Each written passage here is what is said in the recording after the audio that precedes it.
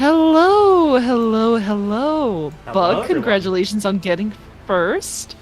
And also, thank you so much for the Prime sub, Bug. Don't I let Jeffrey appreciate it Bezos so win. Always sub with Prime. much. True, very true. All right. How's everyone doing today? We, as we were waiting for the ad break, we were talking about more Magic the Gathering. Yeah, Uh, it, you know, the Fortnitification of Magic the Gathering is... It's something. Disappointing. Yeah, I was both. I was talking a little bit about this last night. I'm both not happy to see Sonic in Magic the Gathering, and at the same time, I want them. It's horrible. I mean, you can like the rules text without liking the property being involved. Yes, that's basically it. It's kind of like, I'm okay with like a fan doing this, like making a Magic the Gathering card. It's like I want to do that for myself at some point. I think it's fun. I've thought about it. But it's like actually seeing it in the game is I don't like it. I'm not happy. And at the same time it's probably gonna be the first secret layer in a long time that I actually get. That's again for liking old game pretending to be cool hip new game. It's not even that, Nara. It's the fact that Hasbro sees how the Fortnitification of games is profitable, and that's what they're making Wizards do. Yeah, I agree with that. Oh, I just got a message. You can enable installed DLC in your current playthrough by opening the DLC section of the in-game menu after loading your save. Alright, how do I do that? Oh, it just automatically did that for me. Let's see.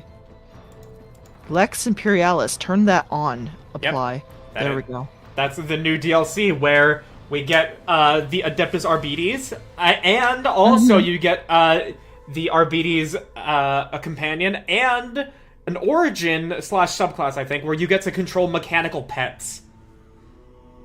Yes. I can't wait. But at the same time, you mentioned that we might have missed one. Yeah, the Arbites companion I saw from watching Lemon's challenge run of Solo Heretic.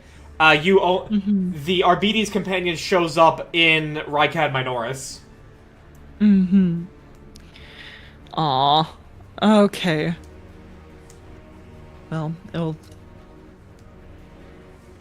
I am kind of hoping it's just like they're kind of spread out and we can find more, and it's not like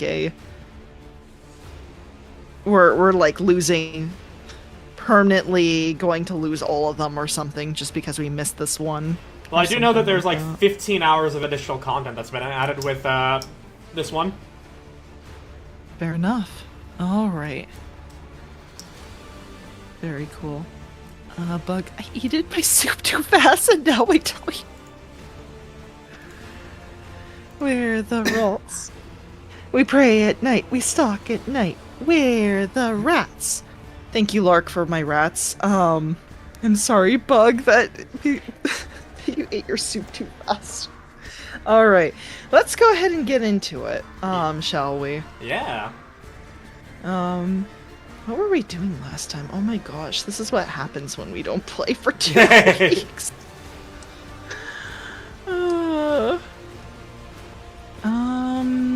I can refer to the journal, right? You do need to open up the multiplayer menu thing to invite me back. Oh shoot, hold on, you're right. Okay. Yeah. We were just gonna get into a whole discussion about Wizards of the Coast, and I wasn't even gonna invite you during that. I don't want a repeat of what was it, like a couple streams ago I accidentally did where I that was in to the you? menu for so long. Oh no! Alright, hold on. There you are. Yeah, there we go. Yeah. And yes, Nara, I know you're a hater for the love of the game. And it's not even that Magic needs to be Fortnite to survive. It's just Hasbro isn't happy with the money they're making, so they're just trying to make even more money. That's all it is. I fucking despise Hasbro ruining Wizards of the Coast. Like, for those that don't know, Daggerheart has recently released by Critical Role, and fucking Jeremy Crawford and Chris Perkins, lead designers of D&D 5th Edition, left Wizards of the Coast to join Darrington Press and Critical Role. Oh my goodness. Yeah, that is a really bad look. I've been just seeing general sentiment on YouTube of like, yes, the hype for D&D has died down. I wonder who did that. You see, typically, like, when it comes to Daggerheart, like, a lot of times people are gonna make a new thing that says, like, oh, this is gonna kill the big thing in whatever type of game this is. You know, like, there's always the quote-unquote WoW killer when it comes to MMOs. And right. I genuinely do not believe that there's ever gonna be a big thing killer, except for the company making the big thing. Blizzard nearly killed World of Warcraft with Shadowlands. Wizards of the Coast is killing D&D with everything they've done the past 4 years. Magic the Gathering might die because of the Fortnitification. I don't know on that. I really hope not. Or at least what I hope is I don't know. I tend to sense patterns, and I'm not gonna... I hate the term... I need to preface this with, like, I don't believe in history repeating itself, because whenever somebody says that, you know they don't actually study history. But I do tend to sense patterns with companies where it's like, Wizards in the past was used to... they did something else where it's like, oh no, we can't have power creep, because it ruins the game sales. Because when we had power creep before, it ruined game sales. So we're gonna have everything like nice and like nice and weak for a bit, like consistently weak. And that ruined game sales itself. But then there was a resurgence in Magic the Gathering. So the fire I kind design. of hope what happened. Yeah. So I'm kind of hoping it has like another dip again where it's like, yes, we're gonna reverse our stuff, or like leave the game designers alone for a bit because it's not making us as much money to get involved, and then we'll get some cool stuff again, but I have no idea. I mean, I would hope for that, but I feel as though that as long as they keep reaching to IPs that a lot of people are really passionate about, you know, like Final Fantasy, they're gonna still be making money. Like, there's a Final Fantasy streamer, Reika Malin. She's a streamer acquaintance of mine, and she doesn't play Magic. She knows nothing about Magic. But I saw one like yesterday. She was streaming pack openings for the Final Fantasy set. There are people on the Final Fantasy XIV subreddit that know nothing about Magic that are like, "Hey, I got Emmett Selk. I got my favorite character as a card." So like. If they do that, they're always going to be bringing in people that have a shit ton of extra money. Yeah, that's a good point. Because you're going to have people who don't really care about the game itself. They just kind of want to collect the waifu, as in Pokemon speak, where it's... Wait, Pokemon speak and waifu, what are you on about? Oh, no, hold on. So... I should explain myself, because I know I'm jumping the gun a little bit. So in Pokemon, the TCG, I know a lot of people who don't play the game, but they collect specifically the waifu cards, like Cynthia. Oh, okay. Lily, that kind of stuff, and they'll track down like some of the what is it, like some of the cased, like in I forgot what it's called, where it's like the ranking system for like the cards, where it's like what quality it's in, grading. And then they like encase grading. Thank you. And so they specifically track down those like 9 somethings and 10s because of just for those cards. And there's really nothing against it, but at the same time, I do feel like maybe that's what people are doing with Magic the Gathering as well. It's just kind of like, yes, I want my specific favorite character and nothing else. Yeah, and also, Nara, you said this is why you say it needs to become Fortnite to survive. Monetarily speaking, yes, because it's a paradox here. By becoming Fortnite, everybody who's wanting to play the game might eventually leave. But by becoming Fortnite, everybody who doesn't play the game will be buying the cards just to have the cards. Now, I could be wrong. This is just based off of my own experience, but I remember when I was playing several years ago, before Secret Lair became a big thing, Magic the Gathering was already having a resurgence. That was basically when I got into the game, was during that time. And then afterwards, that's when they started their Secret Lair Fortnite-ification, if we're going to go ahead and use our own terminology. Because... So I don't think it needed to do that to survive. I think they just adopted it because they wanted whales to spend more money. It's... Because otherwise, during the time, that was a great time to be in Magic. We were going to, like, to Friday nights and, like, EDH stuff, but I don't know, maybe it's just something along the lines of Wizards don't want their customers to spend money at their local game stores. They want to spend it directly with them or something, with WotC. I mean, yeah, that's why if you look at the price of Secret Lair, it is unfathomably unfairly priced. Same with all the different types of packs and boxes and everything you can buy for Final Fantasy alone. No, seriously, yesterday when I went onto the Secret Lair website and I was showing off the stuff, I was like, oh, okay, so you have it didn't go up in price. You have the $39.99 for unfoiled and $49.99 for foiled. It looks like there's only one Sonic set, and then I scrolled down and there's 2 more stupid Sonic sets that they're selling. So if you do the math and you want to get all foiled, that's something along the lines of, like, I don't know, roughly rounded up, like with tax, it'll be like $150. It's stupid. Yeah. WotC had their chance for that when there was WotC stores. I mean, you're right, but they are trying to cut out as many avenues of having to lose money as possible. And it's not even necessarily Wizards of the Coast. Wizards of the Coast, like, sure, sometimes they have some clown-ass designers in the games they have. I'm not... but I think Jeremy Crawford might be one of them, personally. But that's besides the point. Yeah. It's Hasbro that is trying to literally be like, hey, we want you to make the game worse so that way we can have more money. Ugh. Yeah. It's really unfortunate.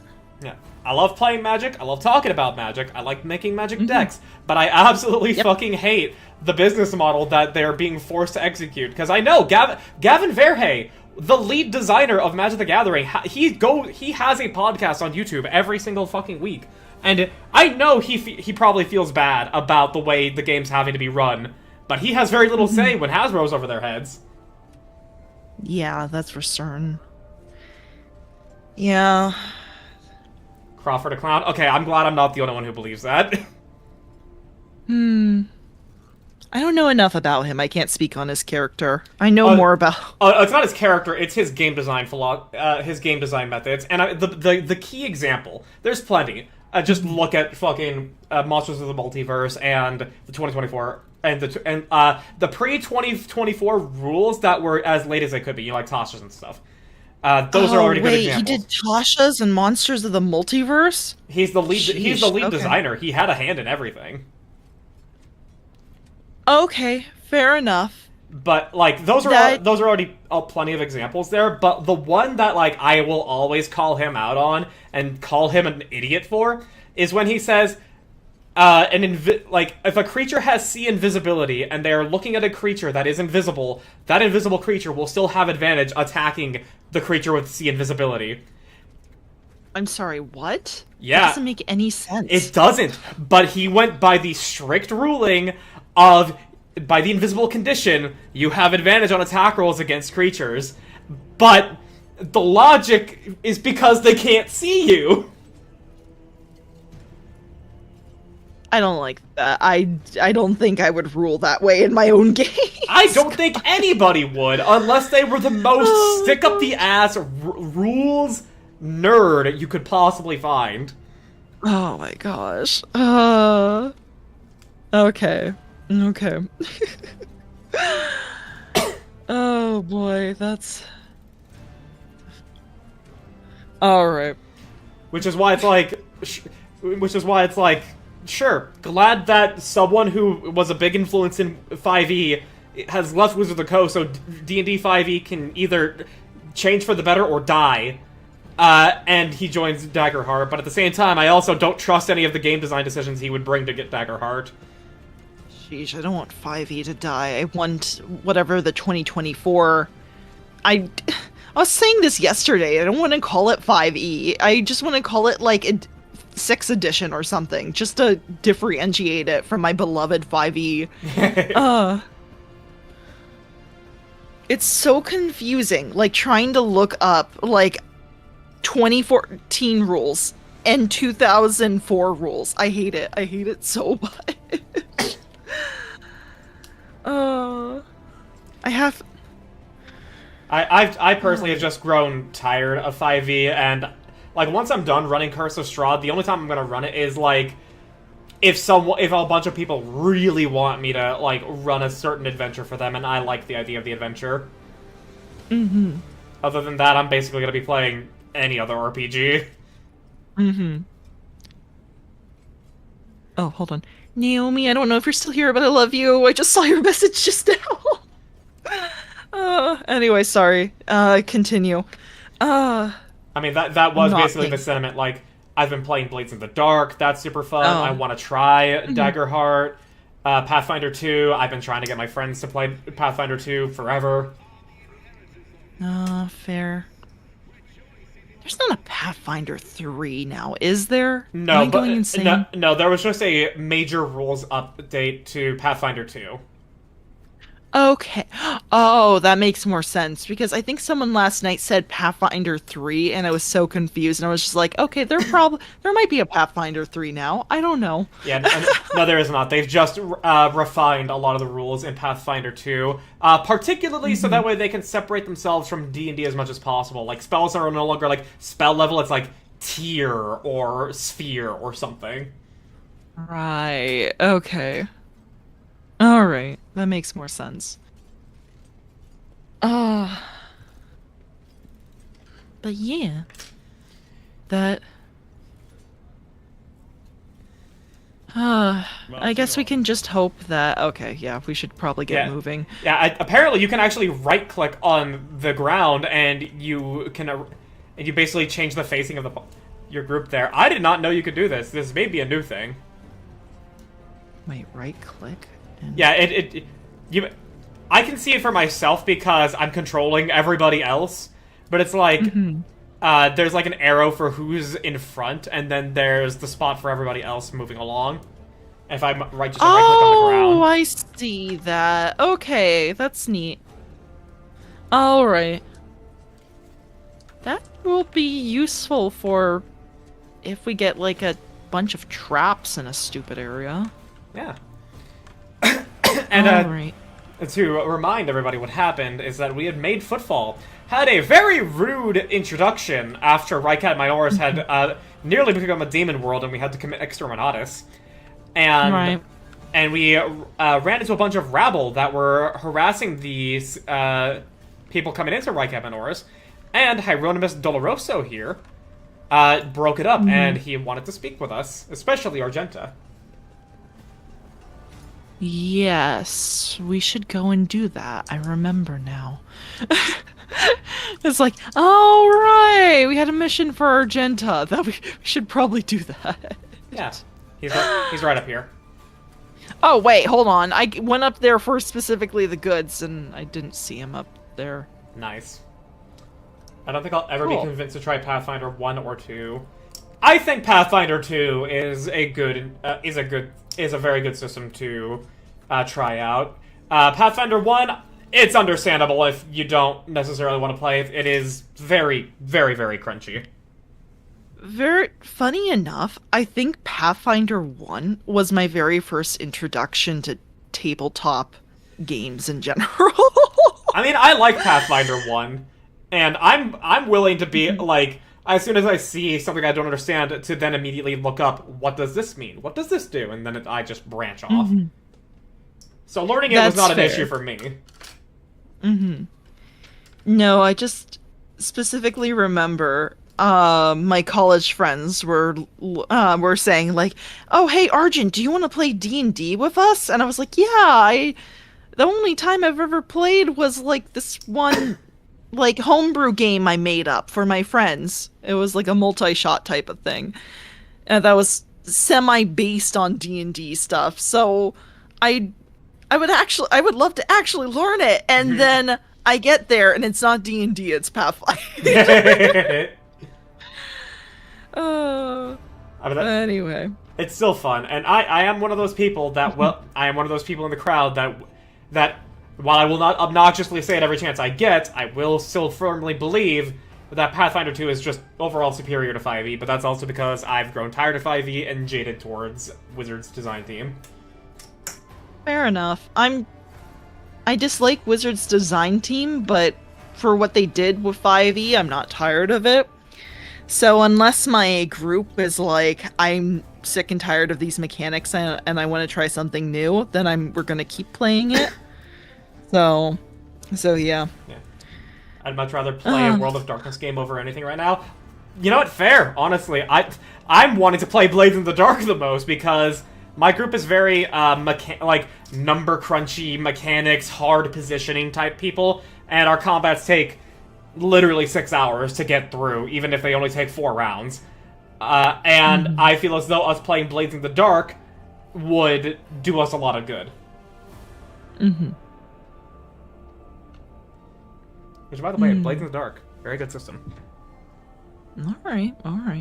I still need to check it out, so definitely looking at the system. It's just the future. Yeah. And that may actually be the type of game I run if I were to do like a stream with other streamers type game, because thankfully it doesn't require a whole lot of work for me as a DM. I don't have to make a character sheet and program all of the functions of the abilities and items on it. Oh, well, that's definitely a plus. Yeah, it's very... That would save so much time for me. It's very powered by the apocalypse adjacent. Okay. Neat. My last session of Vampire the Masquerade, there was 0 combat. I was so happy. Look, I like combat. I'm a tactical player. I like combat a lot. But I hate it when combat takes 6 hours because of people having very complicated characters. And I understand that with the current game we're playing and that it takes that long. We're playing Gestalt, and we've been given a shit ton of magic items. That does not change the fact that the turns take forever, and I don't like that. Yeah. I mean, for the games I run, they're mostly heavily roleplay based, but I tend to like to put combat in the background because it's like, yes, it's like a nice dressing. It's kind of like, oh, the majority of it is like, it's kind of like an anime in a sense, but it's like, it's I like to run my animes if it's inspired, as if they were inspired by old war movies. Fantastic. Oh gosh. I wasn't kidding when, well, Hannah and I weren't kidding when we said we like our World War II movies. But we like those, like, slow, like, intrigue political ones where it deals with characters mostly. But anyway. But yeah. That's pretty much it. Yeah. Anyway. Yeah. Let's get to actually talking to this guy. Oh, that's fair. Oh, okay. Yeah. Yeah. Yeah, he's an oldish man, so the man with a face so drawn it appears to be made of nothing but skin and bone fixes his unblinking, bird-like eyes on you. The priest's simple black clothes have next to no adornments, and they do nothing to mask his unhealthy gauntness. In a cracked voice he says, "The Emperor protects."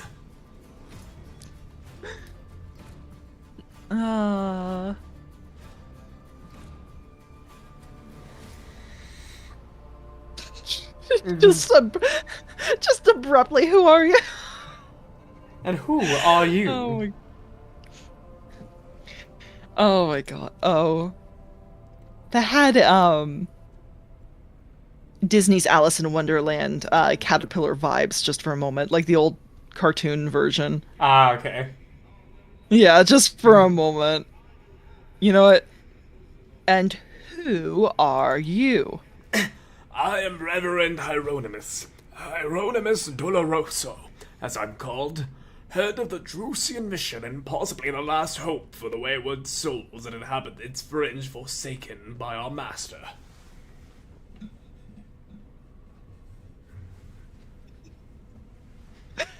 I love how abrupt this is. A holy man, are you? Here, some alms for you. I have no need of baubles. Play with them yourself if they bring you joy. Money can buy neither peace nor salvation. Okay, wonderful. And who must be the young Von Valentius? That name carries weight, and it's burdensome one, for its reputation suggests that Theodora encumbered it with many a transgression. I wonder, will you seek to shed them, or will you carry them onward, picking them along the way like a ripe fruit and savoring their sweet poison?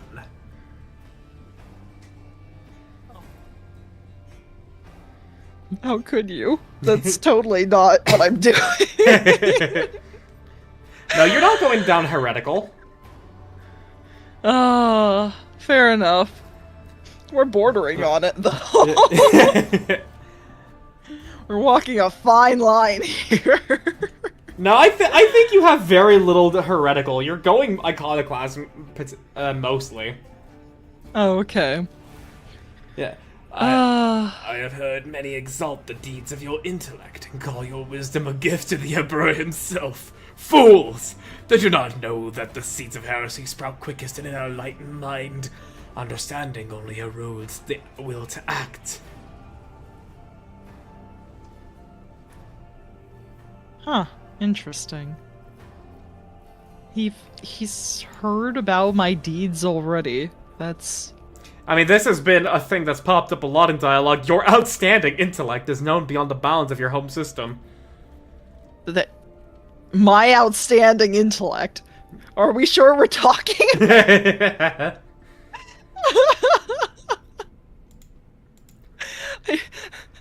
I think you have the wrong rogue trader here. I wrote him. You made that choice for your character at creation. Oh. Oh my goodness. I did, didn't I? Yeah.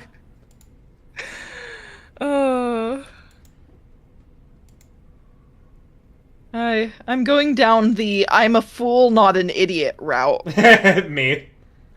Yeah. Anyway. Stats do not always Stats align not- with RP. That's true. That's fair. Oh, gosh. Let's see.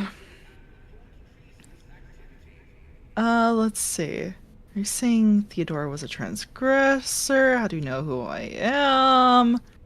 Dogmatic persuasion. Oh yeah, they actually also just showed your straight up success rate right there with the skill included. No longer like the difficulty modifier. Mm-hmm. Keep this attitude and you'll be featuring in my next confession! Oh no! Oh, that's so bad. I was just going through the options and it's... Oh, I'm gonna beat you no. to death with hammers. Oh my gosh. Oh boy.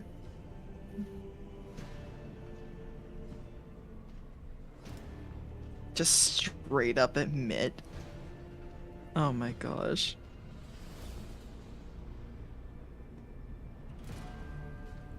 Are you saying Theodora was a transgressor? A woman of great gifts, but few considered virtue to be one of them. People whispered that power had corrupted her, made her believe that she was entitled to anything she wanted. It is known that she showed cordiality to the Xenos, broke taboos, and violated dogmas. Then again, so do nearly all rogue traders. Rogue traders are the Emperor's anointed. I act at his command, as evidenced by his signature on my warrant. Extended sounds of brutal pipe murder. Oh no! Listen to the Magnus archive so you can get the reference. Okay, I was just like, oh, I'm just imagining when you read that, and when Nara typed that it's just this image of like a silhouette shadow on the wall, and just like, like the beating of someone with like a metal pipe. It's just, oh, that's not good. It's just awful. Yeah. Oh my gosh. Oh, but go on. And did he grant it to you personally? The Emperor has entrusted his servants with the future of humanity, but people are too weak and flawed to prove themselves worthy of his trust. Only suffering can cleanse us, but we fear it and thus remain sullied.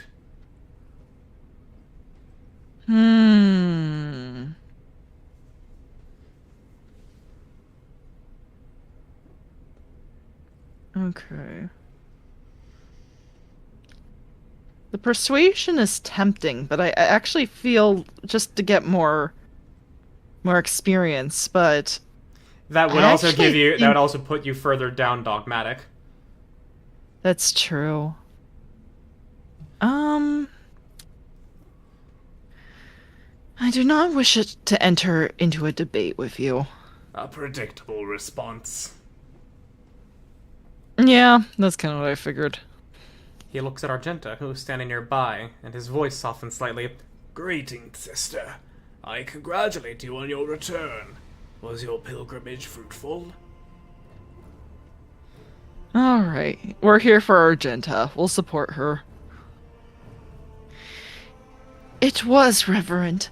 Let it be known to you that Theodora von Valencius's ship was attacked by servants of the archenemy, who appall the heart of any righteous soul, she says, nearly hissing with fury. And not at all of them met a fitting end. Not all of them met a fitting end, excuse me. Some fled, and more than that, their blasphemous words clearly pointed to this attack being part of a larger design. Reverend Hieronymus, I wish to join the esteemed rogue trader's crew and help protect the von Valencius's dynasty from the forces of the archenemy. I am divesting myself of the responsibility of guarding the footfall reliquary. Oh. Oh, I see. Okay. I figured after everything I did, I didn't think she wanted to stay with me anymore. You weren't really doing anything heretical. I guess not, but... Yeah. Argenta and Heinrichs will just straight up leave you if you go down the heretical path. That's fair. Well, I mean, Heinrichs left us anyway. Yeah, well, no. Like, what he does is that he actually is like, I'm going to report this to the Lord Inquisitor, and then the Lord Inquisitor actually hunts you down. Oh. Oh, okay. I see. So he just left. Yeah, he just left to be like, alright, well, my job here is done, and, yeah. My job here is done, but you didn't do anything. Oh. Let's see. I'd add something to that if it weren't so beneath me. Stood by my side during the assault on my ship. Say nothing. Frankly, I have no need of Sister Argenta's escort. Well, I feel like now that we got her a good bolter, she can definitely stay on the team, right? Actually, that bolter was heretical only, so we are still lacking on that. Well, I don't. Damn it! Wait, did we get one from the attackers? I don't on Footfall. I don't remember. I don't remember anymore. I guess we'll double check after this. but I'm just going to say nothing. Hieronymus nods in thought. Follow the call of your soul, sister. The footfall reliquary will be preserved even without your contribution, and it was all in the years preceding your arrival. Oh, heck yeah, we keep her, and I didn't have to say anything. Hieronymus smiles sadly. I know what it is that calls you to follow the rogue traitor, Sister Argenta. You seek combat, for it helps you to forget how hollow and worthless our lives truly are. It offers the illusion of meaning. Perhaps you will relinquish this illusion one day, or perhaps you will die before that day comes. Regardless, I wish you luck on your new path. Wow. Don't you just love nihilists? He is he's a holy man and he's just nihilistic. Oh my gosh. Oh, that is fascinating. Oh my gosh. Oh, well, I mean, his last name is Doloroso, so which is sorrow. Oh, So I that did kind not of know makes that. sense. Oh yeah. No, it's like Hyro is light. I don't remember what Euronymous is, but so light something sorrow. Well, So I mean, Nimbus is like part of anonymous, so wouldn't that mean like person or something? anonymous. Yeah. Oh, so light person of sorrow. There we go. I don't even know what language this is referring to. Oh, it's Latin. Latin, but wouldn't hmm isn't lux Latin for light? There's a few words for light in Latin. Hieronymus meaning. What is it? Let's see here.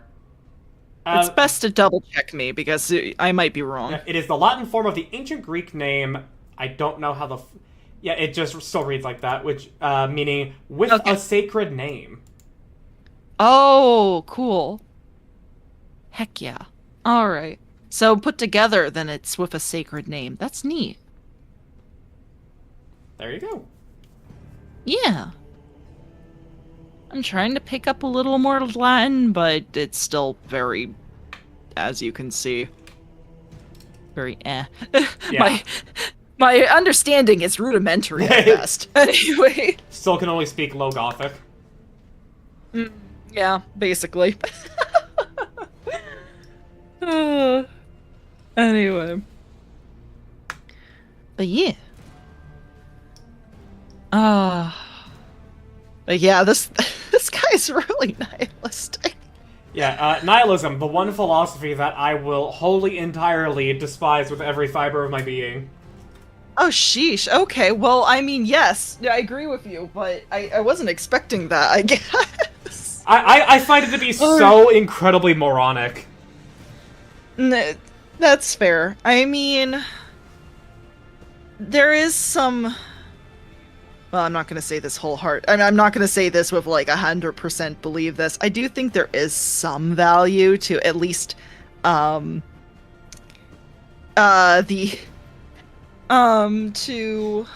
some nihilism, but in a sense as, oh, I'm totally blanking. Why am I... Nietzsche? Because Oh yeah, Nietzsche, yeah. I think a lot of people misunderstand him, and then you have like a lot of like edgy like Redditors and 4chan users who think they understand him, and they just kind of postulate what he says without really just to be edgy.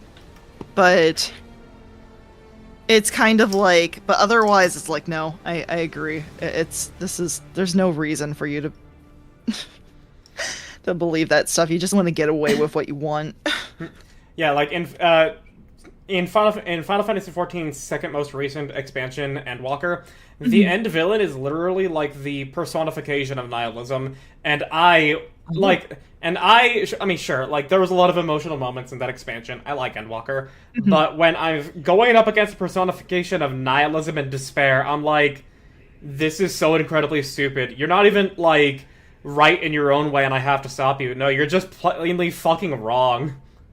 Yeah. Like, you sound stupid when you're saying this shit.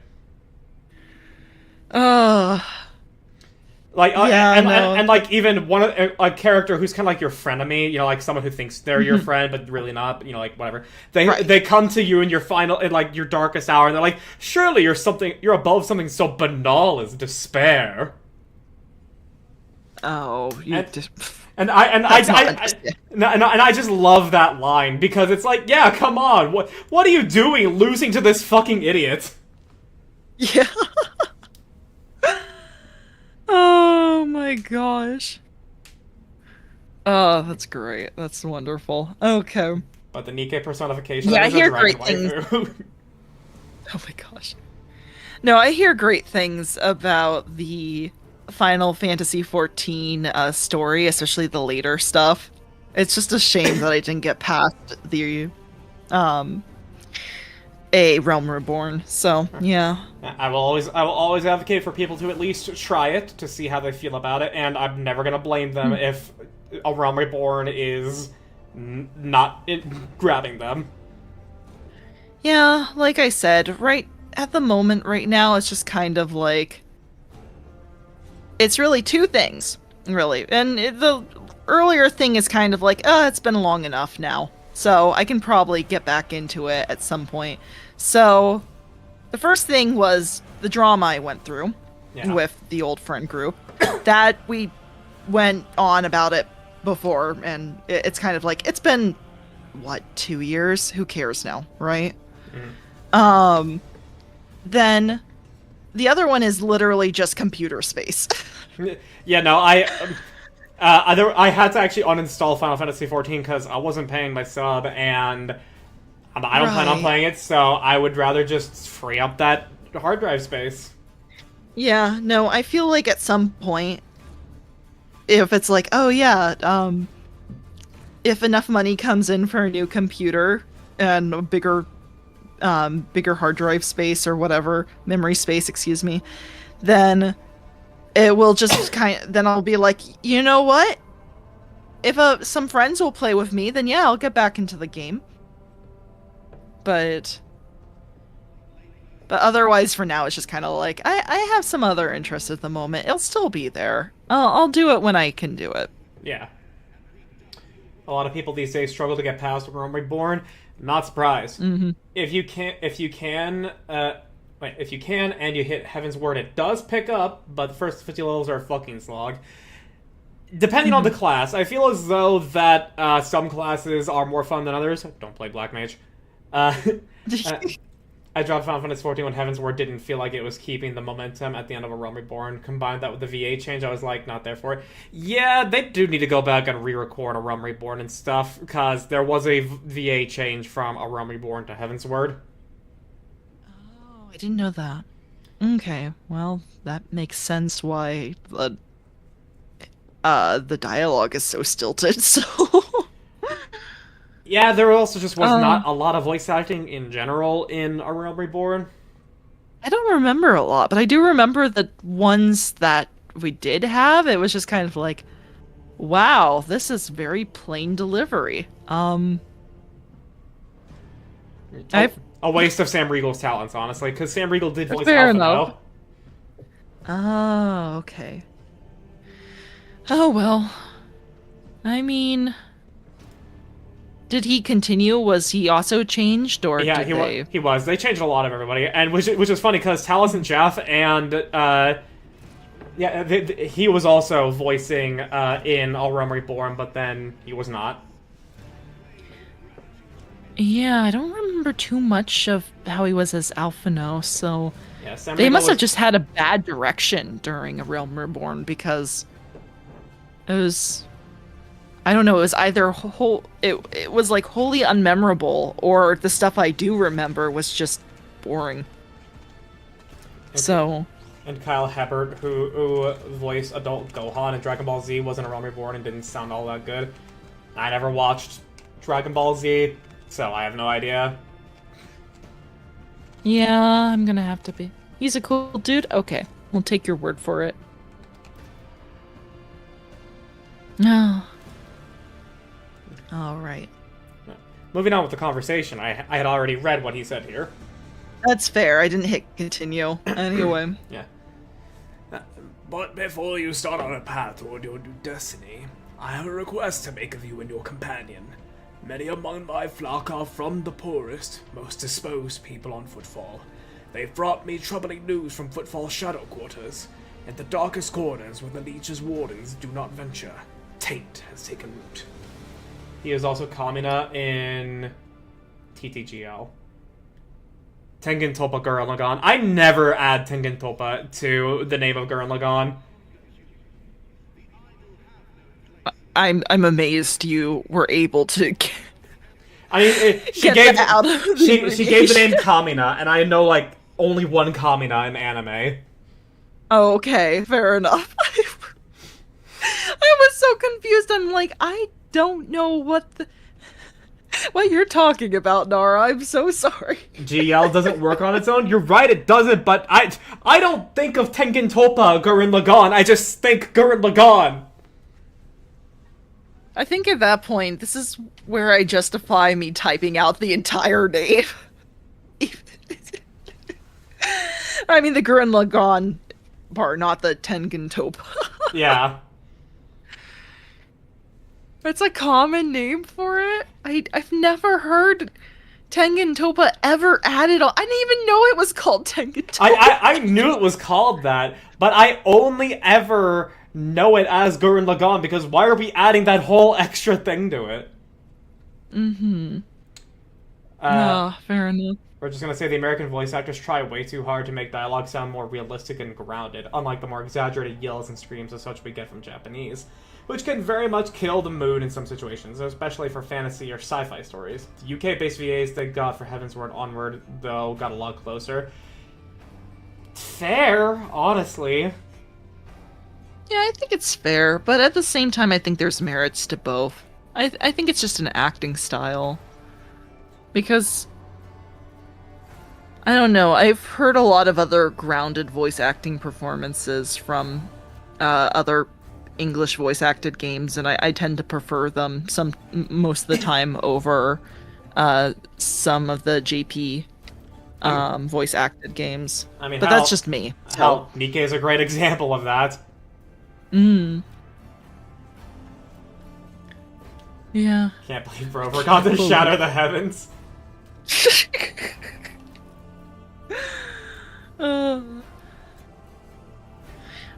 It probably honestly depends. Alright. The Tengen Toppa part was dropped in localization. It's not pointless, but it's not super important. It just wasn't shortened that way in your circles. Okay, that makes more sense, because until today, I have never heard Tengen Toppa ever added on to it, so I was very confused. I was like, where did Tengen Toppa come from? Yeah, like, if you don't know that's what it was originally called, you will only hear them say it, like, once or twice in the actual show. I don't think it even registered when I was watching it. I mean, I've seen a few out-of-context episodes because when I went to anime conventions, they were playing it. And it was interesting. I wanted to watch more, and it just never happened. But It is peak, I will say. I hear that a lot, and it's still on my list of eventual watches. But until then, I did get one anime off of my list. I finished season 1 of Freerun. Hey! It was good. I loved it a lot. It was fantastic. Yeah, no, Freerun is very, very nice. I love how, like, it is naturally subdued, but, like, when it then, like, gets into the deeper things of the story, or the fight scenes, that's where it's fucking good. Yeah, no, definitely. No, I enjoyed it a lot. Han and I were watching it in between taking care of the house while my mom was in the hospital, so it was just really nice. So yeah, it was good. Hell, I can point to Nikke as an example. The English voices have a lot of weak and weird line reads because they try to tone down yells and such, which I've pointed out a lot, but with both the Korean and Japanese voices, you get a lot more appropriate screams. I'm not going to argue against that, and I do wish they did do that better, but at the same time, there was a lot of really good line deliveries and everything from Nikke, like how Rappy says she's married to the commander, or anything from Leviathan. Yeah, I was watching a bit of your stream the other day, and Leviathan was fun. I was like, ooh, I like her design, and she sounds cool too. You know, Anyway. I fucking love Leviathan. I want her to be playable so fucking soon. Oh, she's not? I was gonna be She's entirely like, an NPC. ooh, that would... She is. Oh, We have literally only one playable heretic right now, and you can only get her once you've gone through quite literally 9 months of doing criminal reform for 3 other Nikkes first. And then you have to spend 3 months going criminal reform on her. Oh my gosh. Maybe Your one day. luck sucks. Thank you, Nara, Maybe for they're the just redeem. waiting. Modernia is also a heretic. True. True. But yeah. No, that was... It was good. I was enjoying it. I wasn't quite sure what the context was, but it seemed... I don't know, kind of like cathartic and at the same time intense. Like, it was like intense for a little bit and then cathartic. I don't know. Like I said, I was like... Oh, because they probably not just introduced, but there was like Cinderella or something like that. Yeah, that was Cinderella. there. That was yeah. You can tell where I came in, and I was like starting to lurk. Oh. Yeah, Cinderella's voice actress is also great. She really conveys the idea of someone who's truly beautiful. Both inside and out.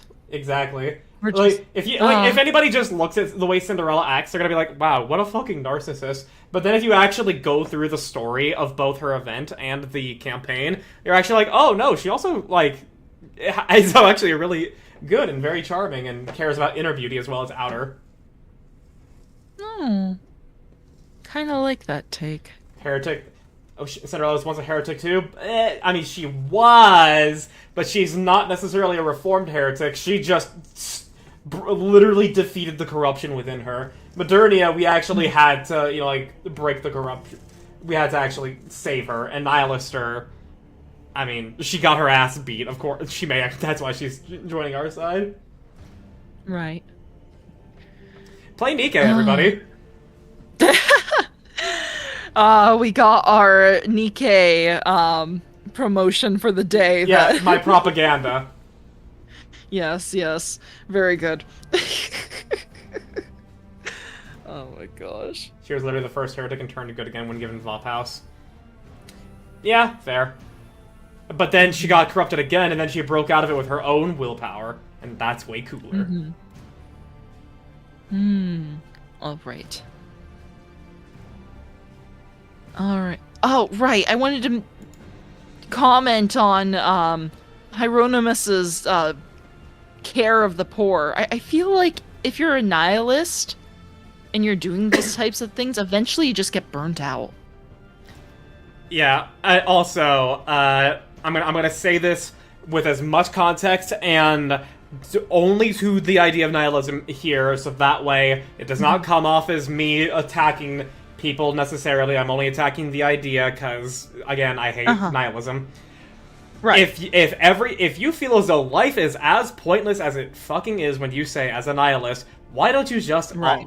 And again, this is gonna sound very mean and very toxic, and it might actually be that way, but I do hate nihilism. If you feel that way as a nihilist, why don't you just end up, offing yourself? Yeah. No, that kind of reminds me, I don't know how familiar you are with this, but in the DC Comics universe, Batman has this evil doppelganger from another universe called Owlman. Oh yeah, no, And I know. he's a Yeah, true nihilist. I watched that movie. I fucking hate Owlman. I hate him.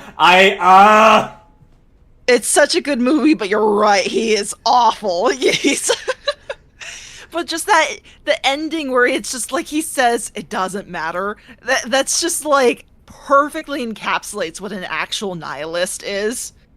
And it's like, yeah, it doesn't matter. It's like And I feel like most people aren't like that. And if they realize that's the point it gets to, then they would change their tune. Yeah. I really feel like it. Anyway. So anyway. I'm glad you knew what I was talking about. Yeah, you know, I watched it, and I even talked about it with my buddy Chris when we were watching My Adventures with Superman, because something like... Oh, so good. Or like something to where, you know, like many different universes involved, and it's like, because like a whole argument when it comes to multiple universes is that, like, because there's so many things, nothing matters. And I mean, like, sure, in a narrative consequences way, like how the MCU has gone at this point, yeah, nothing matters. Right. But in terms of a philosophical, existential standpoint, everything fucking matters. And even if it inherently doesn't, you still find your own fucking meaning. It's not that hard. Yeah, no, seriously. Yeah, I feel like that's DC's specific brand of writing that they're doing at this point. And it sucks because it didn't used to be that way. They used to have, like, such a good case for, like, especially, like, the moral compasses of their characters. And I feel like they can't argue that anymore because they wrote themselves into a corner. It sucks. Yeah. Oh, we got an ad break. Go ahead and check out Lucky's stream if you guys, are stuck in ads right now. Alright. Anyway, shall we continue? We shall. Or should... Alright. Footfall is consumed by profanity, but even here, true heresy, serving the archenemy, is a rarity. The cultists who now dwell in the shadow quarters mark their abode with the sun inscribed in blue and gold, and perform strange rituals in secret. The weak find solace in believing these reports to be rumors, but I well know that evil lurks around us all, and I wish to see retribution. Oh. Okay, he just wants revenge. Oh my goodness. That is bordering on fanaticism. Not revenge. Justice. Justice, uh-huh. Okay. Shadowlands may be bad, expansion of World of Warcraft, but that line, I still use that line so fucking often. Oh, okay, I see. Interesting. Yeah. Alright. I know it's footfall, but I know can't help what's- but hear in football every time. Football! I love it so much. That's gonna be a short. That has to be a short. Yeah. Oh my gosh. Anyway. Let's see. I come across heresy surprisingly often these days. Why don't you go to Liege with this matter? We'll verify this rumor. Alright. I come across heresy surprisingly often these days. Indeed. Dark times are upon us, and wretched souls grow ever more eager to embrace heresy, both on Footfall and elsewhere. Its foul buds are coming into bloom. Troubling news is arriving from many planets. There are whispers of wicked things taking place on Kiavagama, and just recently a transport ship named by the name of the Navika, teeming with refugees, arrived on Footfall from Winterscale's realm. Their world was stricken with blasphemous sedition, and such was its severity that they had to flee to save themselves. Wait, people were able to get themselves off of... No way. Okay. I'm good with that. Because I was like dreading, I was like, no one, we can't save anyone. This is awful. They're all dying. Every single one of them. Okay. I mean, there would still be people that escape. It's just that that planet as a whole, it's gone. Yeah, that's fair. Okay. Anyway, I know we've moved past the topic of anime lists, but here's me telling Argent to add Undead Unluck to hers. Starts off just fun and gets awesome. Okay. Yeah, Fair enough. Nara I'm writing it down. has been glazing the shit out of Undead Unluck this past week. Okay. Undead Unluck. Might have. Why did I feel like I know that name? Was that that might Nara? Did you pre? It's the one to where it's the one where you probably saw the clip or the trailer or whatever, where the guy is literally cutting off his own legs, so the blood spurting from his thighs acts as a fucking jet propulsion system. No, I don't think I've seen that. Oh dear. I was like, when that subject was active, talked about specifically in Lucky's server. Oh, maybe that's where I'm getting it. Yeah. No, I thought maybe it was on a previous stream, but I think maybe I was just reading stuff in servers. Because I do lurk there. I don't. A lot of times I don't turn off the notifications, so I just kind of casually read and don't respond to anything. Oh gosh. So you know where to read the description? Okay, fair enough. Alright. The liege refused to accept them, so they headed for Foulstone, a desolate cloister of the righteous. It was wise of them not to linger in this den of vileness.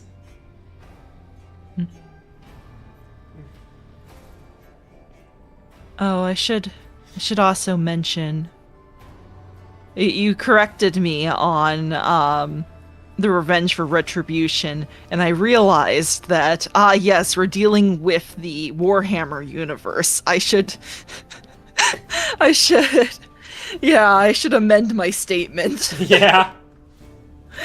Yeah, I forgot for a moment. I forgot for a brief moment where I was. Now you know. Now you know. Yeah. Yep, now I know. Anyway. Oh. Anyway. Let's see. Well, I don't think I should talk about the Liege refused to help them. I think he basically answered that for me. We will verify this rumor, Reverend Hieronymus. With great pleasure. Argenta lays a hand on her weapon. I almost wish for the rumor to be true. My heart yearns to battle some heretics. Okay. I'm all for purging heresy. Oh my gosh. I mean, I want to pop some heads too, but you're a little too eager there. Gosh. This is where I bid you goodbye, sister. Noble Argentum. Is there more you wish to ask about? Oh, I could pry into his life. Yeah, why not?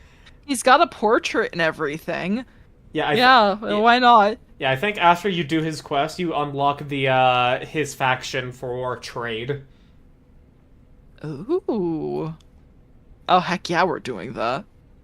What are you doing on Footfall? What am I doing in this den of blasphemers, pagans, and the vilest of souls, you mean to say? Well, Footfall is the first and last stop in the Coronis Expanse.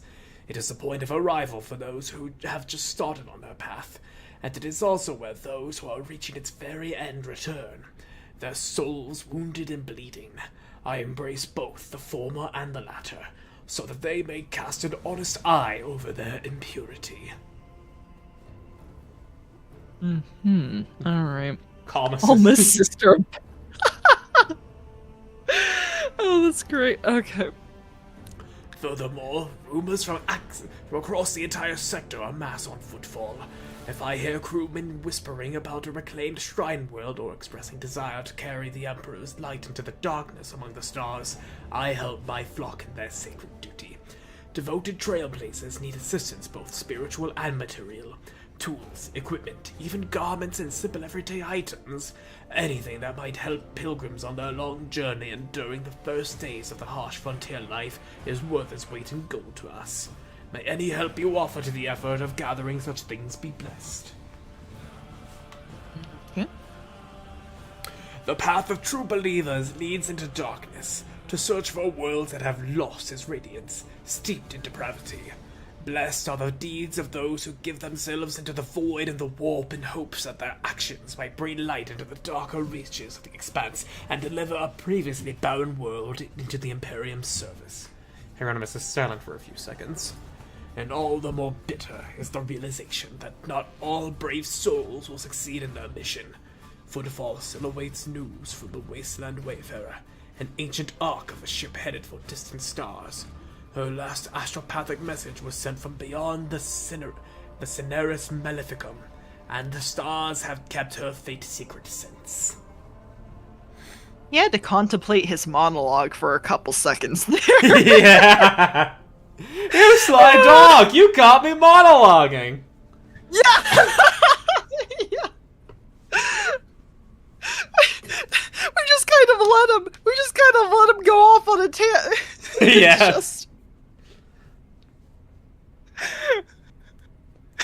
I can just imagine us just like during those few seconds. It's like we're trying to figure out if he's done or not, and it's like I go to speak up, and then he immediately starts going. Oh my gosh! Oh, oh, there's more. Hey, but a new rumor though. Ooh. I bear another, darker duty. The expanse is filled with the tainted creations of unholy heretics. These insidious objects are a danger to the soul, but I know what to do with them. Should you on your travels come upon dangerous, corrupted objects, bring them to me, and the reward for your vigilance will be most generous. The Drusian mission has more to share with the rogue trader. Okay, this is where you actually unlock the training. Cool. I saw a bird Oh, once. couch! I saw. Oh, it has to. He's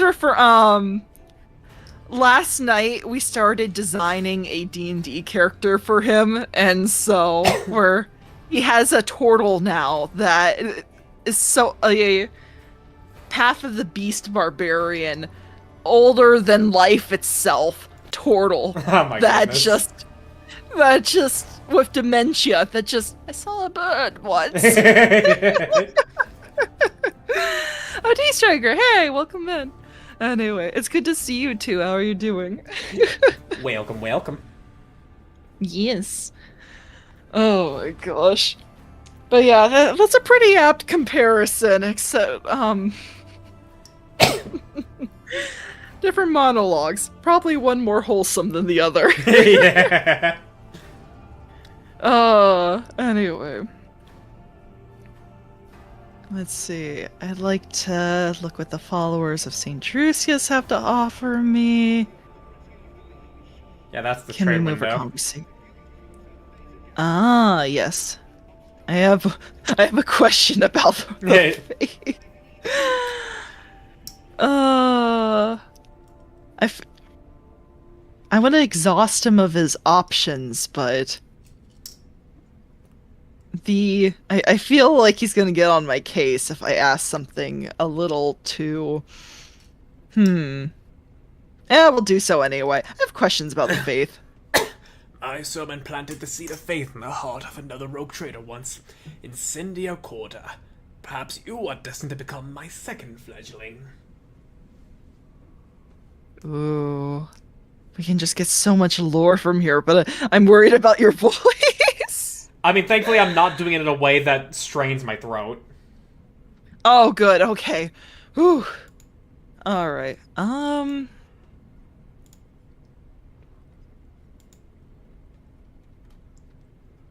well, let's start with Incendia Corda.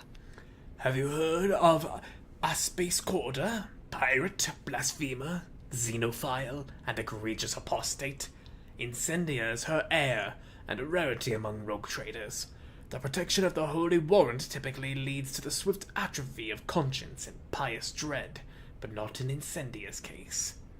Wait, but then she goes against, like, what you were telling me earlier, where it's like all rogue traders are, like, the same, and we all are unholy and everything like that. What? A priest being hypocritical? What? Oh my gosh. Oh. I shall not get into that topic. Oh yeah, please don't. I will. Uh,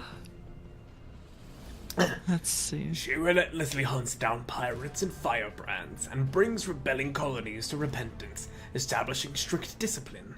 The weight of her wrath is great indeed. The colonies she punishes are girded with orbital rings of heretic corpses as a warning to the survivors. As her personal confessor and guide, I find no end to the joy her triumphs and faith bring me.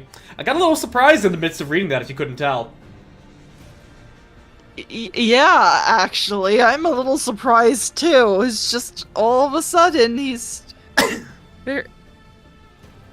I'm not sure what to make of this guy. I feel like I've like pegged down his character and then he kind of... He's 100% a dirty priest, that's for sure. Yeah, I'm definitely getting that. Yeah. All right. Very Goj Van Dyer coded. Right. Okay. I'm trying to remember. I'm in the Warhammer universe. It's just kind of like I feel like the iconoclast option doesn't... I don't know, it feels almost... you know what? Screw it. We're gonna go with that. Since when is orchestrating massacres a sign of virtue? They aren't massacres. This is a war on apostasy and treason, and in this war, Incendia Corda is inflicting grievous wounds upon the wicked. I figured that was gonna be the answer, honestly. Because it's just... Yeah, no, that makes sense. Okay, anyway. It's easy to justify killing killing people when they are the other. Yeah. There's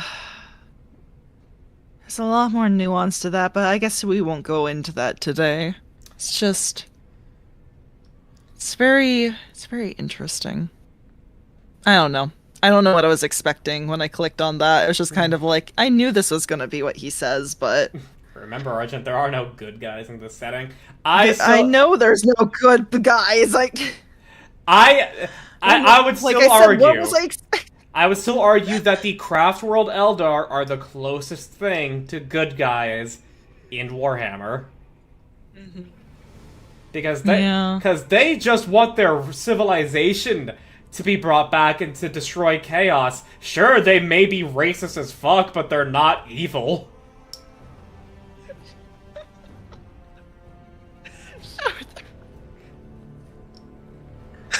Why did that have the same vibe as, like, I can forgive racism, but sexism? No, I can't. You can forgive racism?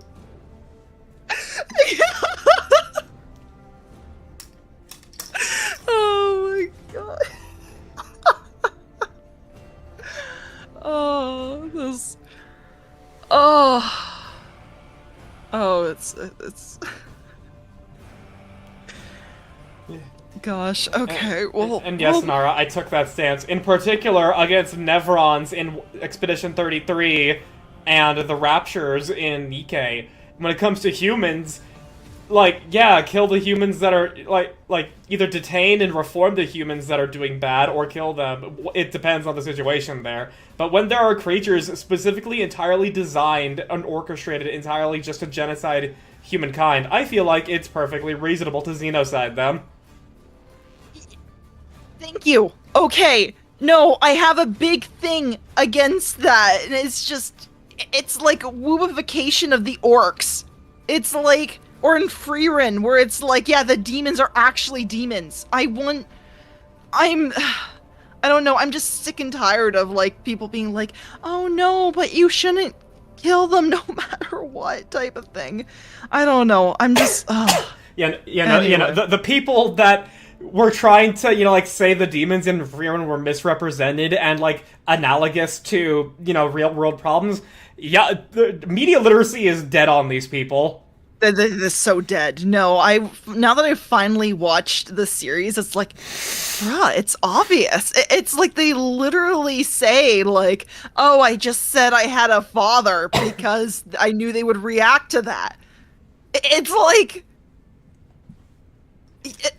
How can you not get that? I don't get... Now, Argent, I do have a question for you that's relevant to the discussion we Yes. had when I was playing Expedition 33 the other day. Right.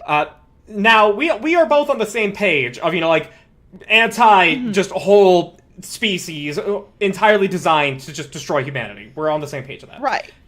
How would you then feel? How would you, what do you believe? How would you act if you encountered a quote-unquote defect of that? To where, example, the demons in Freerun, to where there was one demon that did not operate that way and did not try to lie and cheat and steal to get what it wants against humans.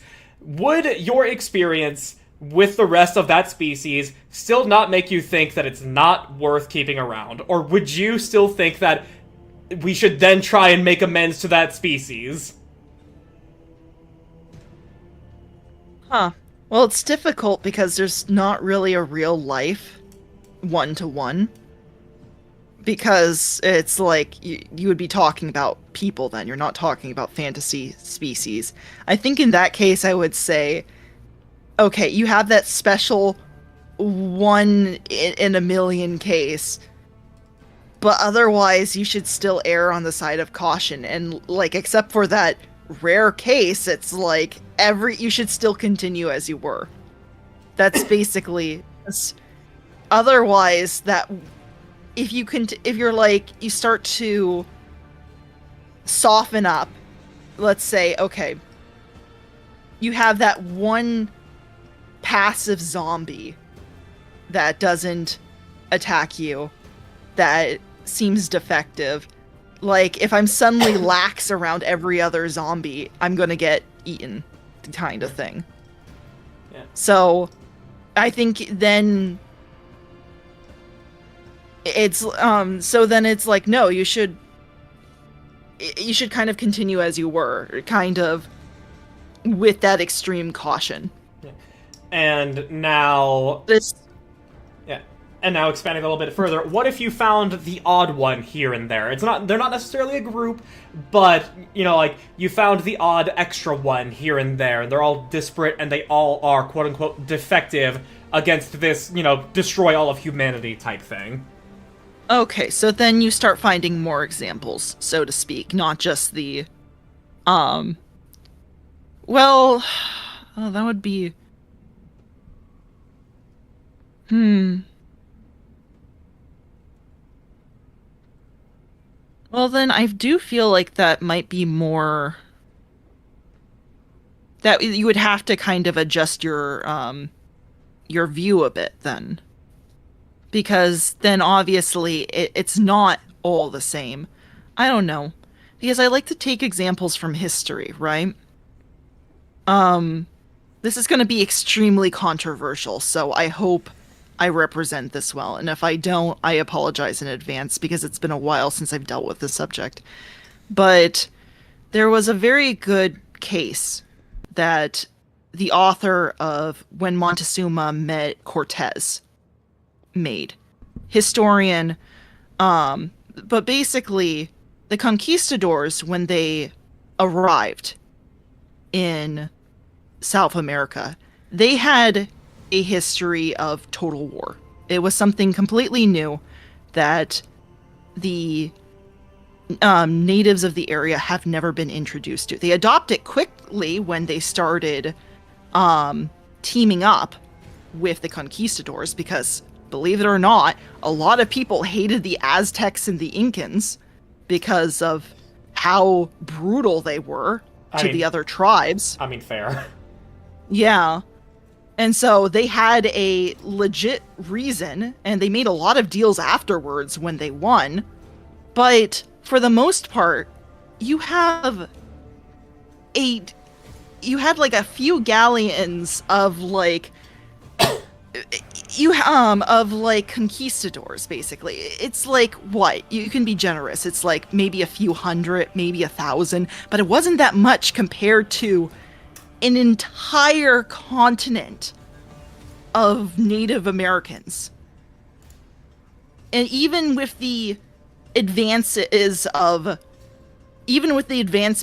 the flintlock pistol, which isn't that great, by the way, it was by all means, they were the underdogs. And so they had to adopt a mentality of they are the enemy, they are evil. And you can kind of see that in writings later. You have like Franciscan friars that were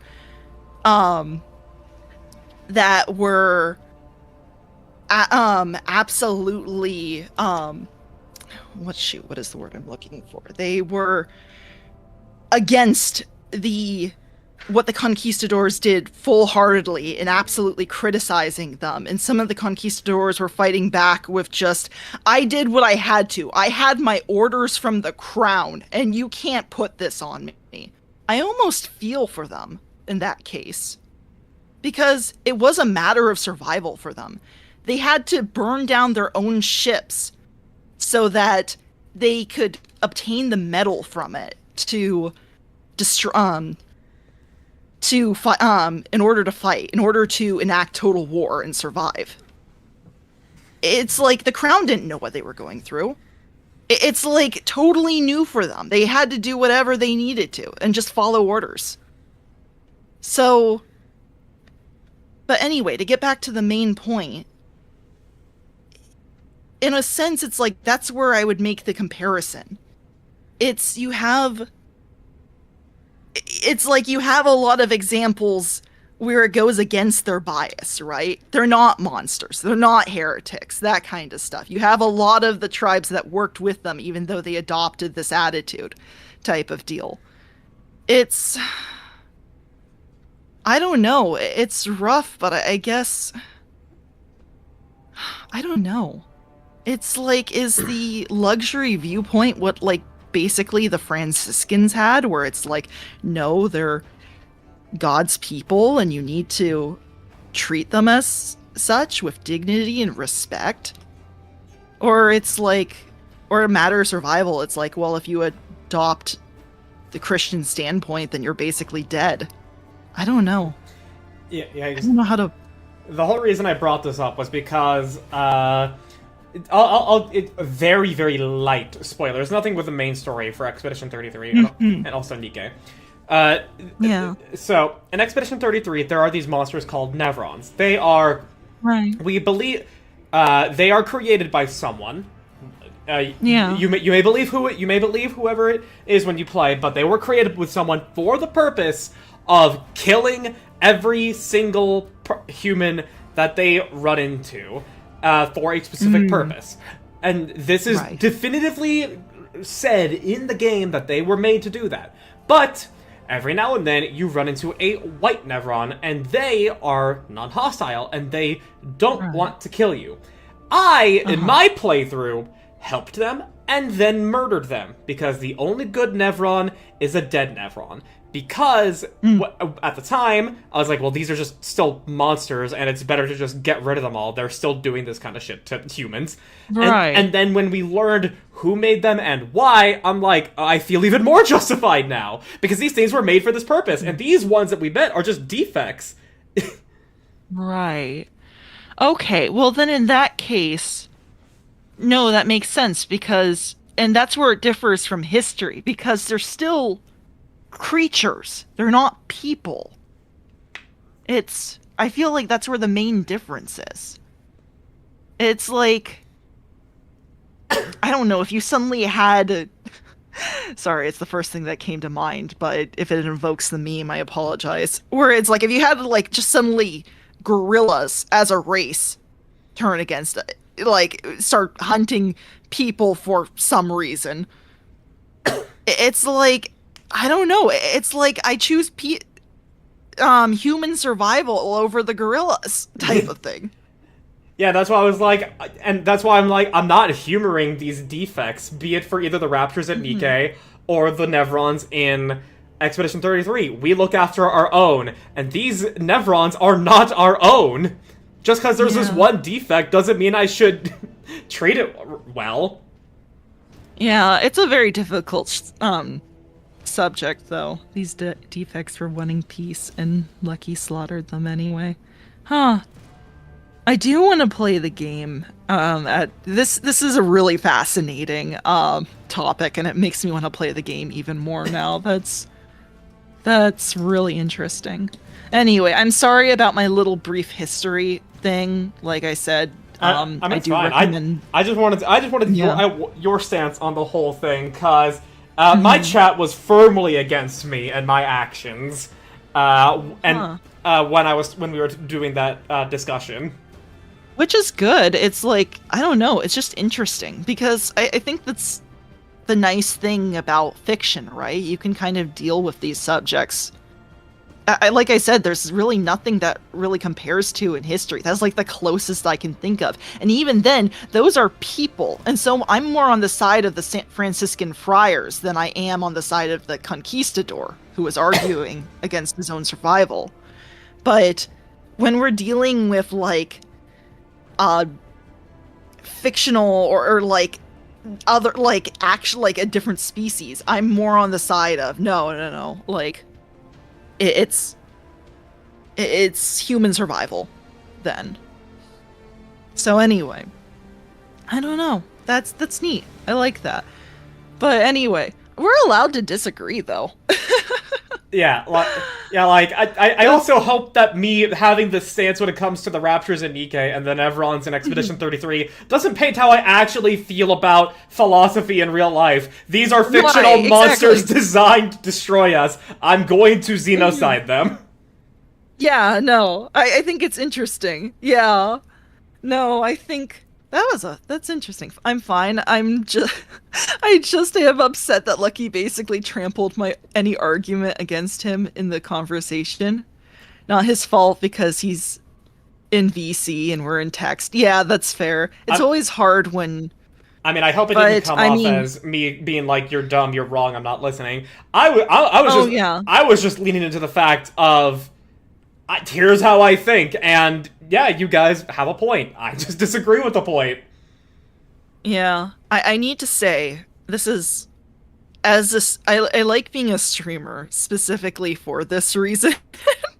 Because I feel like whenever I'm in call with someone or talking in real life, there's a lot of times where I can't get my point in. And it's so hard. And I'm sorry you have to suffer in text, but thank you for hearing our argument anyway.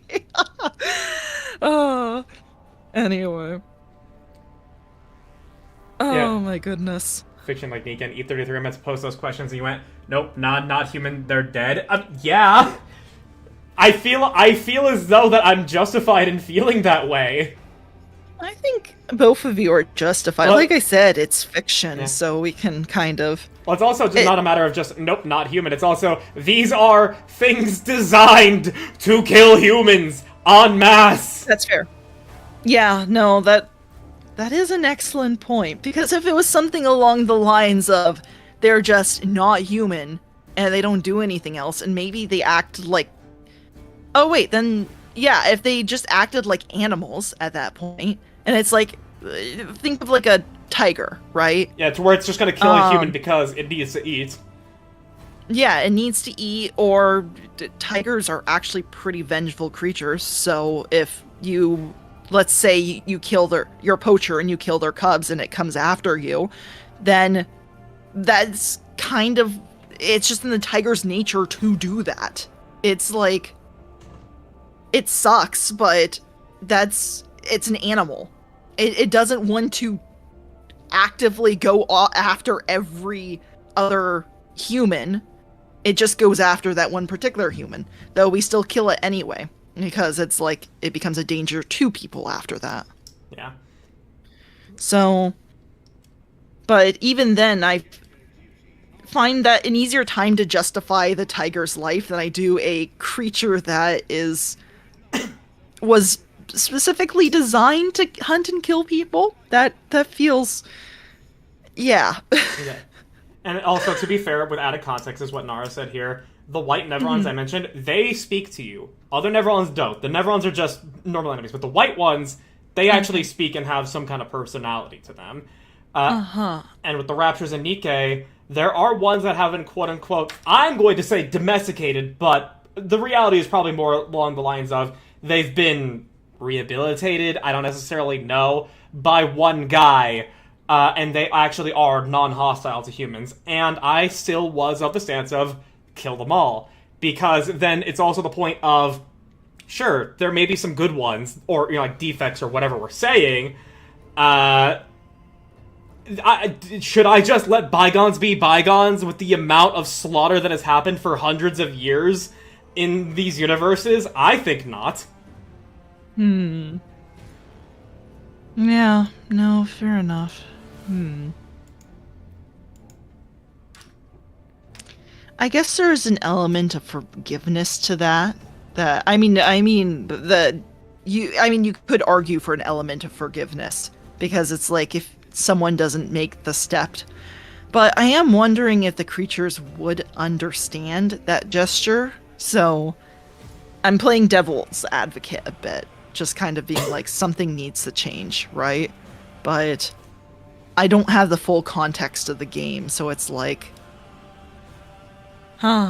anyway. And still say caution is fine. Yeah, that's fair. I think that's good. Condemning the innocent to genocide is not right, in my opinion. And that's a fair opinion to have, honestly. Yeah, you know what? I need to play and that statement, that specific statement, I wholeheartedly agree with. I just personally feel as though that the ones we discover that are, like, quote-unquote defective, tamed, domesticated, rehabilitated, whatever we're calling it, they are not innocent still. Yeah. Any new ones that come out post-peace, however that peace is achieved, are like that, and they're not like the ones that have killed us. I mean, sure, it's gonna be tenuous at best, but I'm not gonna just instantly want them fucking dead. I have noticed, I don't have a larger point to this, but I thought I would bring it up just as an observation, that your line of reasoning is very much in line with your Arthas argument from a couple streams ago, if he did nothing wrong. Yeah. Yeah. No, anyway, like I said, it's just an observation. It's neat. White Neverons didn't attack anyone ever, though, innocent. But they also still were actually, no. There was a White Neveron that did kill people. But it didn't want to. It still did, though. Oh. That's sheesh. I want to ask stuff about like if they have programming or something like that, but I'm gonna like hold off on that just because I want to play the game and come to these conclusions myself. Yeah, we should probably get back to Warhammer. By all means. Oh yeah, and we've been on this screen for a while with this discussion. Yeah. But it's a good discussion to have. I wanted to know your take. No, I think it's interesting. Thank you for letting me blab on for a little bit about history. Anyway. I do recommend the book, by the way. I mean, it's pretty dense. It's not like an easy book to read.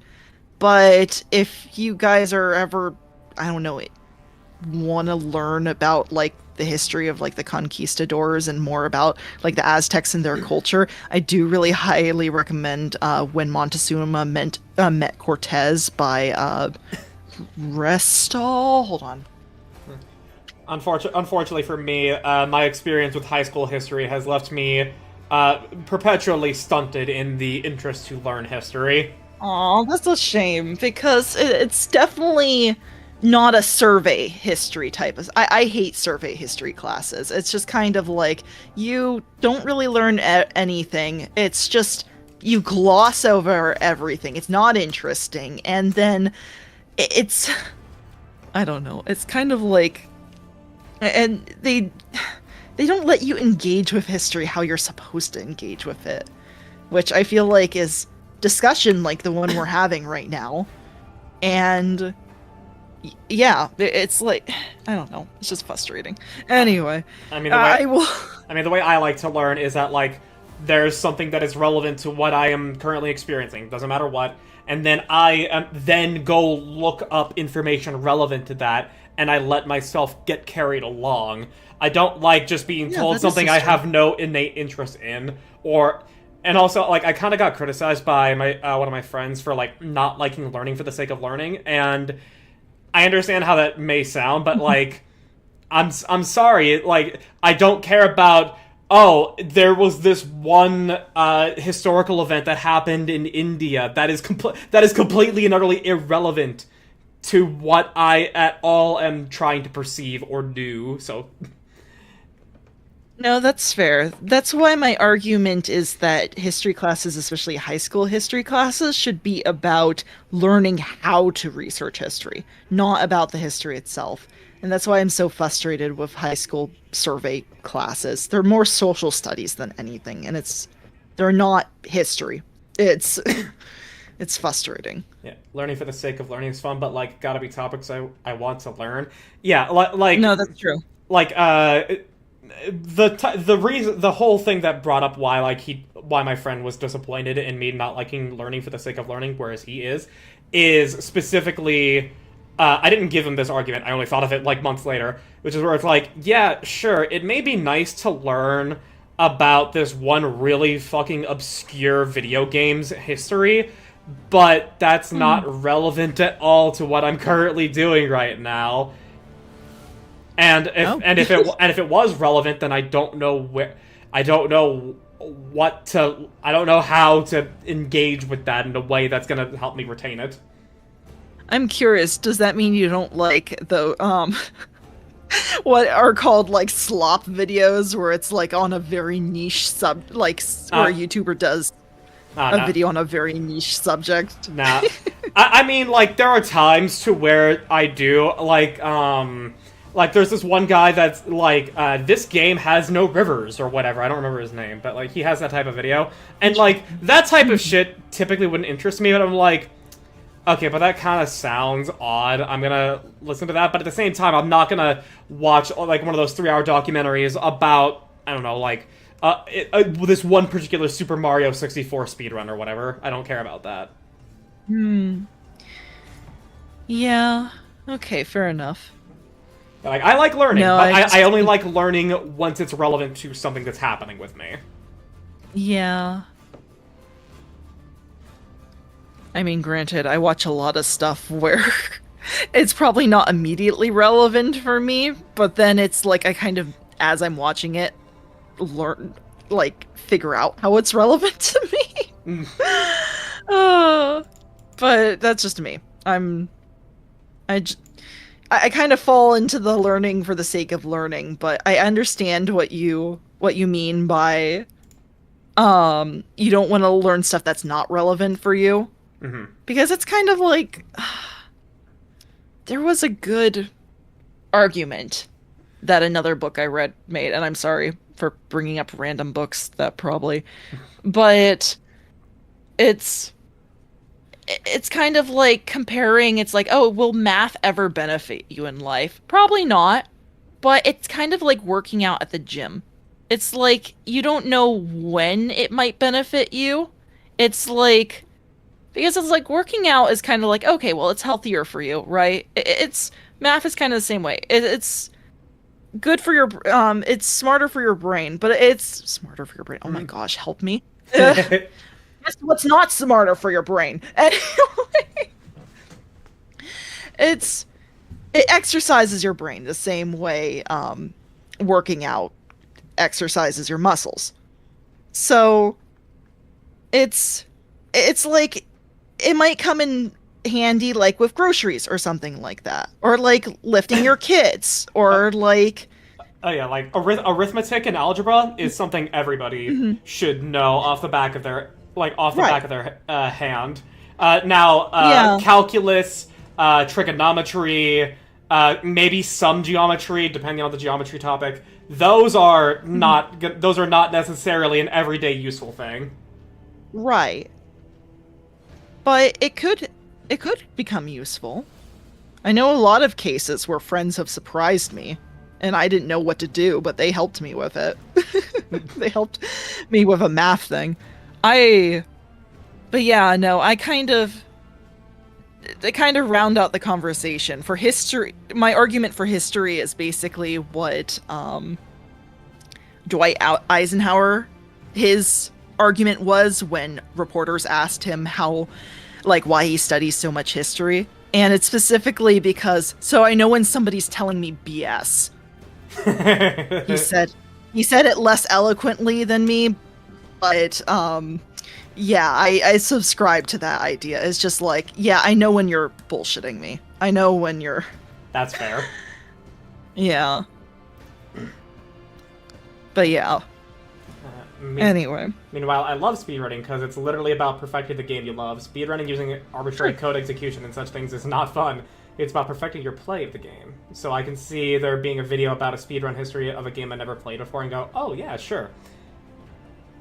Yeah, no, Nara, yeah, that's why I watch some speedrunning stuff time to time too, because it's like, ah, yes, this speedrun found a particular... I think the last one I watched was specifically like, ah, yes, this particular glitch, like, changed, like, a bunch of aspects for the game and stuff like that.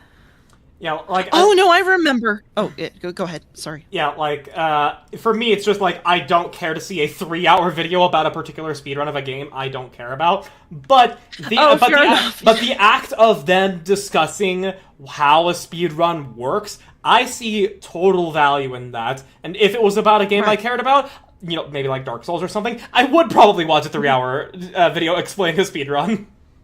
Yeah. Oh my gosh.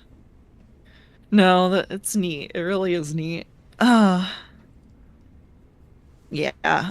But no, I know what you mean. I can't sit down for like a full speed run either, unless it's like... I think I've even tried with like 30-minute speed runs. It's like, yeah, this isn't my cup of tea. Yeah, and then you have the ones that are arbitrary code execution, which is like an Elden Ring. You literally just, at the start of the game, hold your shield up, back away from the, like, turn your back to the Erd Tree, and do a specific motion on your keyboard and controller. Somehow, and it's essentially the equivalent of just walking forward, and somehow it zips you to the very end of the game. Elden Beast falls to the floor because it's loaded, yet the floor isn't.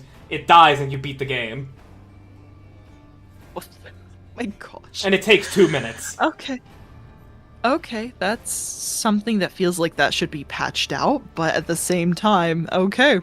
I mean, like, that's the type of speedrun that I find incredibly stupid, and that's what Nara was talking about with it being unfun. No, that is pretty unfun. That's just like... What the heck? I know, like, Metroid speedruns, like, are, like, in the seconds now, and that doesn't even... Wow, that's... I don't know. There's just something particularly... I don't know, wrong with that? That's... Yeah, it's because, like, sure, there are some glitches where it's like you're being clever with exploiting the game, kind of like Death Cam and Dark Souls 1 and everything. That's a very weird tech that the game happens, and you still have to play the game. And you have to actually do perfect execution of something that's not just walking forward. So I don't define that as arbitrary code execution, but I do like glitchless speedruns the best. Okay. Yeah, no, that's true. No, thankfully they do have different, categories. not topics. What are they? Categories, thank you. Where it's not just like, ah, yes, if you don't do everything in, like, with a glitch, then it just doesn't count. That would just make it so boring. Yeah. Nara also says a couple things here. Math and logic, and it's the closest thing to the language of the universe we have. I love being able to have some understanding of what is going on around me using math.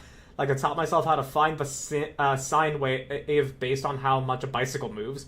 Putting the world into the language of math is so much fun for me. I do like math, but I don't like math that much.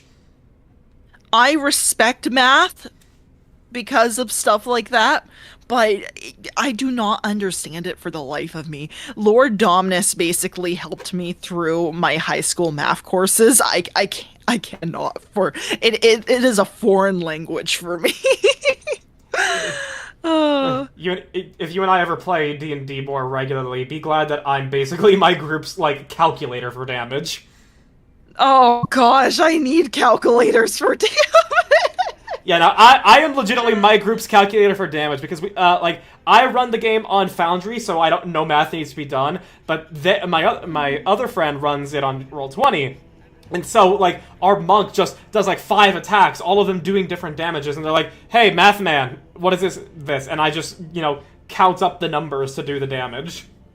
Yeah, that's what I respect. That's, like, I can I cannot for the life of me. I'd have to like write everything down on paper if I do it myself because my brain cannot hold all of that that specific type of information to make calculations. Gosh. Oh. Yeah.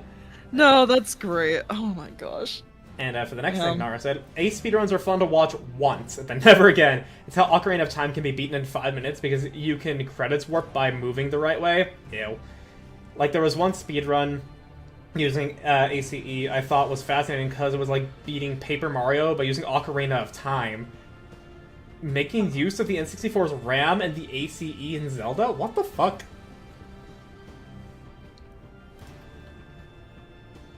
Okay, that at least sounds freaky and worth learning about once. Yeah. Oh, thank you for the ACE explanation. Arbitrary code execute. Okay, thank you, Nora.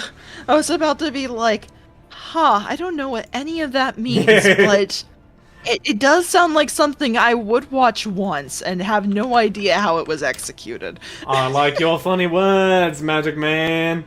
Exactly. Just. Oh my gosh. Oh god. Anyway. Okay. It's great. So now that we're caught up on the topics in chat, we shall continue with Warhammer. Yeah, that was interesting. I'll look for the video about the speedrun just in case it was interesting. I would, yeah, as long as it wasn't 3 hours or something, I'd definitely be interested. Sorry for the nah. Look, this show is all about tangents. Yeah, we're fluent in Japanese. Yep. Exactly. Literally, last night's stream, it was supposed to be a Do No Harm stream, and it became a just chatting stream, specifically about Magic the Gathering cards. Oh, and a bit of FNAF lore because, yeah. Yeah, I don't want to get into FNAF lore. I don't know anything about it, and I want to keep it that way. Don't worry, I yapped about it last night, so we don't need to bring it up again. Although, last thing I'll say with me being reminded of it before we go back in, Vita Carnus, favorite analog horror series right now. Look it up, enjoy it. Oh. Alright, hold on. Vita Carnus. Carnus. Which, since if you don't know, means living meat. Oh, right, you brought it up before. I think one of my other sticky notes already has that written down on it. Oh, well. Oh, gosh, I've been so behind on everything. It's just been kind of along the lines of... yes, I have a bunch of series recommended to me, and I've only gotten through Freerun at this point. Oh, I'll get through them someday, I promise. Eventually. Eventually. Alright, let's see. Let's see.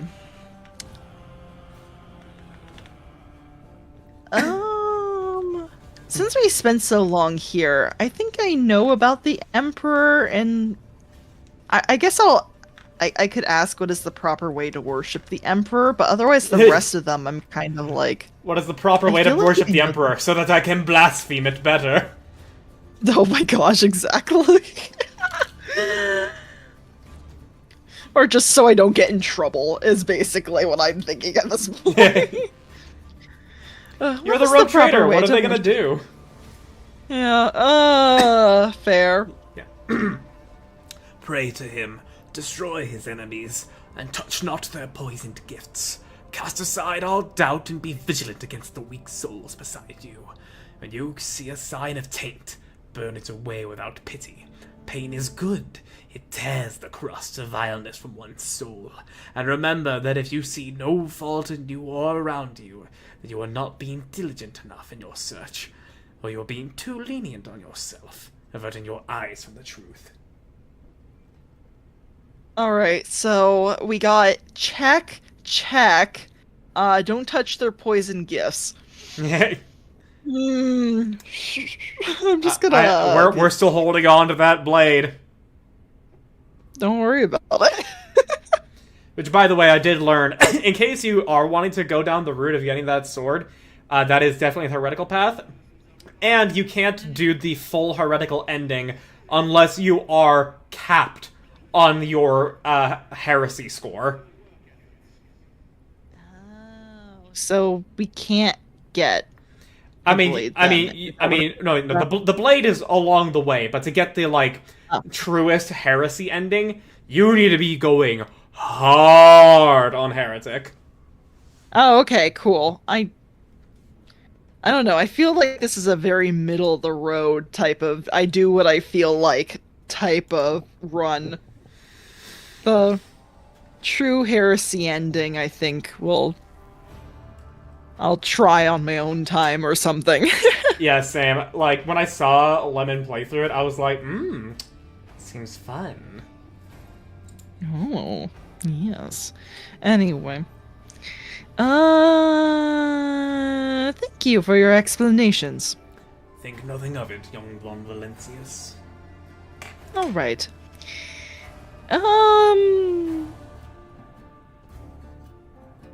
Tell me more about yourself. Neither my past nor my present hold any secrets, but take heed when gazing into my heart, for many dark thoughts lurk within. So what if you can see the darker side of me? Oh my gosh. Did I check the song last night? I did. I have remembered. I in fact love Katanagatari, and I am happy that I have heard that song once again. The video is about 30 minutes long. Oh, yeah, that's fine. It's like something I can watch while I'm eating dinner. Anyway. Let's see. What is troubling your heart? Bad omens. Dark times have come. Ships from the Imperium barely appear in the Coronis Expanse anymore. In Footfall's shadow quarters, taint thrives, and the people here are corrupt enough to succumb to it gladly. Oh, you poor baby. Rumors around the Expanse say that the accursed Xenos have grown bold and are rearing their heads. They attack ships and settlements, walk under the suns of Empyrean worlds, like kings instead of cowering in the shadows. What next? What adversities await us, and such disgrace is happening already? He shakes his head sternly. Oh, Abelard. There's one more talk of how poorly things are going in the Expanse. Some days I see I can't take 2 steps without hearing some peasant pontificating on the matter. Even if it's as dire as they say, the Von Valencius realm will not crumble under the blows of fate, no matter how devastating. Chin up, Lord Captain. This is no time to lose heart and lament your lot. That's right, Abelard! You tell him! Oh my gosh. Oh. I love him. Oh, he's great. Not only is your hope false, it is also dangerous. Among his servants there have been people of greater integrity who sully themselves in their attempts to rise above the rest.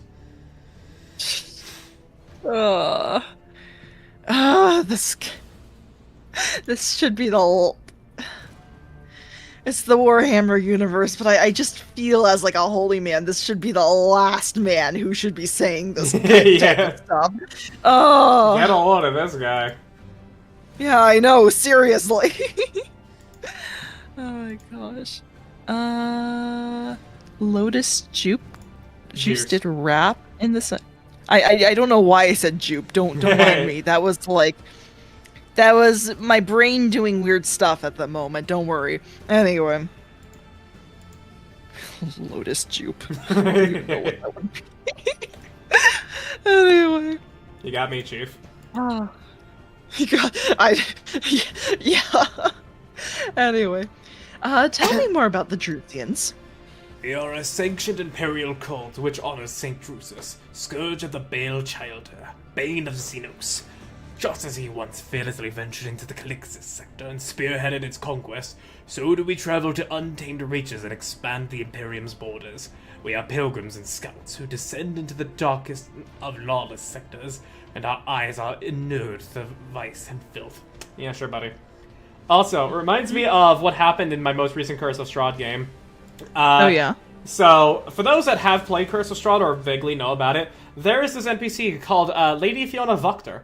She in the base module leads a cult that worships Strahd, and I'm playing Curse of Strahd Reloaded, where she just worships a goddess of the mists. So she's not just wholly subservient to Strahd, and she just has cult fanatics. That's their stat block. And because my players, like, one of my players saw, like, how sus she acts, like, oh, you've got ulterior motives, lady, ooh, what's going on? The fact that I just used the cult fanatic stat block in a fight with the hags, he was like, yeah, that lady's a fucking cult leader. What is up with that? I don't trust her. And they were talking to an NPC, and he's like, sir, bro, a cult is just a religious group. I don't know what you're talking about.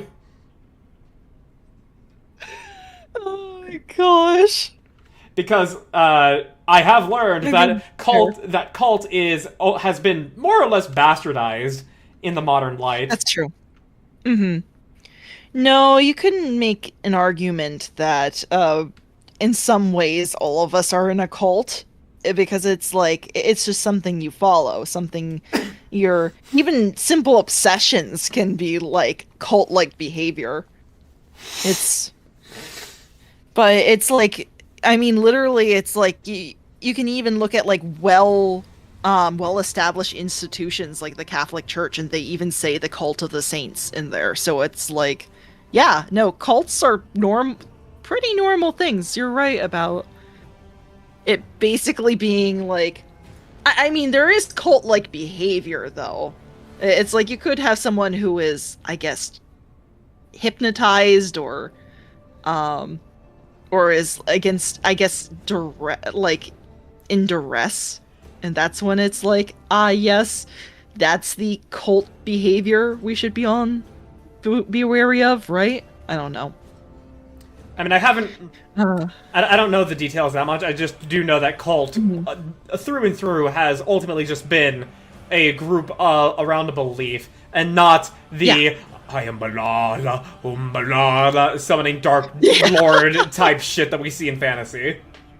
Right. Yeah. Oh my gosh. No, it's. Oh, thank you for the follow. Oh my goodness. Nice. All right. Yeah. But yeah. Back to this. Yes. Just as St. Drusus found his martyr's death and was reborn in faith, so do we search for the purifying power of trials and suffering. From the folds of his black robe, he produces a thin pamphlet. Read this. It contains the basics of our dogma. Perhaps you too will sense the truth in St. Drusus's words. And you can actually right-click on it and read it. Right. What is this? Oh my gosh. Okay, we'll read this in a moment. I need to. Inara said we're all in the cults of Argedomina and Double. You know what? In a sense, yes. All of you follow away. I'm just gonna scare off my follower who just joined. One of us. Like, one of us. Or you can go the SpongeBob route and welcome to our club. Welcome to our club. Welcome Squidward. Welcome Squidward. Welcome Squidward. Oh my gosh. Yeah, exactly. Anyway. Let's see. I'll go ahead and read this here. Reverend Hieronymus's teaching on the path of St. Drusus. Oh, this is going to be a doozy. This thin pamphlet exudes a faint caustic smell, likely that of fresh inscriber ink. Our being is steeped in degradation, and no longer can we imagine existing outside of it. Are you capable of perceiving the depths to which this heinous miasma has rooted itself in our lives? Pompous aristocrats indulge in despicable revelries behind their tall palace walls, and planetary masters vie to possess the greatest luxuries, while you and your family choke on your corpse starch slop after a grueling work shift. Millions of soldiers die in the dirt to combat xenoprofanity, while their commanders, their duties forgotten, squabble amongst themselves, seeing every death as nothing more than a stone in the monument of their own glory. Scholars pursue forbidden and mind-twisting knowledge. The righteous break their oaths and spread lies. Arbites thrive worse than any criminal would, and you are sullied by vicious degeneracy of which you are not even aware. This. Oh, by the way, welcome back from the ad break. Sorry, I got distracted. This pernicious rot is all-pervading, for there is none who has not succumbed to it. Does it frighten you to be in their midst, in our midst? Will you carry on calmly, living in impious lonesomeness, hiding your gaze from the world, hiding the world from your gaze? Will you become like the mindless servitor? Or will you honestly realize the sheer baseness and repulsiveness of creation?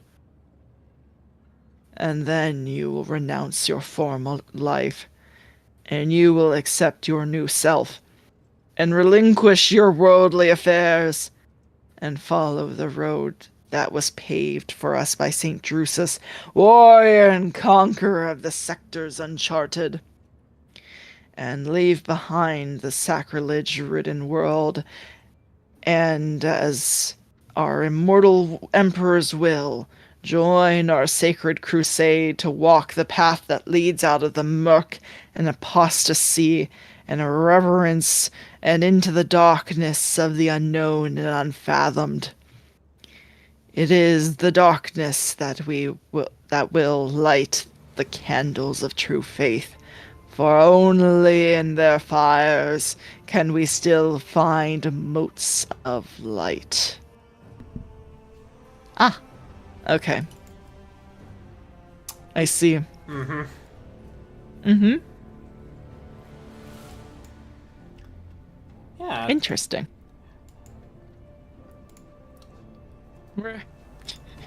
So, anyway, moving on. I don't know, I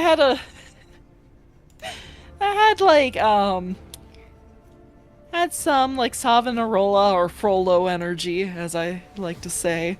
Very good. Alright. So, who was St. Drusus? He was a great saint, irrepressible and decisive. Drusus served the emperor as a simple member of the guard, who fought in the glorious Angevin crusade and rose to the rank of general. It was a grueling conquest. The Imperium invaded the Calixtus sector, back then a savage expanse populated by Xenos and heretics. Drusus delivered many defeats under the enemies of humanity. He brought down the twisted kings of Acreage, liberated the planet Drea from the unholy dark demons, and had many triumphs. Okay. Alright. But then they encountered a race of unholy Xenos.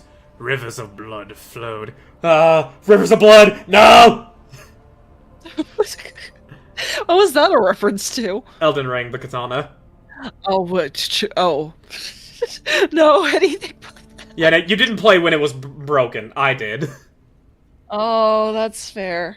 Though that does remind me. My mod once, we did one session where I think my mod used it against Hannah and I, and it was kind of... it was pretty awful. Oh, believe me, but pre-nerf, it was one of the only two... Well, there were 3 builds you would run up against in PvP before the nerf. Rivers of Blood, Moonveil, or Gank Squads using Stars of Ruin. Oh, speaking of which, hi Garrick! Thank you for the welcome back. Did you use Rivers of Blood on me, or am I thinking of someone else? Oh my goodness. We had a PvP fight. What was your build? I know it was a bleed build, but did you have Rivers of Blood, or am I thinking of something else? Oh my gosh. Oh, it was fun though, don't get me wrong, but man, did I feel ill prepared. Nope, no rivers from me. I used curved great scar. Ah, okay, then that was the rando that invaded our world then. Okay. Yeah, Wait, but we beat him. We beat that guy. But you were good, Garrick. Ah, okay. But anyway. Yeah, Rivers of Blood was bullshit back in the day. Yeah, Han and I just ganked the other guy then. He was trying to use Rivers of Blood on us. He got what he deserved. Yeah. He got what he deserved. You get what you effing deserve. Me when I fucking get you. Me when I fucking get you. Oh my gosh. Oh, that's great. Okay. But back to the reading. Thank you, Garrick, for the subscription with Prime. Okay. You now have officially a Twitch baby. Yes. Oh my gosh, is he? It's 9 months. 9 months! I see that! No, not another one! Oh, that was great though. Alright. Now back to the reading. Now back to the reading. Well, I didn't read the rest of it, but I can scroll back up, so we're fine. Oh, shoot! It's fine. Okay. Golgana Angevin died in his headquarters. The crusade was about to crumble, but then they received unexpected help from a foe. The Xenos sent their assassins to the great Drusus, but the Emperor's will shielded his servant from the attack. Slain but resurrected through a miracle, Drusus asserted himself as the head of the Angevin crusade and its lord militant, and he saw the Xenos extermination through to the end. He brought the Calixis sector to accord and was proclaimed a living saint. I feel like I'm learning about a lot of saints in the Warhammer lore that have come back to fight on, so to speak. I mean, there was like a sister battle I came across too that was like that. Saint Celestine, the Undying. Ah, yeah, that was her. Anyway, she's also pretty. She's also pretty good at the tabletop. Oh, neat. Okay. I'm naming our Twitch baby Joshua. I don't know why Joshua. Well, I guess it's better than, like, Argentina, Arumina. Wait, see, now you need to make another account, Garrick. Sub with that one for 9 months and name that one Drake. Drake and Josh. Oh my god. Of course. Alright. Oh, Lord.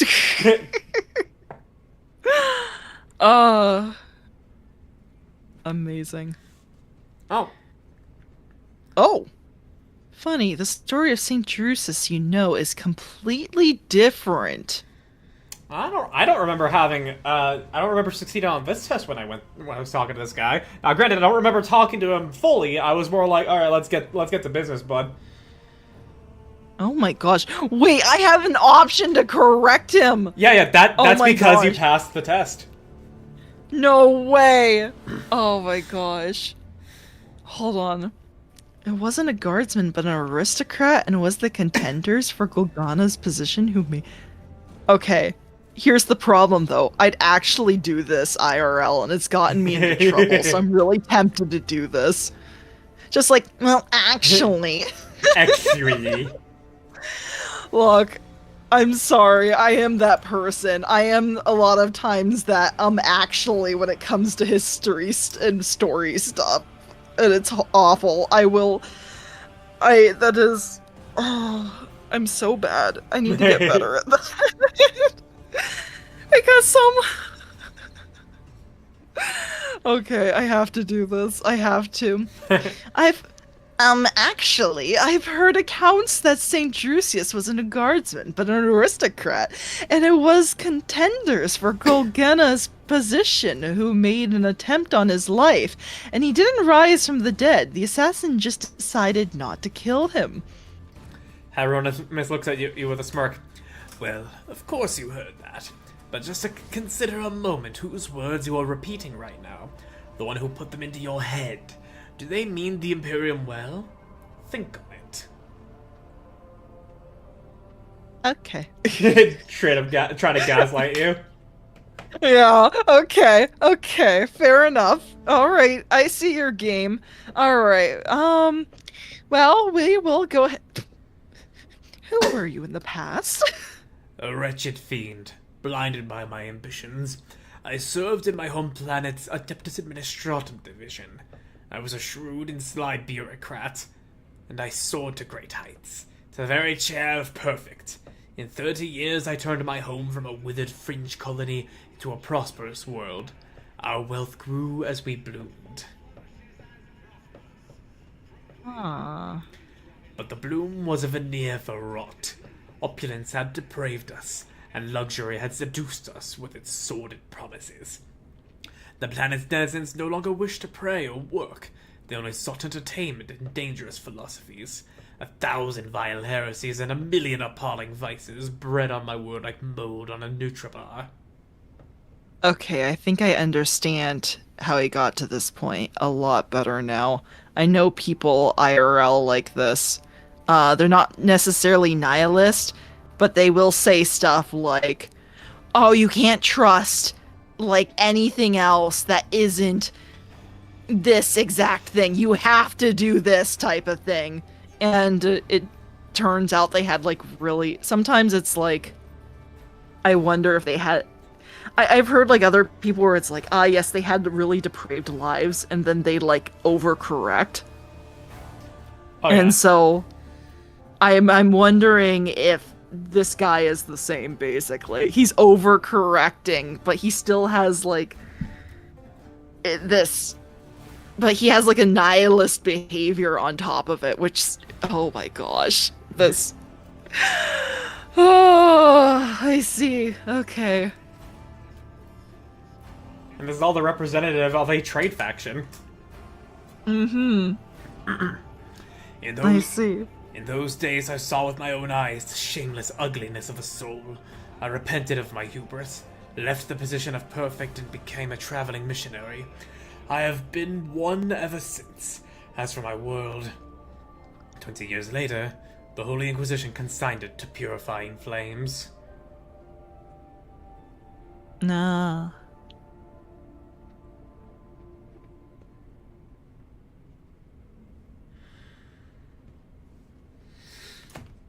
So now that you are I'm going to say nothing for this. Okay. I'm gonna go ahead.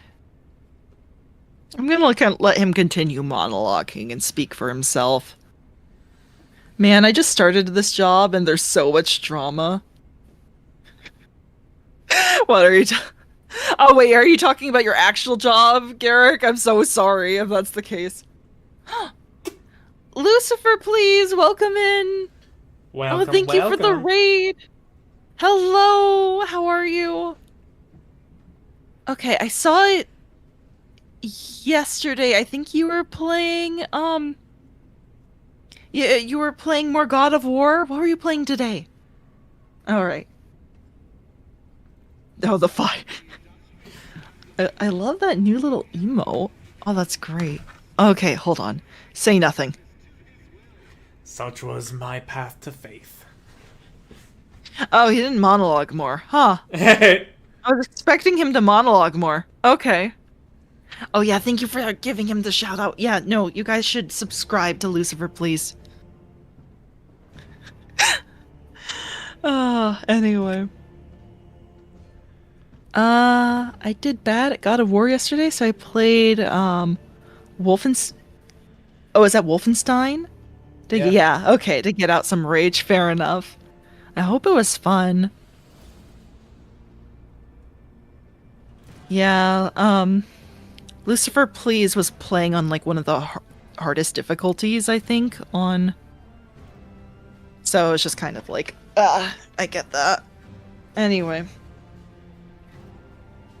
Alright, let's go ahead and look at what he has to offer, and then we'll actually do some of the story, right? Yeah. Oh, alright. I'd like to take a look at what the followers of St. Drusus have to offer me. Let me see. Let me see. And there you go. More Alright. stuff you can pick up. Ooh, more med kits. What's this helmet? Negative 12 penalty to their willpower test? I think we just take everything, right? Yeah, you can just take everything. Cool. Oh, we also have a navigator staff. Oh? Yeah. Maybe something that Also, Cassia can use? also, if we want to use Argento more, getting to the Vindicator Flamer is quite good. Mm-hmm. It requires rank 4, and what are you able to? How much reputation are you able to get from selling to them? Select tradable 39. 3009. So not even enough to get to rank 1. We did I think I did send everything to You did send a lot to the explorators. I like them though. I like them. All right, well we'll balance it out a bit more now. We'll probably focus on being more balanced, I guess. Yeah, I did probably spend a lot, didn't I? Oh, actually, at rank 12, there's actually a. Oh no, that's one-handed. Because I remember someone saying that like this, the psychic sword that you get from the heretic path is the only two-handed force sword, and I was about to be like, oh hey, there's one, but no, this is one-handed. Oh. Is it the Triumph of the Retribution that's over here? Yeah, it's one-handed, but it's still a force sword with 30% armor pen. I mean, if not Abelard, Cabela can definitely use it, right? Force swords are actually better on psychers because they scale off of their psi rating. Nah, damn it! We just had. Gosh, where are? If we find him, we're gonna kidnap him again. Yeah, He's gonna kidnap start an getting his acolyte sword. to an inquisitor. That's a good idea. Yeah, no, absolutely. Look, I don't care. I'm the I'm the rogue traitor. I need him more than he does. If you say so.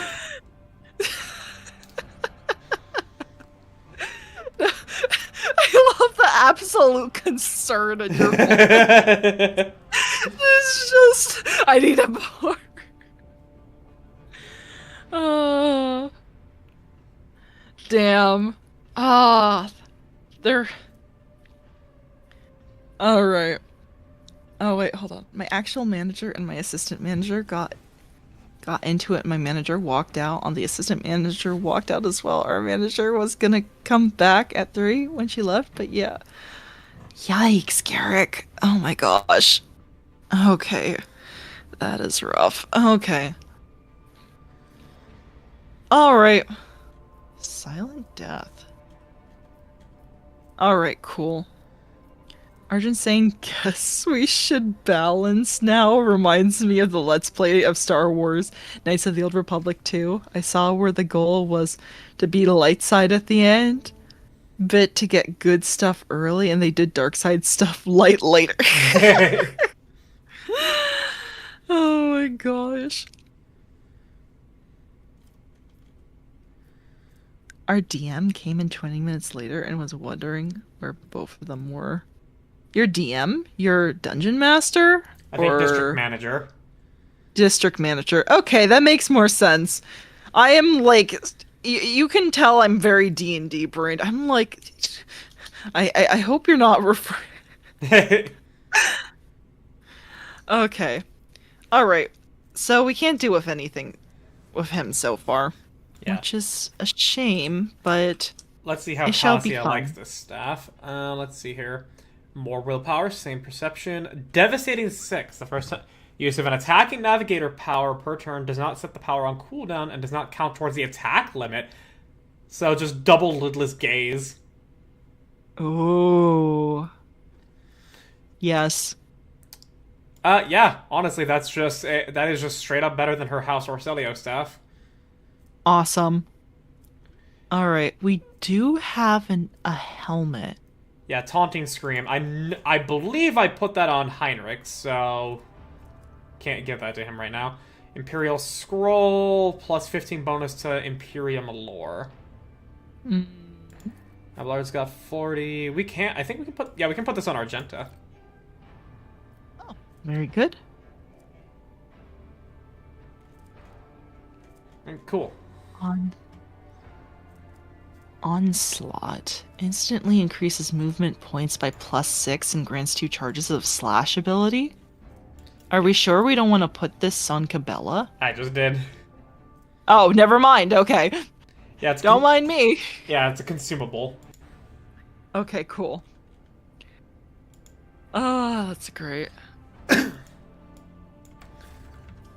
Alright, well now, free to explore around here. I still love that Argenta has sunglasses. Oh my The cooler gosh. Argenta. The cooler Argenta. Oh my gosh. Oh. Oh my goodness. Alright, cool.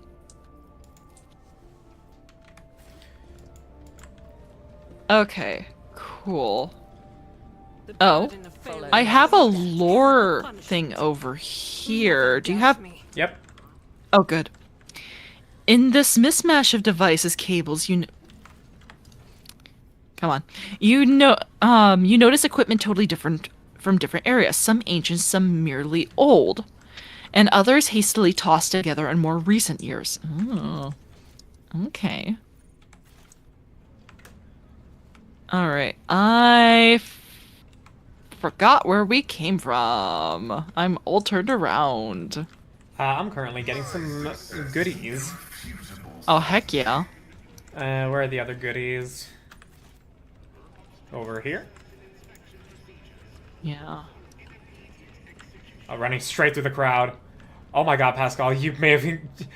I think he nearly triggered an encounter. I remember there was something happening over there. Oh, shoot.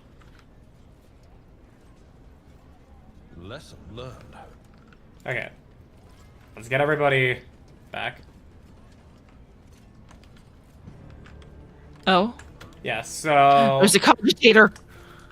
There's a cogitator that can be used over here. Hang on, don't interact with it yet before I I'm get not. everybody else there. So that way we can use their skills. Now you're free to interact.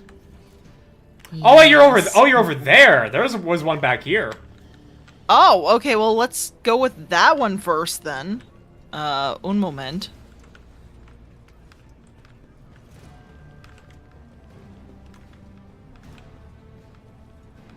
There we go. The sight of this cogitator would be enough to break any tech priest's heart. The machine is leaning slightly to one side, grimy, covered in scrawled drawings, with frivolous writing scratched here and there on the casing. Several keys are missing, and the rest are coated with dust. Aww. Pascal's respirator lets out a mournful hiss before he says grimly, "The right of operation has been repeatedly and blasphemously violated, requesting the identification and punishment of the deplorable acolyte entrusted with caring for the spirit of this machine." Yeah. No, if we find him, you're free to kill him, Pascal. Hey! I think we should kill this guy. Yeah. I think we should kill this guy. Chat, did you know if you have Amazon Prime, you can sub to Argenter Lucky? Oh my gosh, Lucifer giving us free advertising, thank you. Don't let Bezos Take money win. from... Yeah, that's right, don't let him win. You could probably sub to Lucifer as well. No, I'm kidding. Anyway. Anyway. Yes, go ahead. Pascal, be free. Repair the cogitator. And that's a success. After a series of creaks and groans, the cogitator's dusty screen lights up. On it, several lines of text. Wow, that was bad. Section headings. Praise the Omnissiah.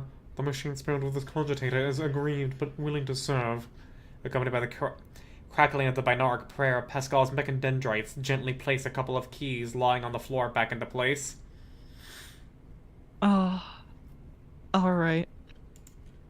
We've repaired it. It's beautiful again. We'll select welcome. Oh, I can do this one if you'd like. Okay. All right. The screen flickers a few times before revealing the world oh my gosh, revealing to the world a text of low Gothic. In the name of the founder of Footfall Station, conqueror of stars, builder of outposts, the noblest rogue trader, Parsimus Duane. On behalf of his descendants, I welcome you. This cogitator was installed on the order of the illustrious Parsimus so that the needy may tap into the flow of his wisdom. Cast your eyes upon the list of sections and choose what you wish to know. Abelard's brow furrows. Parsimus Duane. I've never heard of such a rogue trader house. Oh, that's fascinating. Something Abelard doesn't know about the rogue traders. That is new. Lord Captain Parsimus Duane, one of the trailblazers of the Cronus Expanse, and his station's founder. I've read about his great deeds. Lord Duane was once a colonel on the Astra Militarum, but by his will later inherited a warrant. He accumulated enough power to gather a small fleet of loyal allies and venture out to conquer the Coronis Expanse. They say Footfall was meant to be his personal palace world, but the construction dragged on for decades, and Lord Parsimus eventually died of old age. His enemies instantly tore Footfall to pieces and turned it into the bastion of humanity that we know today. One that is full of bandits, privateers, hustlers, and rogue traders. Pleased with herself, Cassia nods slightly to let everyone know that the lecture is over. No, Cassia, go on. It's okay.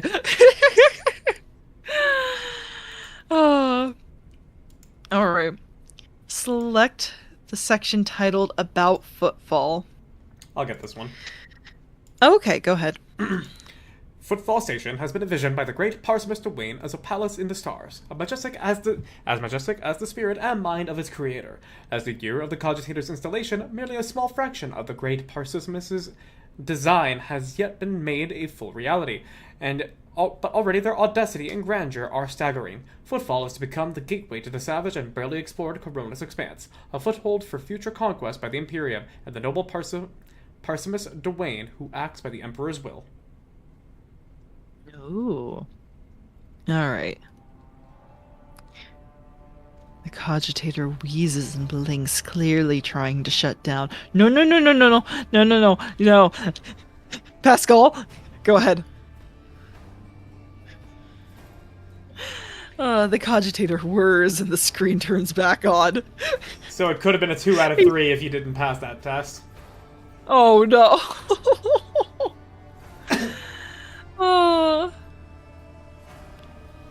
Oh gosh, I'm using Pascal as my own personal tech tech help or whatever. Oh my gosh.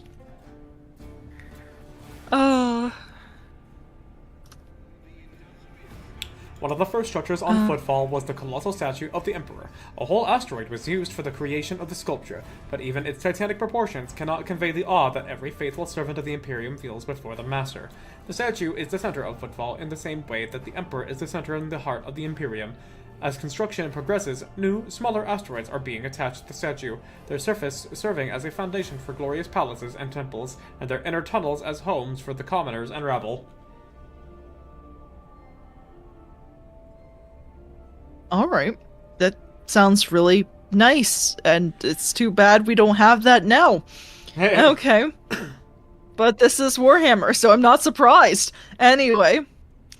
Alright, select the section titled Parissimus Dwayne's Design. I can get this one. The cogitator flickers and grunts before displaying a tapestry of text. The great Parissimus Dwayne intends to conquer the Cronus expanse and build the most grandiose structure, which will shine through the ages, praising the names of its creator and his descendants. Footfall the palace in the stars. The glory of the great Parissimus deeds will live on throughout the ages, and his grand designs. The cogitator hisses and grunts as it tries to clean its insides by spewing out dust and detritus through its cracks. Oh no, it's really sputtering.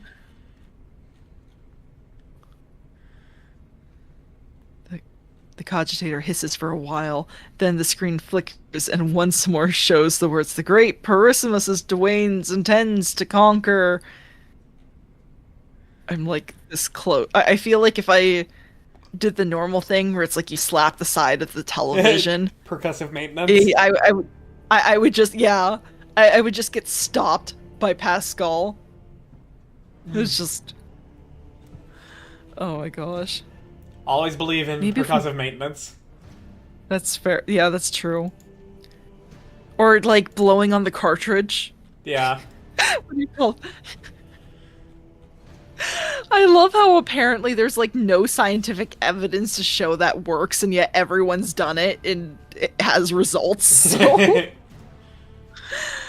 I don't know where I got that from, but I was like, wait, I thought it was something with like the activating like the electrons or whatever. What do you mean it doesn't work? Oh. Pascal's vox wheezes mournfully.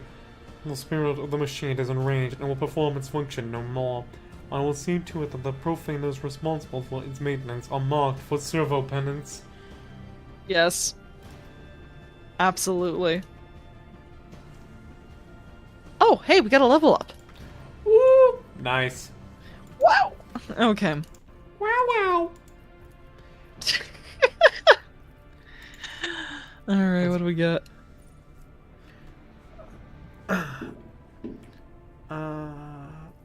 That's good.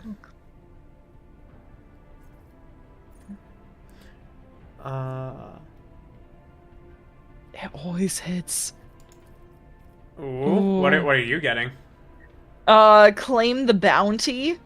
I need to read the rest of it, but just the first sentence of like, well, second sentence.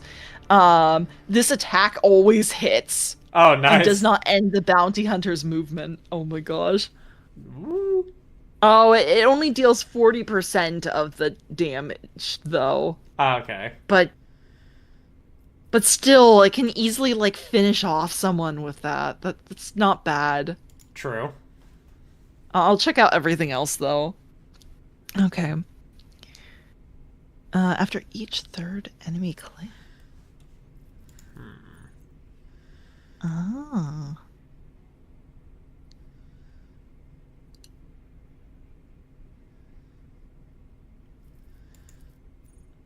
Yes. Ooh.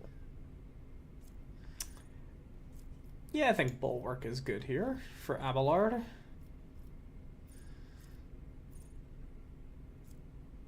Target's difficulty tier.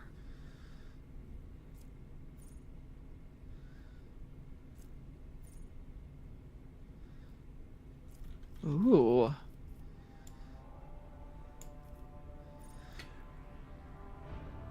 Target's dodge is also reduced. I like that one.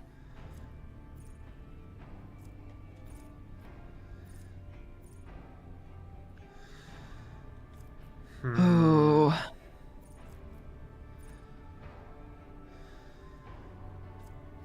I like that. I like that a lot. Oh, nice. They added shield talents and all that. Oh? Yeah. What are Shields are an equipment that, if you have them equipped, take up one slot in both your first and second weapon sets, but there's a talent that makes it take up one slot in only one of them. Oh, okay. That's neat. Next. Overpen.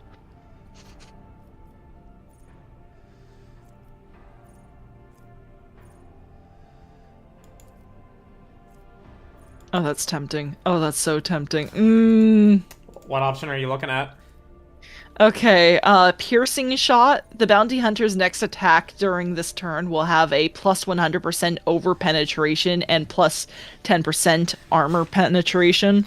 Oh, so that basically means you'll always get to do like a double hit sort of deal. Yeah, which is really tempting, but I also like Call the Bold because I get extra ballistic skill damage, and then I can reduce their armor and their dodge depending on their like difficulty tier. I don't know. Both of them are good. All right, what does ensnare the prey? Eh. Yeah, I don't really want people to get close to me. Maybe not that one. Ooh, Cassia's got some good options for her abilities. Ooh, Yeah, alright. there's one called Warp Curse Unleashed. The enemy becomes cursed until the end of combat. While cursed, all incoming warp damage is increased by 24%, and other types of incoming damage are increased by 12%. And at the start of their turn, the enemy closest to them also becomes cursed. That's awesome. I love that. That's... Yeah, but you'll also like this one a lot. Assign objective. The Master Tactician marks an enemy. If that enemy is killed by one of the Master Tactician's allies before the beginning of the Master Tactician's next turn, that ally gains an equivalent of 10 plus twice their resolve in momentum, and plus 5 to all characteristics until the end of combat. No, that's so good too, though. No, how are we ever gonna decide? Okay.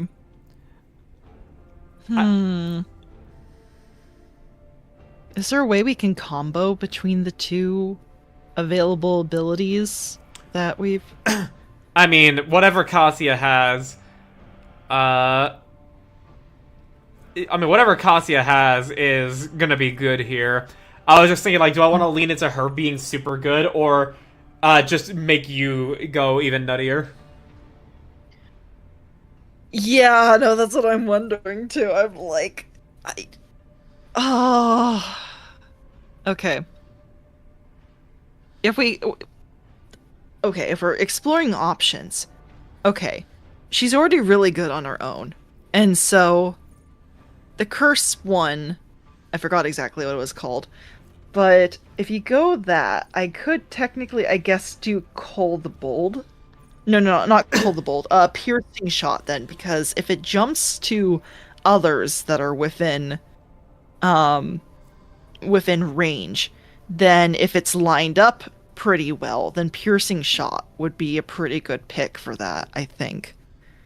But if it's the other one, then maybe Call the Bold would be better. Yeah, I definitely like Warp Curse Unleashed. She does have two offensive abilities that are just doing damage, and I think you'll find both these entertaining. Held in My Gaze, the navigator does 15 to 34 damage to the enemy, and they must pass a willpower test or become immobilized until the start of her next turn. Or Immolate the Soul. Deals 17 to 38 damage to all targets in a line and inflicts the Soul Burn effect, which is they take 17 damage at the start of their turn, and at the end of their turn, they must pass a willpower test or to remove the flames. While burning, Psykers suffer additional damage every time they use psychic powers, and demons every time they attack or use psychic powers. Oh. Those demons are not gonna know what hit them. Oh my gosh. Oh, that's great. Yeah, there's a lot of really good abilities she gets. Oh my gosh, please tell me we can take more of these later. She has I, so many good ones. I mean, look at the wheel we have. We have only just started Oh, the secondary archetypes. We're gonna get I see. a lot of opportunities. All right. So I think I'll get Cassia Warp Curse Unleashed, because that's gonna let everybody do more damage. Just gonna back out for a moment just to see. Oh yeah, so there's another. Yeah, you're right. There are more down the line. Okay, that does make me feel better. I only see 3 though. Oh, what a shame. I mean, 3 abilities is still pretty good. That's true. I guess 3 out of 6 choices is. Yeah. I shouldn't be complaining. Anyway. But I want them all! Oh my gosh. Alright, let's see. I think Pascal's gonna take Merciless Verdict. His next ranged attack inflicts burning. Alright, Cabela, what do you want?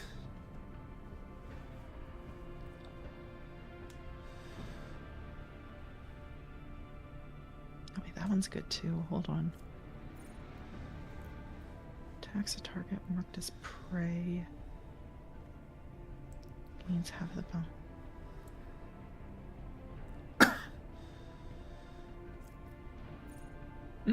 Not bad. What did you decide for Cassia? The curse that makes the enemy take more damage. Ah, okay. In that case, I think I'm gonna go with piercing shot then. Okay. Alright. We shall go with that. Very good. Level 17, baby! Hell yeah. I still have Cabela and Argenta, but let's see here. Granting 40 damage and exercise the sex hit to deal all 16 extra damage. Increased by twice the percentage of that target's missing wounds. Oh my god. We'll have 50% armor penetration penalty. I can reduce armor penetration. And plus 10 lethality. If his melee attack, the target rotates. Its target rotates 180 degrees. The enemy's dodge and parry against the assassin's attack is equal to 0. Straight line up to 3 cells. The assassin has not dashed through enemies. Okay, this doesn't synergize with Blade Dancer. Yeah, I kind of like Killing Edge here. Oh, okay, wait. Yeah, oh, okay, I understand Killing Edge here. So, the enemy has a higher chance to dodge her attack, but if it hits, it gets a lot of extra damage. Oh.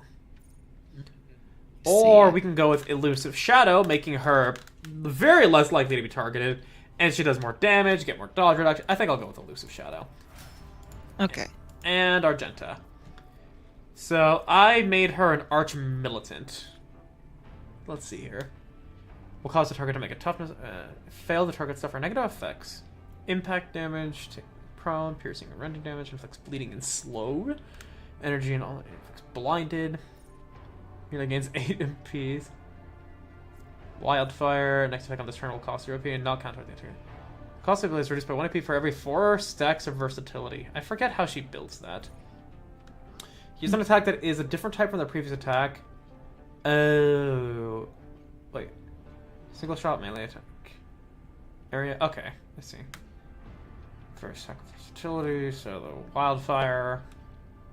Oh, it costs 3 AP and it needs to cost. Oh, okay.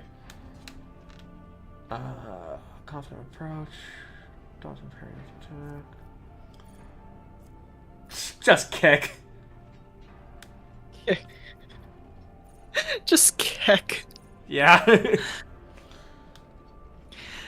Oh, I'm sorry. I heard it as kick, and I thought it was funny that you said that because I'm just watching some random citizen just occasionally kick a fence. Oh my gosh. Anyway. I think we'll go with Wildfire for Argenta. Alright, there we go. Alright.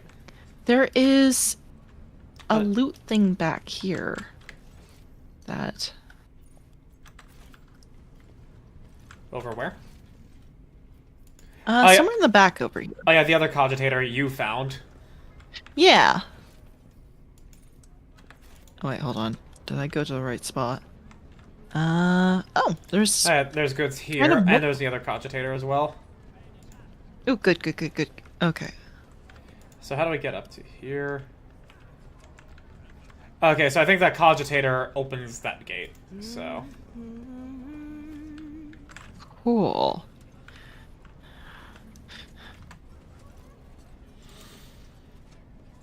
Use logic. I think, do you have anything better than 63%? Yeah, Pascal is a 95. Mm-hmm. Yep, I was right. Wonderful. Good job, Pascal. Look no further. Oh, So what are these goodies? I just ignore the goodies and I go straight over here. Unyielding Vanguard boots. Over. 40% bonus Beyond result from logic. Unyielding Beacon. I forget which one that is. Beyond Servo Skull Swarm key characteristics. That's new. Ooh, That's new. that is new. I am That is good. So who I guess we has just take- Unyielding Beacon for this party? I don't remember. When the faithful are idle, I don't know. heresy. Yeah, I'm checking. Alright, no worries. Cassia, do you They have that? fear to look at me because of my appearance. I fear to look at them because of their rotten No, I don't habits know and anybody souls. here who has that, so... I don't know who has that and who can get that, but, yeah. Alright. We'll figure it out then. I don't know, maybe we just put it in the cargo for now, or we hang on to it? I don't know. I don't know. I don't know either. I'm fine. Yeah, either way. well, I guess we just hang on. Okay, we just hang on to it. Oh, there's a dead man in front of it, in front of this box here. Well, dying Oh. citizen. Hello, citizen. Oh, okay, he's just saying I'm so Hello, thirsty. dying man! Alright, just trade goods. I'll just... I'm so thirsty. Hey, do you want to push the button, punish the enemies of humanity? What button? If you look the other side here, over here, there's a button that says punish the enemies of humanity. Oh my gosh. And if you look, it says Dreadful Xenos. These are Eldar. Oh. A coin for a go. Oh, let's see. Behavior, villainy, malice, habitat? Everywhere, hides among people, diet, doesn't eat, feeds on blasphemous thoughts. Fears, the emperor, prayer, righteous thought. I love how they have this bio for the Xenos. Yaldari, behavior, duplicitous, aggressive. Habitat, woods, diet, infants, 2 to 3 a week. Fears the emperor, righteous people. That is... If ever there was something to show how the Imperium thinks. Oh my gosh. I think I'm good not wasting coin. Anyway. Anyway. Another step, another thread. Well, Oh, is there anything else?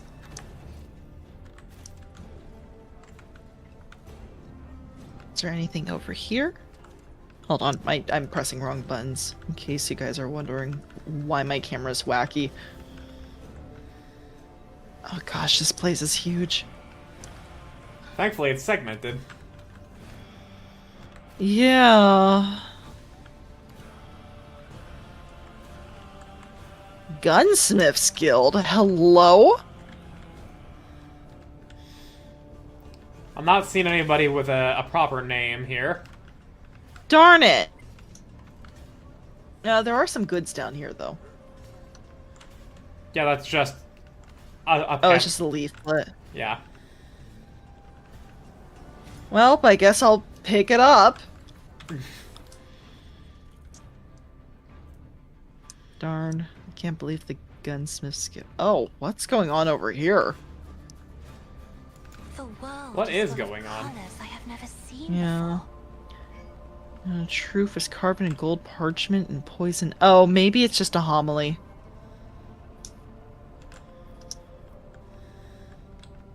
Okay, yeah. I don't think they're doing anything. Oh, psh. One of the many altars, it looks better tended. Looks better tended to than most places on Footfall. Okay.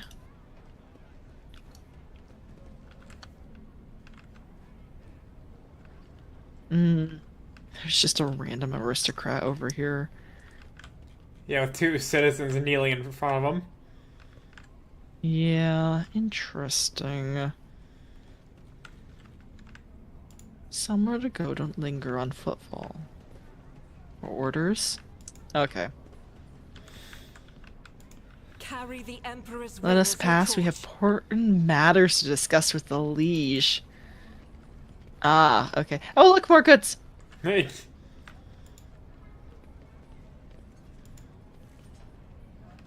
Just trade goods? Yeah, let's just trade goods. Nothing to write home about. Even more trade goods here. Oh, good. Okay, I was gonna say, I thought I saw another one over here somewhere. Okay, cool. I guess we are gonna just go ahead and continue up the stairs again. Then just walk by every... Oh, hello. Them fairly blatantly at that. And the Ordo Xenos is in no hurry to rectify the situation. Ah. Okay.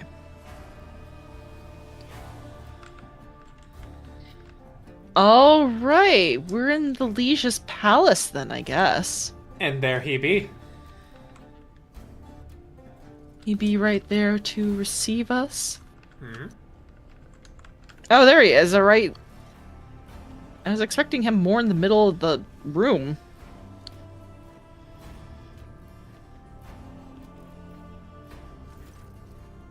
Okay, so this isn't voice. Ooh. So he... I'm trying to find a voice for him. Looking at him. Okay. My patience. You remember the way out? Dismissed. The tall man in austere gray clothes makes a show of looking past the woman he's addressing. Okay, finally returned after tons of internet problems. Welcome back, Couch. I'm sorry you're having internet problems. Yeah, he does. You know what? The vibe he's giving me? But I'd have to look up this voice again. He's giving me, like... Hold on.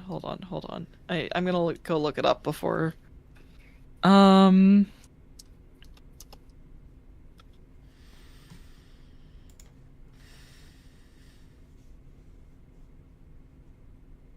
Mr. Freeze, kind of. He's giving me that vibe.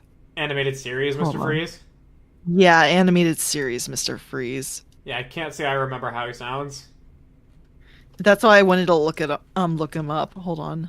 Animated series, Mr. Freeze. I'm curious.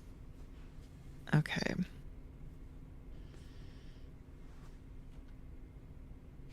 That's Mr. Freeze to you.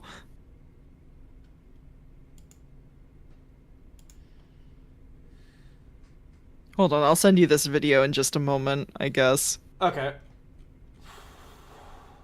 Providing it works and it doesn't...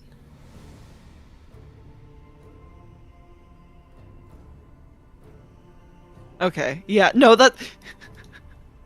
I don't know if you can make this voice, but I'll send it to you anyway. I think it was pretty close to actually what you did. Alright, give me a second to Oh, hear God. it, to hear and parrot. One moment. Mm-hmm. I'll put it up on screen. Actually, no, I may not, just so that way copyright doesn't potentially fuck with me. Yeah, I am getting it directly This is how from, I'll always it looks remember like you. from DC, so Surrounded we by might winter, want to forever young, forever avoid that. beautiful. Anyway. Rest well, my love. The monster who took you from me will soon learn that revenge is a dish best served cold. Okay, let's see. I don't think I'll be able to do it fully accurately, but we'll see. Okay. My patience. You remember the way out. Dismissed. The tall man I think in that's better. Yeah. Yeah. And I already gave the description there.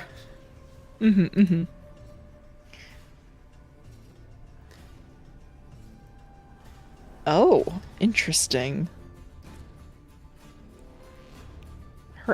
I like her outfit. Yeah. It's pretty neat. Anyway. Is that Valdame? Vadame. Vladame. Okay, there we go.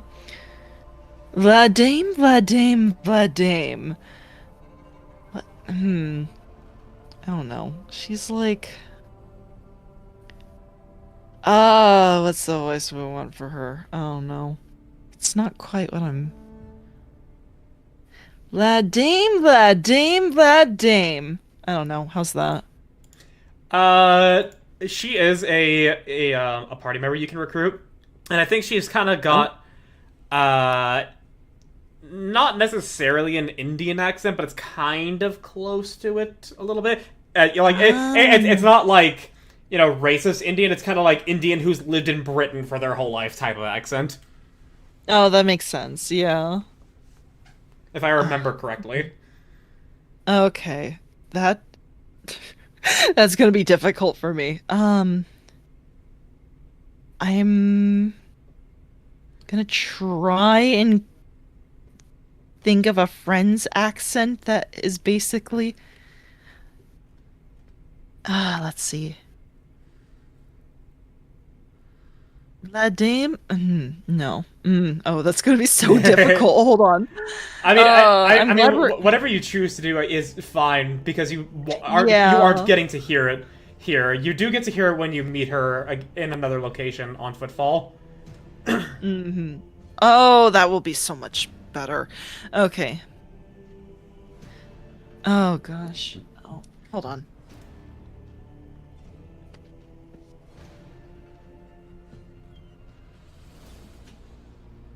Lord Dominus just came up the stairs, so I wanted to shut the door. Anyway.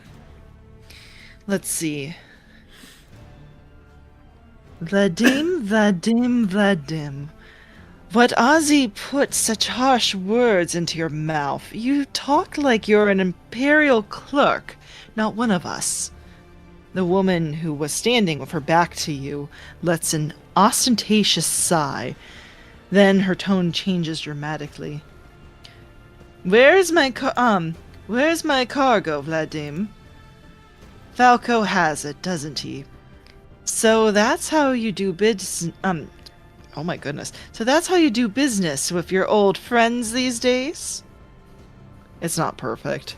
Yeah, like I said, you'll get to hear it later. So you don't remember? Then the help will remind you. Guards, escort her out. Ooh. I'll get the guard. Oh, sure. Hey, Dari, move! The massive guard leans down to the woman and says in a lowered voice, Jai, get going while he's letting you. Go drown your sorrows at the Amaskias and thank your lucky stars you were able to walk out the door. You don't get that chance next time.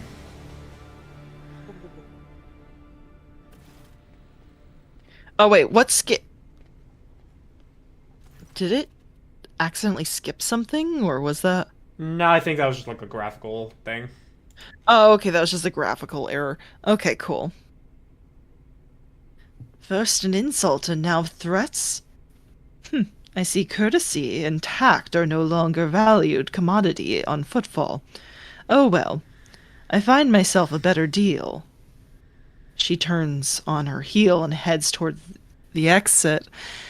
As she passes you by, she gives you a quick once-over, winks at you, then immediately turns away with a flip of her jet black hair. Yeah, she's like the Han Solo roguish type, if you can't tell. Yeah, that's kind of what I was getting from her. Oh my gosh.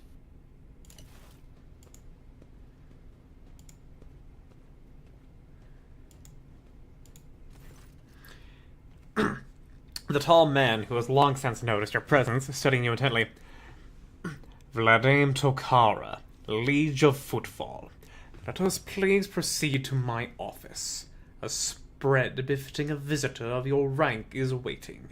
Your entourage will be accommodated nearby.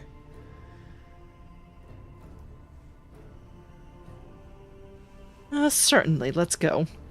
Please follow me. Okay. While you are engaged in small talk, you get a chance to take the measure of Liege Tokara. His expression is aloof and focused, his gestures curt and firm, his speech calm and quiet, as though he is used to people always listening to what he says.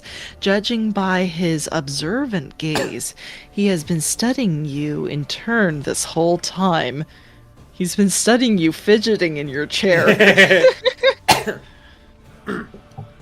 Vladimir straightens his chair and says in a polite but completely indifferent tone, "Let us talk business.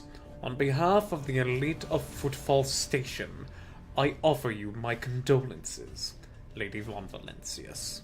We mourn Lady Theodora's loss, and we hope this sentiment is taken as a sign of our good intentions and willingness to cooperate." Yeah, 77 experience. Oh my gosh. Thank you, Liege. A terrible loss for all of us. I hope that under your guidance, the dynasty can recover from this blow and attain even greater power. I am impressed by your prudence. Your decision to arrive on Footfall incognito without announcing either the death of the previous rogue traitor or your own status. It was quite wise. The rumors will spread sooner or later. It's impossible to keep the secret something that's known to the thousands of people serving on a void ship. But for now, you are free to reap the benefits of anonymity. Oh, heck yeah. Yeah, he's saying that's the right choice. Yeah. Though, if he's saying it's the right choice, it might be the wrong choice. Oh. I've heard much about your rare acumen, even more of your splendid intellect. Oh my gosh. Or should I say, about the profoundly impressive results you managed to achieve by using it. I have always had a fondness for individuals who can destroy their enemy or gain a powerful ally. Just a few well-phrased sentences or precisely issued orders. The corners of the Vladame's mouth twitch, bringing his expression dangerously close to a genuine smile. I feel like most of the time it's like issued orders or like... And so I started blasting. We got this far. I know.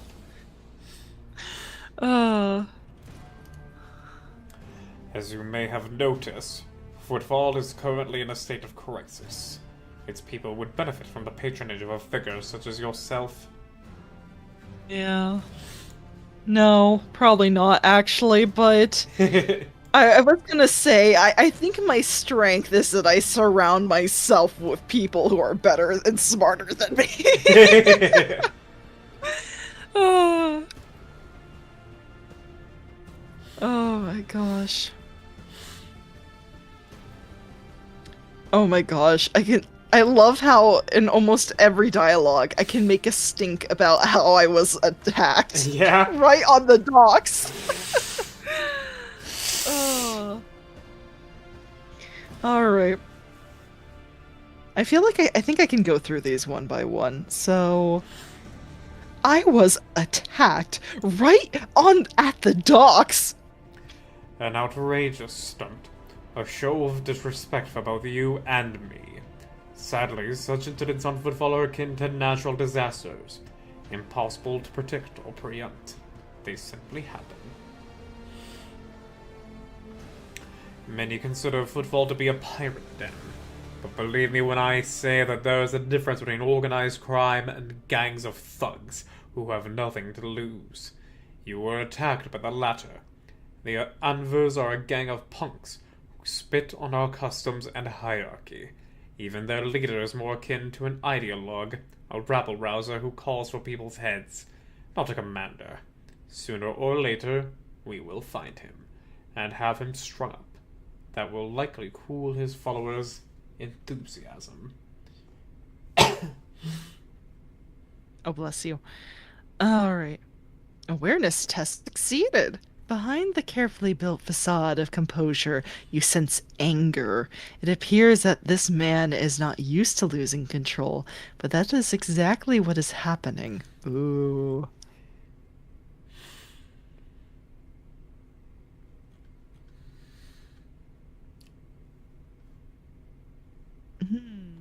Maybe I was wrong about the... I would like to know more about the Anvers gang. Why haven't they been dealt with yet? He grits his teeth slightly before answering. I've been using all my resources to delay the moment when the station is hit by famine. I haven't gotten around to the Anvers yet. As detrimental as they are, they're no players. When their leader dies, the rest will scatter.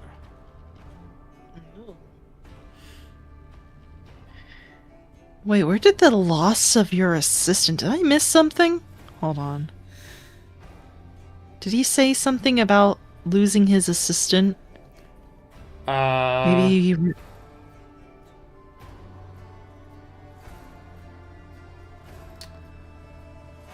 I have no idea where that comes from. Yeah. Yeah.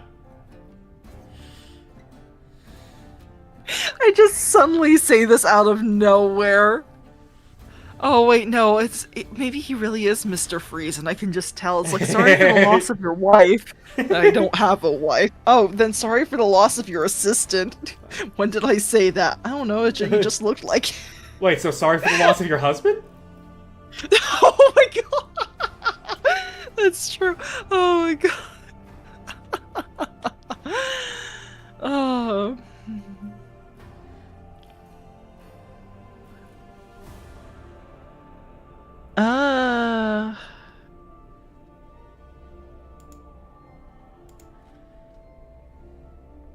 I'm like horribly curious. Like, I don't know where he said that. That's so... Yeah. Oh, maybe it will go back. I don't know. Okay.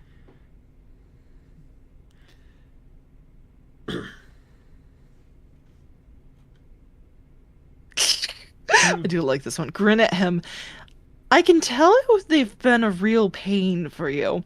I bet you'd love to gut these jokers, wouldn't you? Come on, admit it. You would, wouldn't you? Ooh, right. A shark-like smile appears on Vladame's face, bloody and vicious. Back where I grew up, they call it throwing someone for a loop. They carve a particular sign on the person's forehead, then load them alive into the slag disposal chute, then send them out to orbit the station. Every 30 years, we clean the orbit and count how many stiffs bearing which signs have been floating around. You have no idea how much I want to throw those little thugs for a loop like the good old days. Oh my gosh. Oh. Who's that woman the wardens threw out? Vladame's expression hardens, and he makes a frustrated gesture. A dead woman walking. Some, however, call her Jai Haidari. A small-time hustler with big ambitions that will lead her to a sticky end. Okay. Oh, test succeeded. It's strange. A small-time hustler, even a particularly audacious one, wouldn't likely quarrel in public with a figure as important as the Liege of Footfall. What seems stranger still is that the Liege knows the small fry by name. Ooh. Yeah. Okay. She is irrelevant. Since I'm the one in control of this situation on Footfall, I can speak on behalf of all of its noteworthy residents.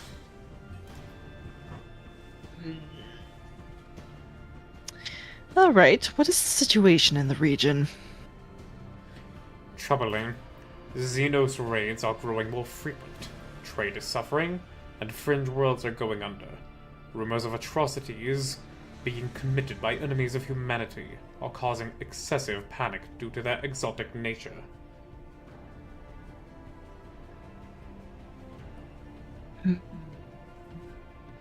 The core of the Imperium forces in the Corona's expanse has departed for the sector's borders to combat the Xenos threat. There has been no word from them for a while now. And again, with the distance and the current issues with astropaths, it is not entirely out of the ordinary. Okay. I don't have any comments on that yet. It's... Still, we are not yet alone. From several of the worlds hit by Xenos attacks, we've received reports of fierce warriors who descended from the sky and entered the fray. The fragmentary accounts lead me to believe that the blessed Adeptus Astartes are operating in the Cronus expanse, and I await news of their victories with great anticipation. I know those guys. I learned about them the other day. Oh, all right. Thank you, Bricky, for your helpful video. Anyway,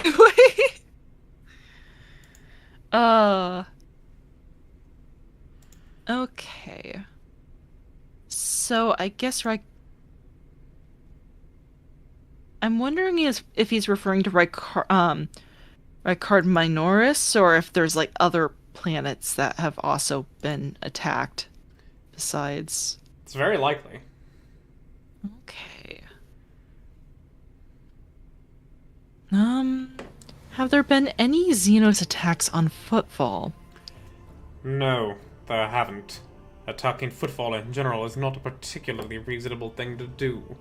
Many ships are docked here at any given time, and even the listed weapons on board them would make for a decent fighting force. And that's not even to mention the firepower that our esteemed merchants have shamefully hidden in the station's custom officials. Oh. I didn't expect Footfall to have, I guess, more firepower than Ricard Minoris? I mean, it is a space station where a whole bunch of fucking giant-ass ships are just docked at any given time. And if there's scum and villainy, you know these people are packing heat. That's fair, that's fair. Okay. Alright. For us here, Xenos are more a source of income than a threat.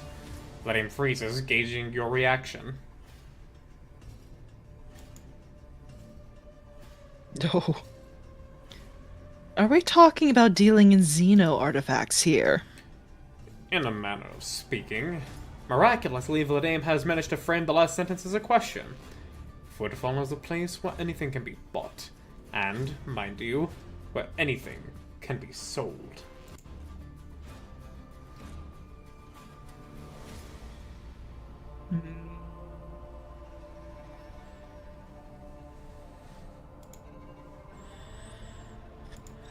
My seneschal is a good listener, ladies.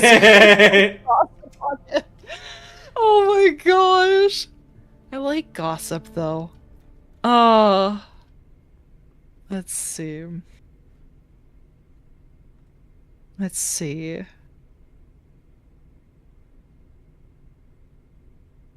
I do not approve.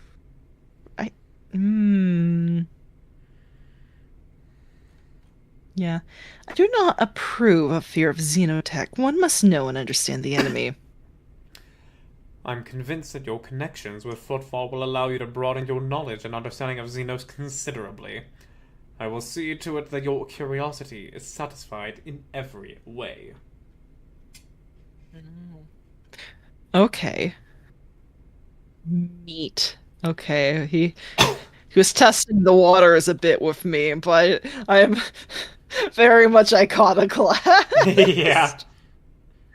Oh, I'm just sipping my tea like, yeah, no, I think it would probably be best for us to study such heretical technology. It only makes sense to do so. Yes. I mean, can, like, kill them better and stuff like that, right? Yeah. So, anyway, I'm not a heretic. What sort of Oh my goodness, excuse me. What sort of patronage do you seek from me? Protection. Not military protection, but a different kind of security. You have, of course, already encountered difficulties with warp navigation on your way here. I am afraid the scope of these difficulties extends far beyond this area. Reports of disrupted routes and ships have vanishing during short jumps are coming in across the entire sector. Oh. What are they, just getting, like, kidnapped, like, out of nowhere? Sheesh. Well, remember, this is also at the same time that Cadia fell, more or less, because that's when the Eye of Terror just ripped through the galaxy. Oh, that's neat. I didn't know that. At least I don't think I know that. You might have mentioned it before, now that I think about it. Yeah, when it happened sometime earlier, I was like, oh, so it's happening here, because, yeah, when Cadia fell, the Eye of Terror just started to rip the galaxy in half. Oh, okay, and that's why they got rid of the sun. Okay. No, they actually got rid of the Drukhari stole the sun for a different reason, and because it's gonna be so long until we get to that point, potentially, it's so that way they can power Kamara. Oh, okay. I was gonna be like, oh, so that's why it oh no, okay. Theory disproven. Alright. Because I was just kind of like, what do they want with it besides, I don't know, like, just turning the world, like, making it a demon world. But yeah, I was about I thought I was onto something. Alright, never mind. Alright. Did you read this already, or am I... No, I haven't read this yet, so... Okay, cool. Communication with the Calixis sector has been extremely unstable. Of the ships that have dived into the Maw in recent years, none have yet returned. The last ship that came through the Maw from the other side was struck by a temporal anomaly, a jump that took almost 2 decades in real space-time. Oh.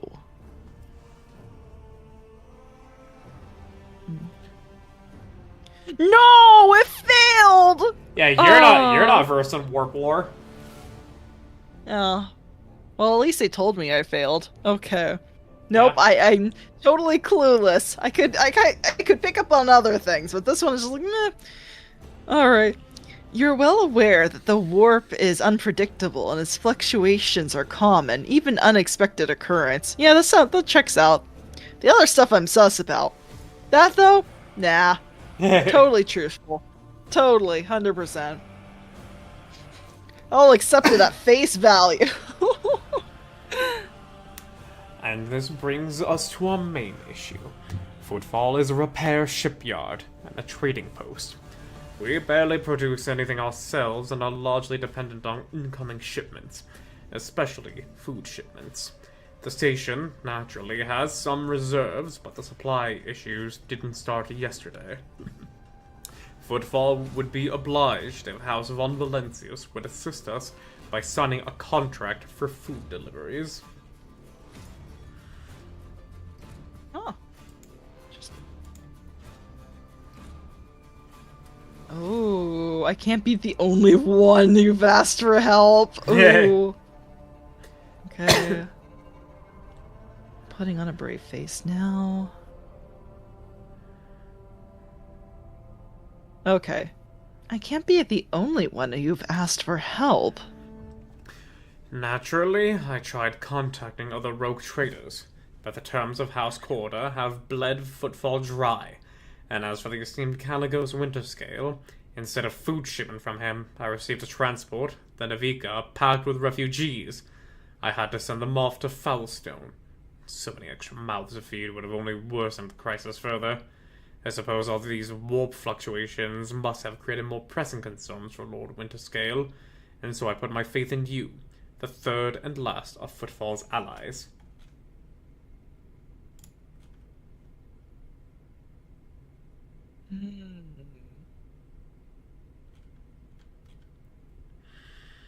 So what are the terms of this deal? It's simple. Delivery of food shipments from your fertile worlds, Janus, I imagine. I'm quite familiar with that jewel of the Von Valencia's protectorate, in exchange for fair payment. Get on your knees and ask properly that I will help. Oh my gosh. Oh my gosh.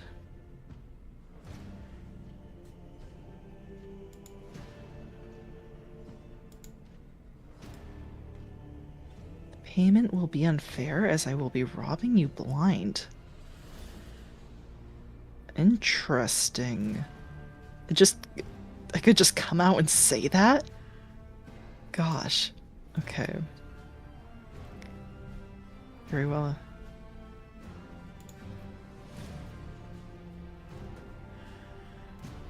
In this case, I think we avoid Iconoclast. That's gonna... Yeah, your only deal us more reward would be to advance the fucking alignment. Yeah.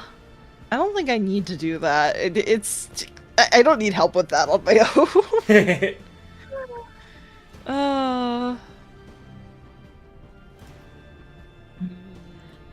I can rob him blind.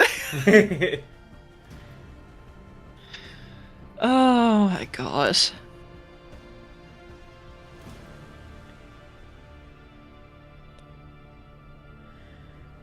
If I rob him blind, do you think we can advance some of the other trading? Maybe, but then you'd be logging out this faction. Oh, this is also faction? Oh shoot. Yeah, this is another trade faction. You know what? That's fair. You know, I probably just might do what I've done with other games, where it's like... Because I'm sure there's always a way to balance it without having to... I don't know, maybe this game is more clever than some of the other games I've played. Mm-hmm. No, I'm just kind of thinking, like... I remember kind of, like... Because there's always, like... yes, you can... it's like, oh, if you do... You won't get enough money if you don't do the bad thing, right? Yeah. But in, like, most games I've been able to play, like, I don't know, I'm specifically thinking of, and now I'm blanking on it. What? Fable. There we go. Where, like, yes! But if I just sit on my stupid, like, rent investments for long enough, I'll have enough money to, like, get the, like, good ending and, like... like, be able to save everyone and do, like, good things and stuff like that. So your choices are kind of meaningless if I just play it smart enough. But I doubt this game will actually go for that. I don't know. Well, I guess we'll do it anyway. Very well, I will help you with food shipments. Larian takes a quick sip from his glass. I am immensely obliged, your ladyship. I assume you're going to need some time to get the shipments up and running. I can wait. On my end, I promise you complete cooperation with your endeavors. Wonderful. In that case, I'm going to ask you a million questions about stuff that does not matter. You don't know what you have gone into. Rest assured, I will be candid. My lips are bound by the oath of service. What exactly interests you on Footfall, this abode of merchants, xenotech traders, and only a few bandits? Only a few? Gosh. What oath are you referring to? There's a certain custom on Footfall. Any rogue trader who arrives at the station and docks is considered to be its absolute ruler, and the liege their loyal servant. That makes me your servant. The name's arrogant bearing contradicts his words. Yeah, okay. That's fair. Maybe he should have gotten on his knees and begged. I'm being very nice to him then. Oh. Anyway. However, as long as you remain incognito, it will be difficult for you to use this privilege. Keep this in mind if you wish to communicate with the less knowledgeable inhabitants of the station. For them, you are an ordinary visitor to Footfall. Oh, there's the bad side of that. I knew it was gonna come up. Yeah. Oh my gosh. Okay. I see. I think we can still make the most of this. Can't believe that. I knew it. I knew there was a downside to it. I just couldn't figure it out until now. Yeah.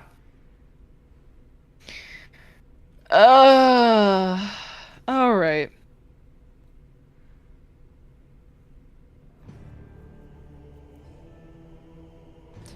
So it can just blow your bro.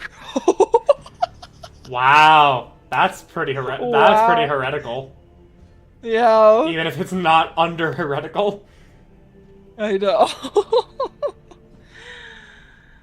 Oh my gosh. Well, for now we'll just go, what a fascinating custom. Useful too. I defer to your judgment, your ladyship. Alright. Something tells me you used to be a bit of a bandit yourself. You aren't wrong. My path was long and bloody, but in the end I rose from running a gang that had staked its claim to a treatment filter station to becoming the liege of Footfall. Many died to make this possible, and those who survived figured it would be more convenient to put me at the head than continue the slaughter of the turf war. I can only hope that my elevation and the peace that came with it have done the station good.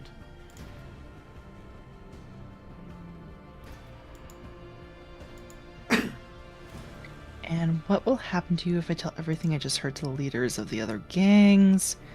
There's a sound logic in having the sharpest mind run the station. Administration would have installed some pitiful clerk instead. Search yourself, void rat from the dregs. How high you've risen. Much has become clear.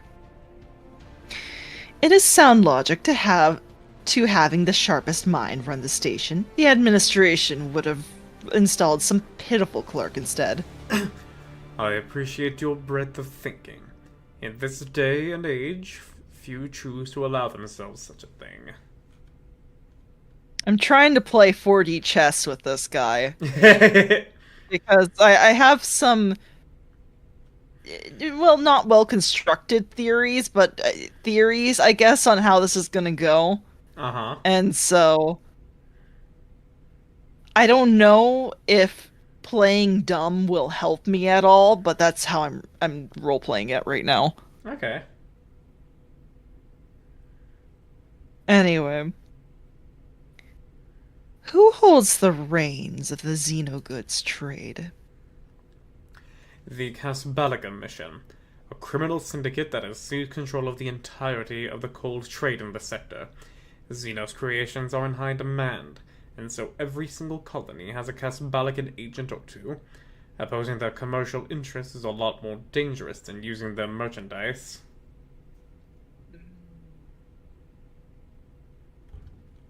Okay. A pale ghost of a smile appears on his lips. Still, making friends with this organization is as profitable as it is dangerous to make enemies of them, and it just so happens that I've managed to earn their trust, and on Footfall, they conduct their business under my watchful eye. He sends you a meaningful look. Yeah, this is probably why we don't want to blow his brains out. Yeah. Yeah.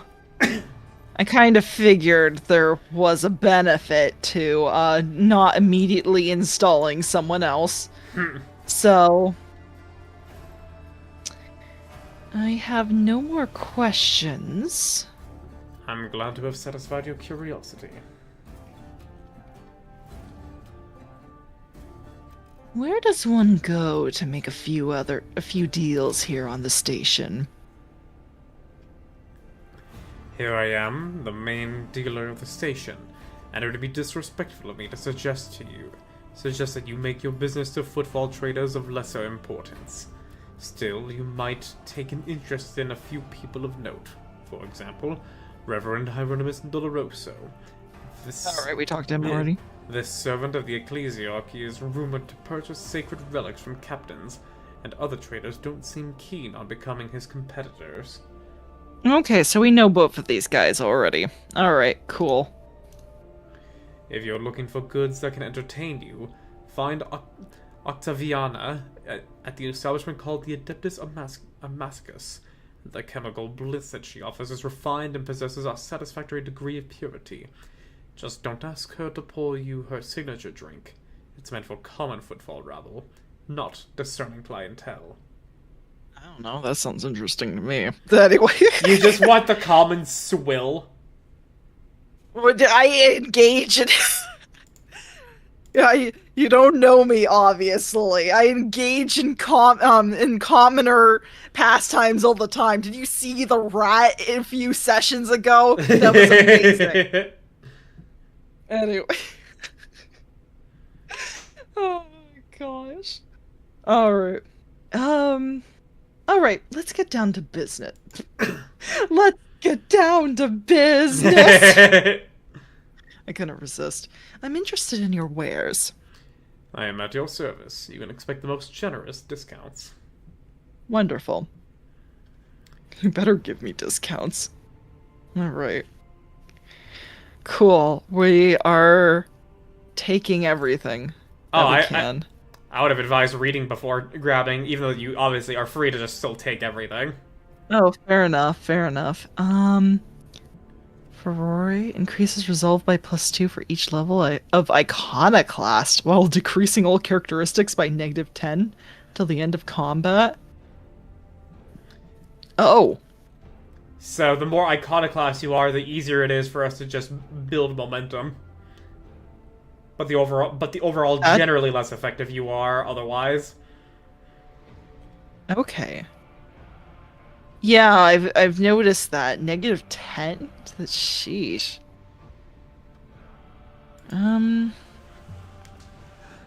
Yeah, so... Interesting. Alright. Medikit, we know what a... Yep. Oh, we have so many. We're so good. And a stump Alright. revolver.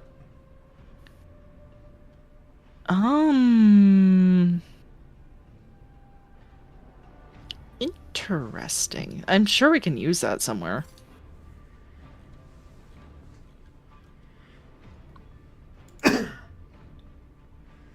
Huh. And then there's plenty to be had the further down you go. There is also a Laz sniper rifle, Eldari, which you need Xeno proficiency for. Okay, I see. There's also a Mazoa pattern sniper rifle. 20 to 30 damage, 20 armor pen, 10 dodge reduction, 30 extra hit chance. Huh. Oh my gosh. Oh, Dari, what? Bane of Sorrow. Ooh. Oh, that's a staff. Mm-hmm. And it's for Navigator, too. Let's just get more for... Oh my gosh. Okay. All right. Cool. Now you're gonna have to start weighing who you want certain things from. Yeah. Not enough. Okay, we need to. Yeah. And now you're out of there. Now, before you continue on, feel free to explore a little bit, but I do need to pee, so I shall return shortly. Oh, sure. All right. I'm going to go rob the place. Great. I'll be right back. All right. Let's see. All right, guys. We're gonna go touch all of his stuff. Let's see.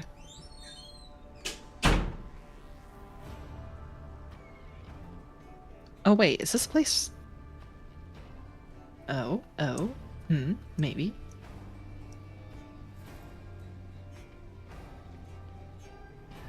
Oh, okay.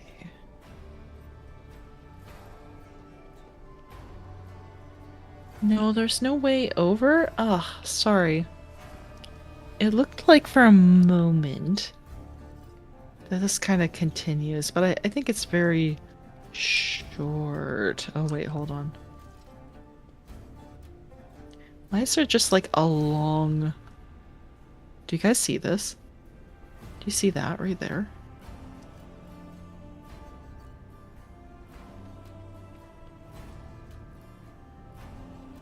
Can I even get in? Am I just standing at the door stupidly? Open the door. He has secrets in here. I can feel it. He has secrets. He absolutely has secrets. You can't convince me otherwise. Do you see this? There are secrets here, unless I'm looking at the wrong area. It's lying to me! I'm like standing like right in front of it. Are you kidding me? It's right here. I can... Wait, no, I'm in the corner that... Wait, does it just represent that weird... Darn it. Okay. Yeah, this place is a lot smaller than I thought. Darn it. I was so happy. So terribly happy about that. Alright, I came back just in time. Yeah, you did. You got interrupted by Vigdris. Nice. I wasn't smashing my face against a wall because I thought there was a secret there. No. This wall sure looks interesting. Oh. Lord Captain, I am pleased to report that the inspections have been completed and all identified system failures have been resolved. The void ship is ready to depart Footfall. The crew is waiting for your further instructions. There's also a number of issues that need to be addressed. Neat. Gotta get back to the ship now. We're going back to the ship now. Whoop-de-doo. I gotta say, I'm really feeling the longer effects of that low blood sugar I talked about, because I've been drinking a lot of caffeine to compensate, and like drinking caffeine every day is not that good, and I haven't had any today, and I'm now feeling it. Obviously, I can keep going, but it's just like, ugh. Yeah, that's fair. I knew it. I knew this NPC looked important. You're caught on. Yeah. Yeah. Well, a well-groomed young man calls out to you. He is clean-shaven and dressed in clothes that are expensive but unshowy, with a bright Aquila embroidered in a prominent spot. Noble lady, a minute of your time, if you please. I am Bastian in Darama Bastal Corda, youngest cousin of House Corda, envoy of Incendia Bastal Corda, rogue trader of the Herodus Expanse by the grace of the most holy emperor. And you must be an envoy of Theodora von Valentius. I noticed that you arrived on the esteemed lady's ship. Oh, he thinks I'm an envoy. Yeah, Neat. anonymity. All right. Cool. Well, we can work with that. Quarter. There are more. There are some more. The most influential rogue traders in the Coronis Expanse, but not on footfall. The station is under the control of the House Winterscale. Something tells me that we are about to hear a most curious offer, says Abelard under his breath so that only you can hear him, but I voiced out loud so that way everybody can hear me. Excellent. The hi. Let's see.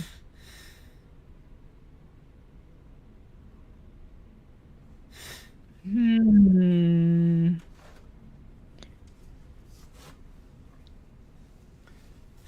What do you wish to speak with me about?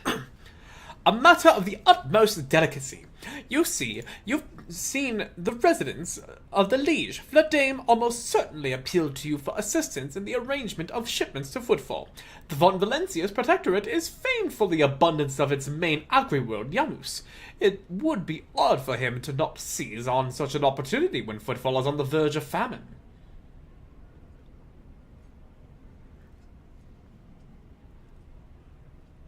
However, the Corder dynasty pursues its own interest on Footfall. We have already announced our terms to the Liege, but he is stalling. I imagine in hopes of getting a better offer from you. The Corder dynasty believes, Bastian smiles and gives a slight shrug, that cooperation would be preferable for both rogue trader houses. If you refuse Vladame, thereby forcing him to agree to a deal with us, the Corder dynasty can promise you a share of the profits from the future contract, as well as certain other prerequisites. Everybody benefits. I may have already agreed to a deal. Yeah, and it's like, yeah, sure, everybody benefits, but you benefit less.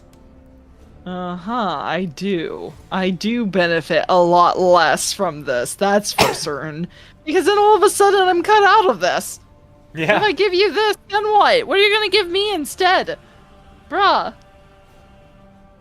The Emperor's most loyal servants should be more concerned with carrying his will through the stars and less with divvying up profit among themselves, Argenta says disapprovingly, but quietly enough.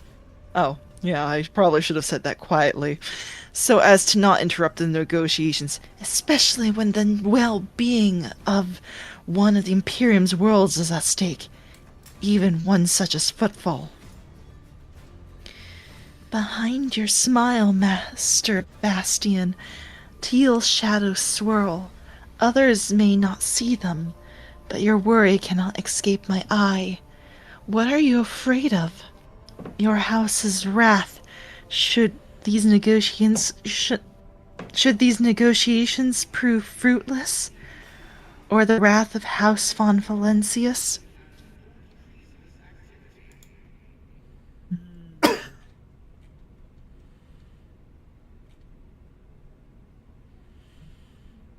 Let's see. Station blind. Would you mind elaborating on the terms of your proposal? Not at all. Would you like to take these negotiations somewhere more suitable so that I may go over the details? Yeah, as long as you don't assassinate me, but Why would you take that I have risk? a feel. Oh, too late. No, it's just... Bastian smiles Help. and opens his mouth to offer another piece of sugar-coated courtesy, when suddenly... What suddenly? Oh no! Well, there they are. Couch, good timing with the jump. With the jungler. Oh, get help. Oh. Spectacle. Or thankfully not ambushed. Thankfully. Oh my gosh. Can't believe it. Of course we have to... Abelard and Cabela. Oh, we have a lot of guys. Okay, let's see. Armored Enver. Sorry, I'm just checking out some of the guys. Okay. Oh, and there are guys over here too. Ooh, there's a heavy thug over there. Yikes. Okay, there's... anything else? Okay. I kind of want to position myself over here. Alright. Or maybe... Yeah, I want to shoot this guy in the back, the heavy thug, and their... Because I'm assuming these other guys, they're like... Oh yeah, there's like... a sniper back there. Twice dead Lanny. Wait, twice dead Lanny? Hold on, where is he? I want him. Oh, he's mine! Yeah, you. Okay. Way in the back. Yeah, way in the back! You're... Oh, Hi, hold on. Kevin. Hold on, I need to position myself again against him. He's going down. He's... If you do... Okay, so you are early, so you won't get shot at if you start out in the open, if you care for that. That's fair. Ooh, yeah, I could... Yeah, in that case, I could probably put myself right over here. Yeah, that's doable. Props. Mm-hmm. And Argenta can maybe open up to at least kill one or two of these guys, so that way you can move forward and not get harassed in melee as much. Yeah, that might be best. Alright, I'm gonna go ahead and start here and hope for the best. Alright. Starting off with Argenta. Guided by fate. Yes, queen. Let's go. Congratulatory. So we've got the rapid fire here. Okay, let's see. Next attack. So she needs versatility to have wildfire work well here. Okay. Rapid fire, next range burst attack has base rate of fire doubled but deal less damage. All the shots follow random trajectories. Only follows weapons capable of burst fire. Okay. Faith Do without that. deeds is worthless. Concentrated fire. And then... Okay, we're not going to be able to hit... Okay. Well, alright, that seems like a decent distribution. Let's do that. Nice! Nice! Nice! Nice! Nice! Yes! Let's go! Oh, I am Holy! nice. Okay. That was good. Finally! Argenta, good work. Yeah, oh my goodness. Yes. As the Emperor commands, I act. Get him! Get him! And now we can move her as well, thanks to this. Oh, there's guys on the side. Yeah. Oh wait, I talked about I thought you saw them. I did not. I was looking in the back. Okay. Okay. That mildly changes things. Doubt is for the Yeah. I was. Oh. Oh shh. Okay. So there was one guy there. Okay. I'm literally. Okay. Well, anyway, that was unfortunate. That was an unfortunate. I can't. You miss at point blank range. How can you like get all of those guys and then miss at point blank? You miss! How did you miss? He was right there. Oh my gosh. Okay. Anyway, So you can't see Let's see, twice let's dead see. Lanny, or can you? I can see him. No, I can see him. Ooh. I'm just trying to figure out my order of operations right now.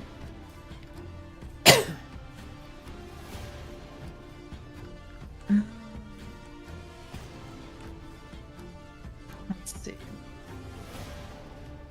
I want to mark him as prey, that's for certain. Yeah, because his Okay. tier is 4, which means you would get, yes, you would have more crit damage and crit chance against him. Mm-hmm. Yeah, no, I really wanna... I really wanna snipe him.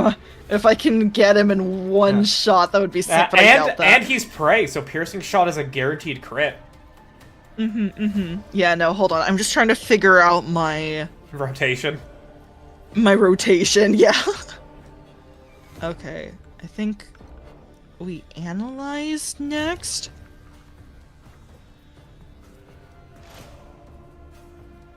Three AP. Okay. 3 AP. Okay. And then Surefire plan has to be last, so I know that when I hit him. Yeah. Precise attack. I think a precise attack has to happen, but then after that it would be Deadeye shot. Pardon me. Well, precise attack is hit chance and reducing cover efficiency, so maybe not that important. Maybe not. Okay. I don't want to do perfect spot because I feel like I'm gonna have to move after this, so. But. Possibly. I mean, Cabela can go clean up the left side over there. Oh, that's fair. Maybe I can do that then. But. I don't know. I mean, I guess I could just do but we did just get piercing shot, so maybe...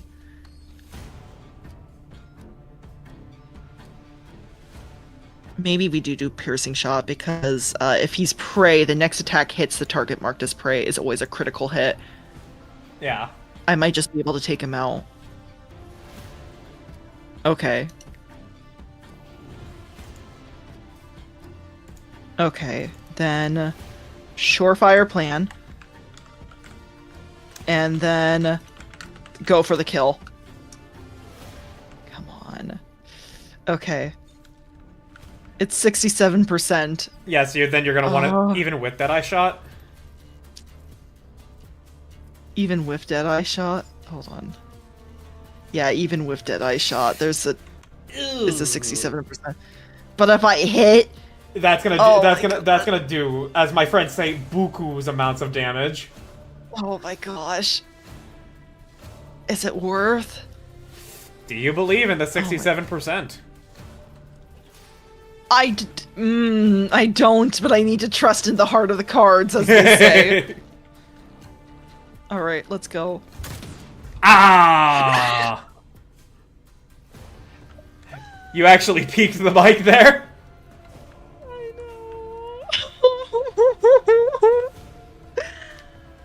I'm so upset.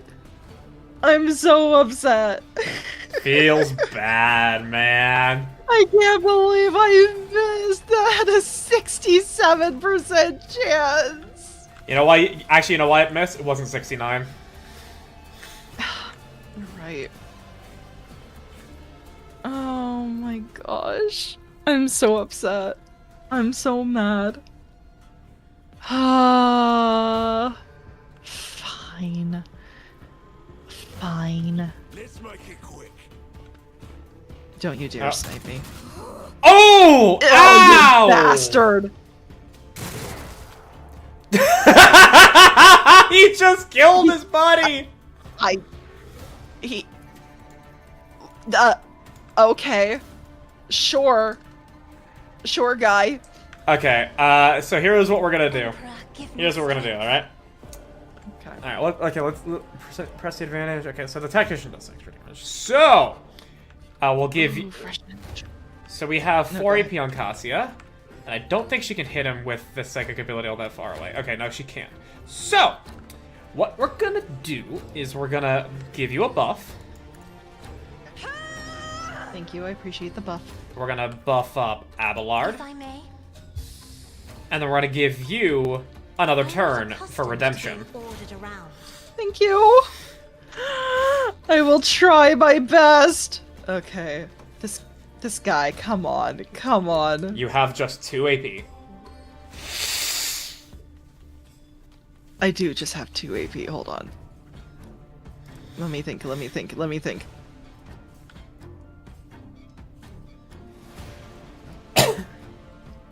Oh, that's even better. Hold on.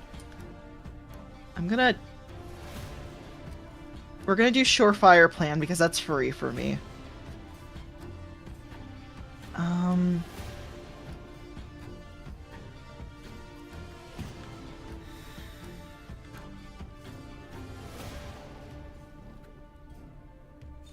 Okay, cool.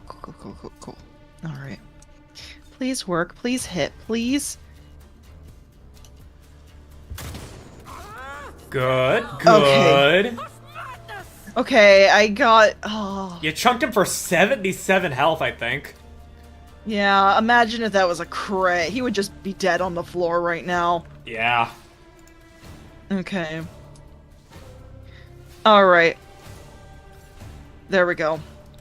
Alright, and that's Cassia's turn. Pascal. Pascal, go! Yeah, we'll have him go here. And then we'll do this. Weaken their weapons. Yeah, here. And then we can then 45% chance to blast those guys. Ew. What about just this guy here? Yeah, okay, 90% chance on a nigh point blank. So, and that's only 1 AP. What else can we do here? Under any damage over time. Okay, I think we can just do this then. Do a shoot. Bop! I love it. Oh my gosh. And then Vaporized. yeah. Let's get to it. Ouch. I got hit from that! I'm not happy.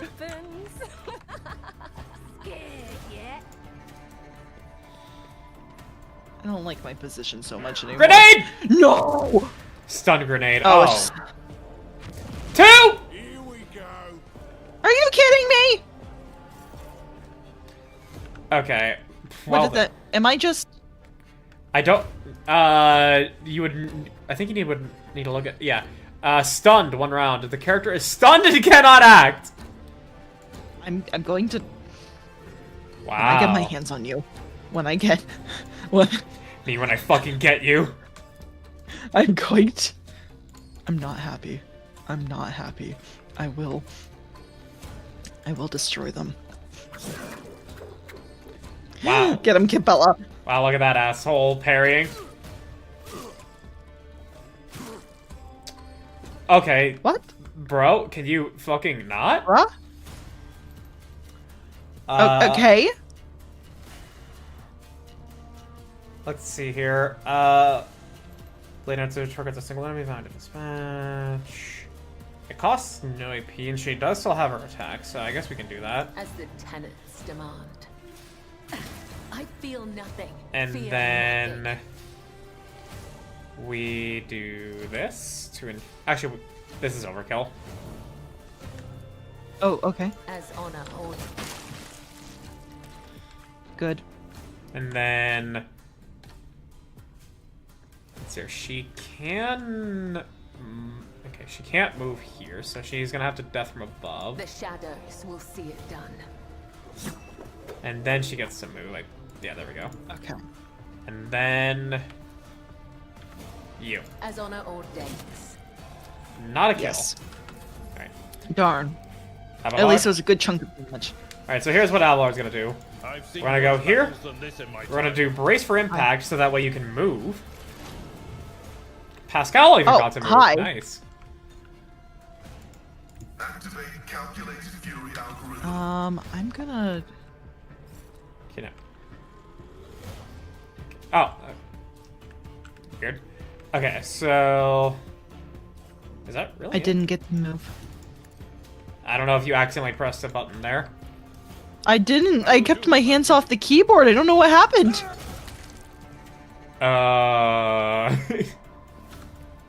Victory is imminent.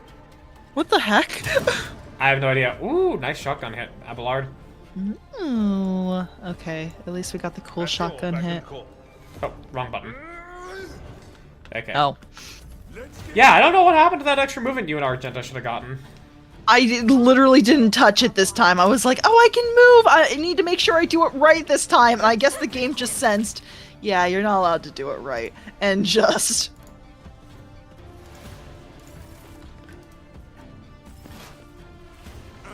What is happening? Oh. I don't... In our ranks. Oh! Let's get Did I just go down? Yeah! They... Wow! Okay. You bastards! Oh my gosh. Battlefields You are bastards! bound in I scarlet. can't believe this. No, not again.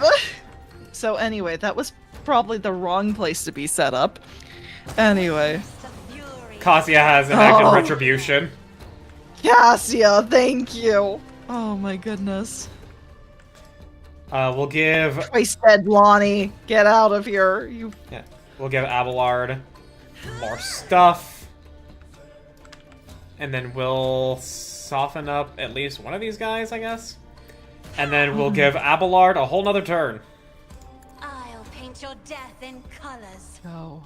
Be free, Follow Abelard. my lead. Retribution. Yeah. Give me retribution.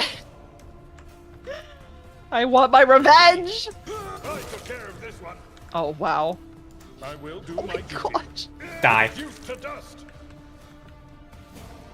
Shh. There's like one more Aver thug hiding over here. Okay. So Anver thug. all right, Bozo, face the wrath. Oh. And what's this one? Let's hear. Next successful attack is under any other damage. Immediately suffer 3 instances of damage. Okay, so don't have any of that right now. So I guess we'll do that. And then pass that.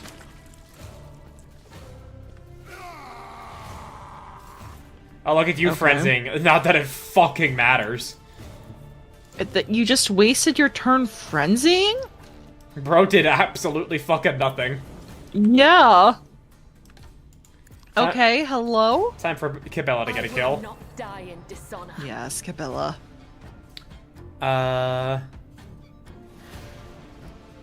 Increase armor penetration. Awesome.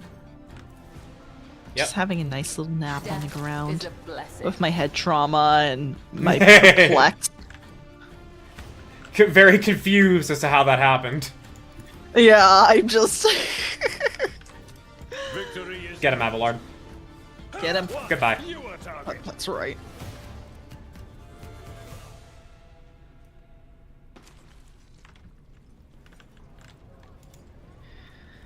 Okay, I have head trauma. Oh no. My intelligence and perception is reduced by -15. And willpower. The fellowship, who cares? Oh, we got a note, an Anver's note from the Atrium. Sector 2, watch your back. Make sure you're not being followed. Hold on, where's that sniper? Twisted Lonnie, give me your stuff. Sinskin, 5 4 Julius. Let's hear. Auspex, plus 10 bonus to awareness. Nice. And a chain axe. Sure, let's, would anybody like that? I didn't. The Auspex? I can't speak. Don't worry about it. Let's see here. Cassia actually does like awareness, so we can give that to her. Ooh, these guys over here had a casing chest plate. Oh. I'll let you see if you need that for anything. I'm just gonna go around and collect more stuff.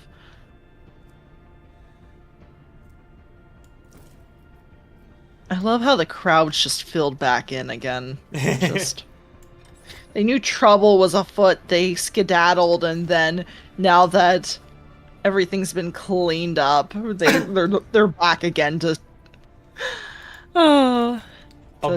Oh, Bastian Ow, had no. a gas grenade on him.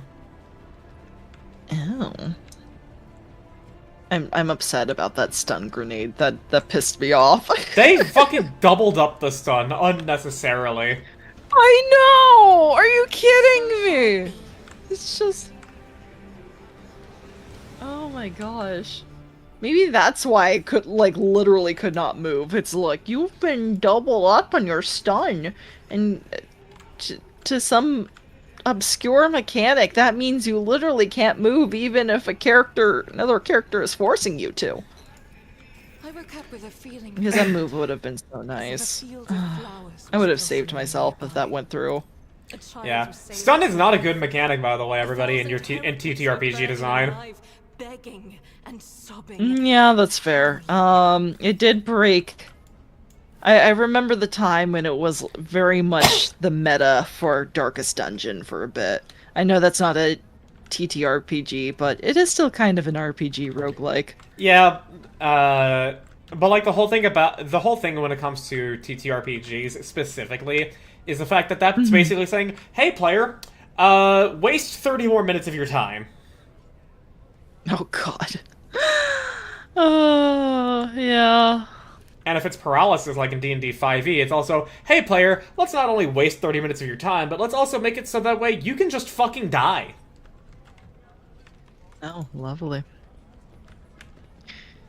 All right. Well, Yeah, that's resolved now. yeah, I guess we're not talking to uh what's their face about trade agreements. Yeah. We have That other was things to unfortunate. investigate first. We have other things to investigate, though. I guess the game figured, like, I love asking questions and wasting time, and they're like, well, if you're gonna do this, we're just gonna kill him and send you into combat. Alright.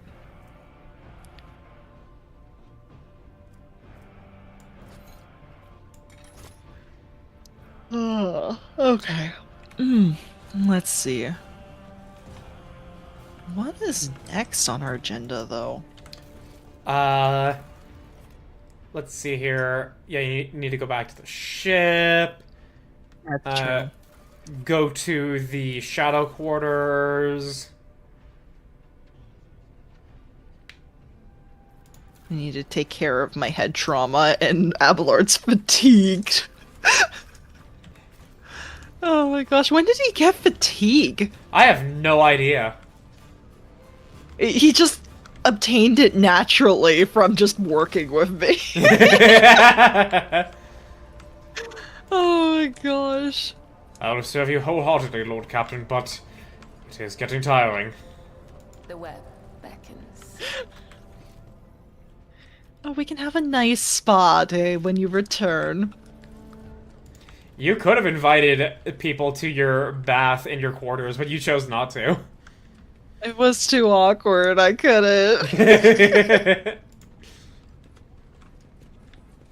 Though I did do some research on, like, some of the romance options, and I could probably get away with, like, not making it awkward for Abelard, I guess? So, because I was just under the assumption that, like, all of them were romanceable, but that doesn't look like it's the case from what I researched. I take it Pascal isn't.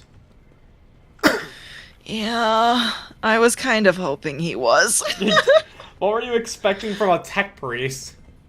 I don't know, it's just... I like him, okay? Leave me alone.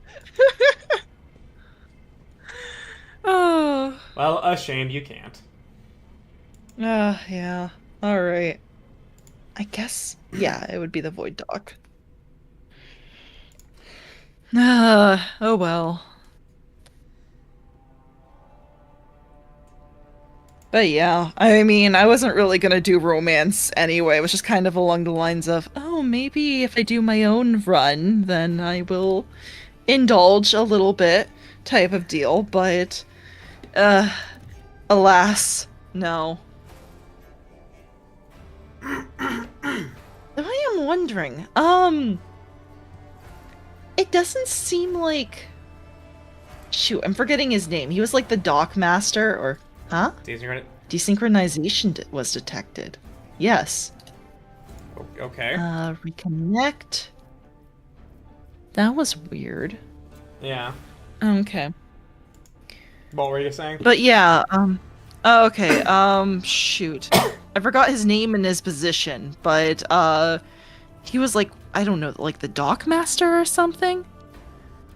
And, like, it seemed like we had, like, flirting options with him? Type of deal, and apparently he's not romanceable. Oh. He was. Okay. Yeah. Anyway, that was very confusing. I don't know if it's like there's not enough in, like, somebody just didn't update the wiki, or if it was like That was like a random aside type of thing, and it wasn't actually an option. Which is just strange. Anyway. Alright, it looks like we're synced again. Yeah. Wait, is there more loot? That's the pamphlet. I know over on Oh, the there's left side here. They just have 3 million. What, do they refresh the pamphlets? They Like, keep putting pick them up. all up. I Yeah, oh my did god. it? Just again, I keep taking them down and they keep putting them up. I'm gonna just have a million leaflets. It's like the duck season, rabbit season, duck season, rabbit season. Duck season. Oh my gosh. It's duck season and that's final. Anyway. It's duck season. I can't actually do Daffy Duck well because it's just Oh, I can't either. it's just blowing a raspberry every time you speak. My That's house should be true. proud of me. Yeah. You know what? Screw it. Maybe I will. Maybe I will collect all the leaflets. Just see if I can piss them off. Lord Captain, this is inflating our inventory. Don't worry about it. We can use it for Tinder later. I just want to piss them off. Hold on. Did the goods from the safe room? Oh my god, they got duplicated. Wait, really? Yeah, they did. Heck yeah! Unintentional dupe glitch. Oh my How can gosh. one They find did go to the cargo way though, without so his can't light? necessarily abuse that. Oh.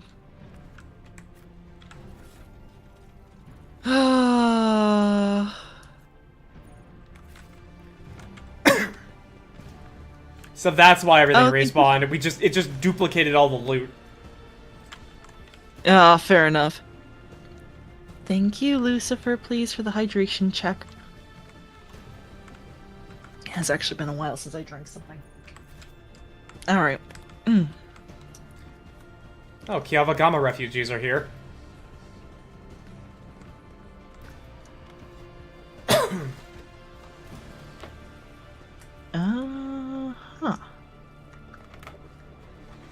Huh. Wait, hold on. Are they... They were. Can we do They story were right stuff with here. them? Yeah. Oh, okay, I missed that. Okay, here we go. I'm not 3 million years away from the party. No, of course not. Okay. Did y'all watch K-pop Demon Hunters? No, not yet. I hear good things about it though. I have not, but every single thing I've seen about it on Twitter is just like, just commenting about how it's animated in such a way to like try and make meme images. It feels like it was trying really hard to do that.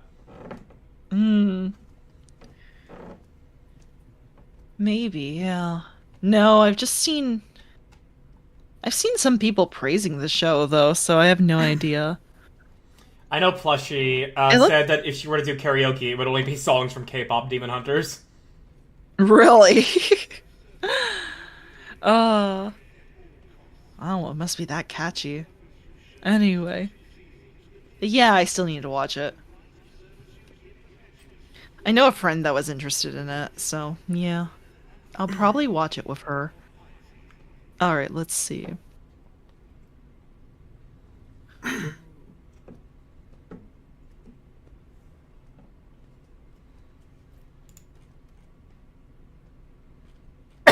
To get here, is it the property? We're hurling accusations.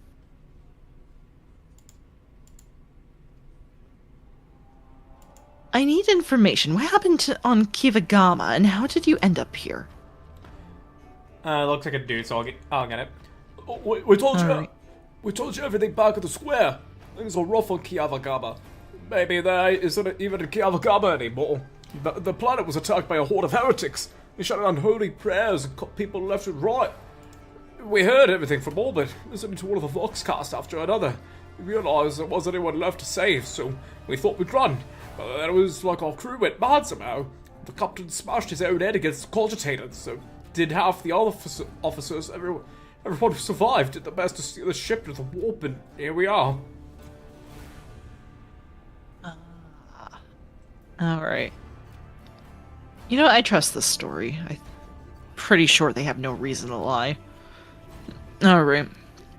'Twas excellent. Okay. Thank you for your review. Definitely need to check it out then. I'll hit up Sylphie Lon later and see if she wants to watch. Alright. Let's see. Only 3 ships made it out alive. I was being one of them. We don't know what happened to the other 2. They made it to the other footfall. Maybe they disappeared with the warp, or maybe something else happened to them. Huh. What happened? What became of the ship you used to get here? It is the property of the Von Valencius dynasty. Apologies, we couldn't save it. The ship was damaged during the escape. We're lucky it got us all the way to Footfall. It's at the far docks, but there isn't much use for it anymore.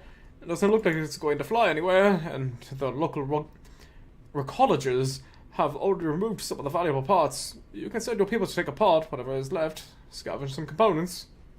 Oh, heck yeah.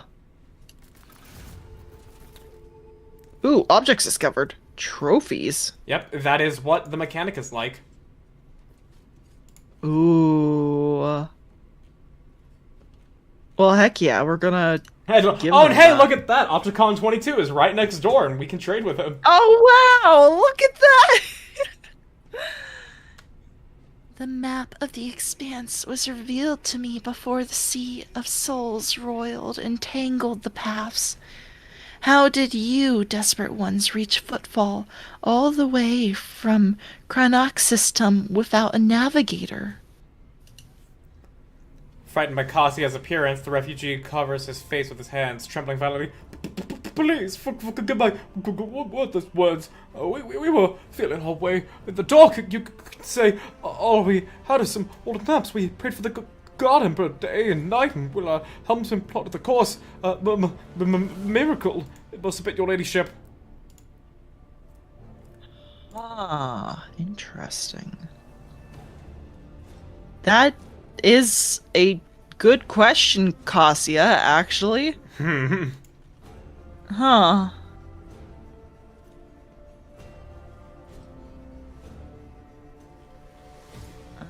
Curious.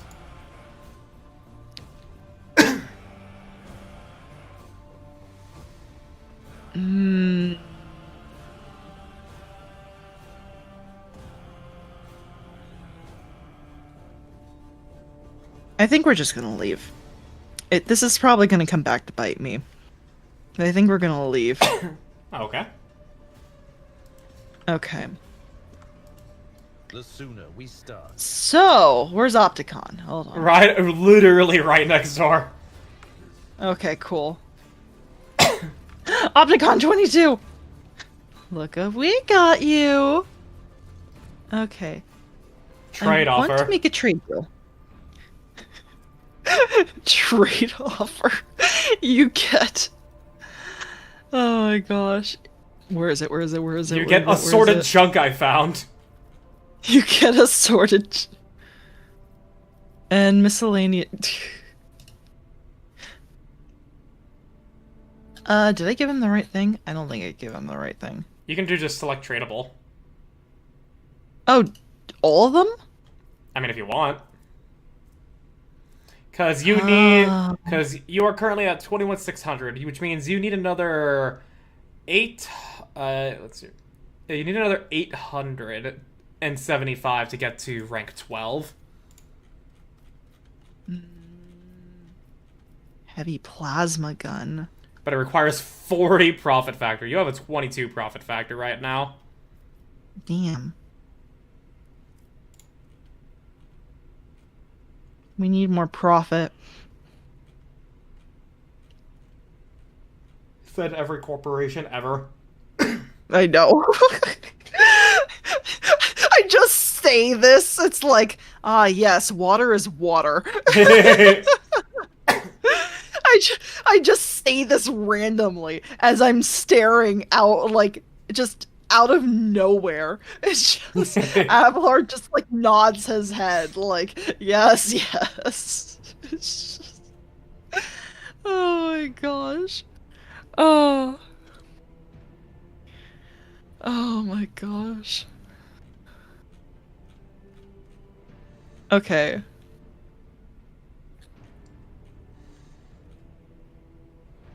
Blasphemous prism. Do I trade everything to him? Do you? I don't know. Do you say yes, or should I just wait? I mean, I would wait for higher profit margins, so that way you can decide who you're going to be trading to for what you want at the time. Yeah, I think that's a good point. All right, we'll wait then.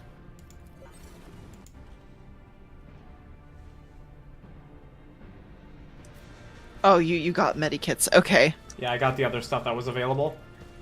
Cool. I was about to neglect that. Oh, Wait, why is Heinrichs here? Walks with me. it still says I'm controlling him.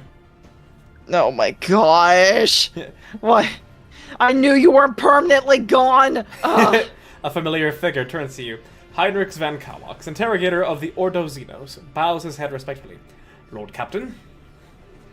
I knew it! I friggin' knew it! You're not allowed to go! You're in my permanent little collection, and there is nothing you can do about it anymore. You shall be put in a snow globe like literally everyone else on this ship, and I will shake it, okay? Oh Honored my interrogator. gosh. What a surprise! Absolutely a surprise. Definitely not expected in the first place. Did you perchance leave something in your cabin? Not at all, First Officer Versarian. I'm not in the habit of leaving a trail, but I thank you for your concern.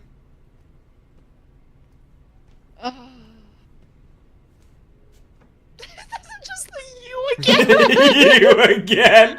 Oh, it's you. I have again. You again. Heinrich sighs.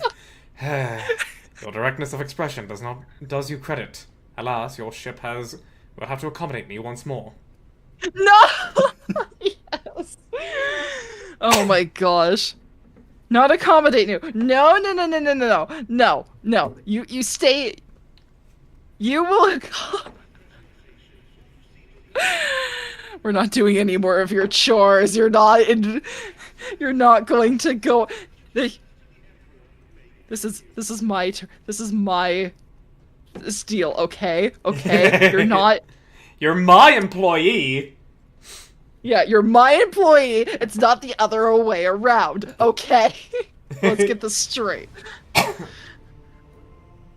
Oh. I was able to contact my mentor and report the tragic events that transpired on Rykard Minoris. I also received some information from my agents regarding the movements and actions of enemies of humanity, including the Xenos that we're assuming were involved in the theft of the star. According to their findings, the threat now hangs over other worlds, this time yours, Lord Captain. But by the way, because they stole the star, there's not just simply the problem of no solar energy and therefore warmth in the solar system, there's no central gravity. Oh. Yeah. Yeah. Huh. I was wondering about that. That's... Oh, boy. So now, granted, that world becoming a demon world would be bad, but at the same time, it would be drifting off into space. I don't like the thought of a demon world just happen to, I don't know, drift into some other solar system. I don't know by chance, but... Have you watched Danny Phantom Argent? Not really. Damn. I know a bit. Okay, because... I know, you think I would have, right? It is actually a show that's up my alley. Yeah. Anyway. Yeah, it's finale movie, Phantom Planet. It's very similar to what you just described, to where there's a fucking ghost asteroid that is hurtling towards Earth because of shenanigans at the start of the movie. Oh, I see. Huh. Yeah. I heard though that like season 1 and 2 were really good, but Oh season yeah, 3 was season 3 and 4 are. yeah. Because otherwise I think I would have looked up the series by now. I was the only reason I haven't watched it before was the same thing with Avatar: The Last Airbender is because I was almost strictly like a Cartoon Network kid, so it's like I didn't watch really anything on Nickelodeon. Yeah, so if if there was anything on Nickelodeon that you were like, man, I didn't watch that as a kid, I would recommend doing so. Mm-hmm. I was not limited as a child. I watched pretty much every single cartoon channel. 4Kids, they did have their own channel. Disney Channel, Nickelodeon, Cartoon Network, Boomerang. Yeah, I remember the 4Kids channel. Unfortunately, we never got that for on our cable at the time. So it's like I didn't get to watch it either, even though there was a lot of stuff I wanted to see. Dan, Oh, you missed out then on a lot of on all the Yu-Gi-Oh animes, Chaotic. Oh my fucking god, I love Chaotic. Oh, they had Yu-Gi-Oh, or at least the first one on Cartoon Network, so I didn't miss out on that. Oh yeah, but they I did also have miss Yu-Gi-Oh! out. GX on Cartoon Network actually. Oh yeah. Anyway, is Heinrichs the himbo part of your squad, or is this the quest line where you meet him? This is the second time we're meeting him, actually. I also would not call him We a are- himbo. He's a fucking interrogator of the Inquisition.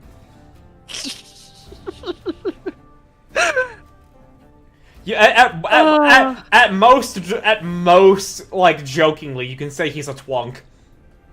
He's a twunk. Yeah, he is kind of a twunk. Anyway, I knew he was gonna come back. I knew that wasn't gonna be the last of him.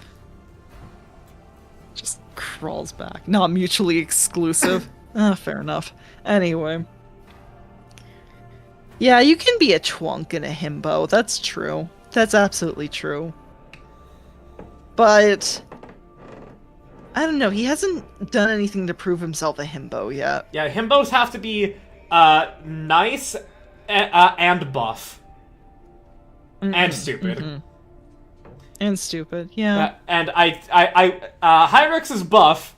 I would not call him nice. And stupid, I mean, you're able to fool the Inquisition pretty well as a heretic. So I mean, I'll leave that interpretation up to you. That's fair. He didn't really suss me when I kept the thing. So Yeah, you can kind of evade the Inquisition pretty easily. oh my gosh.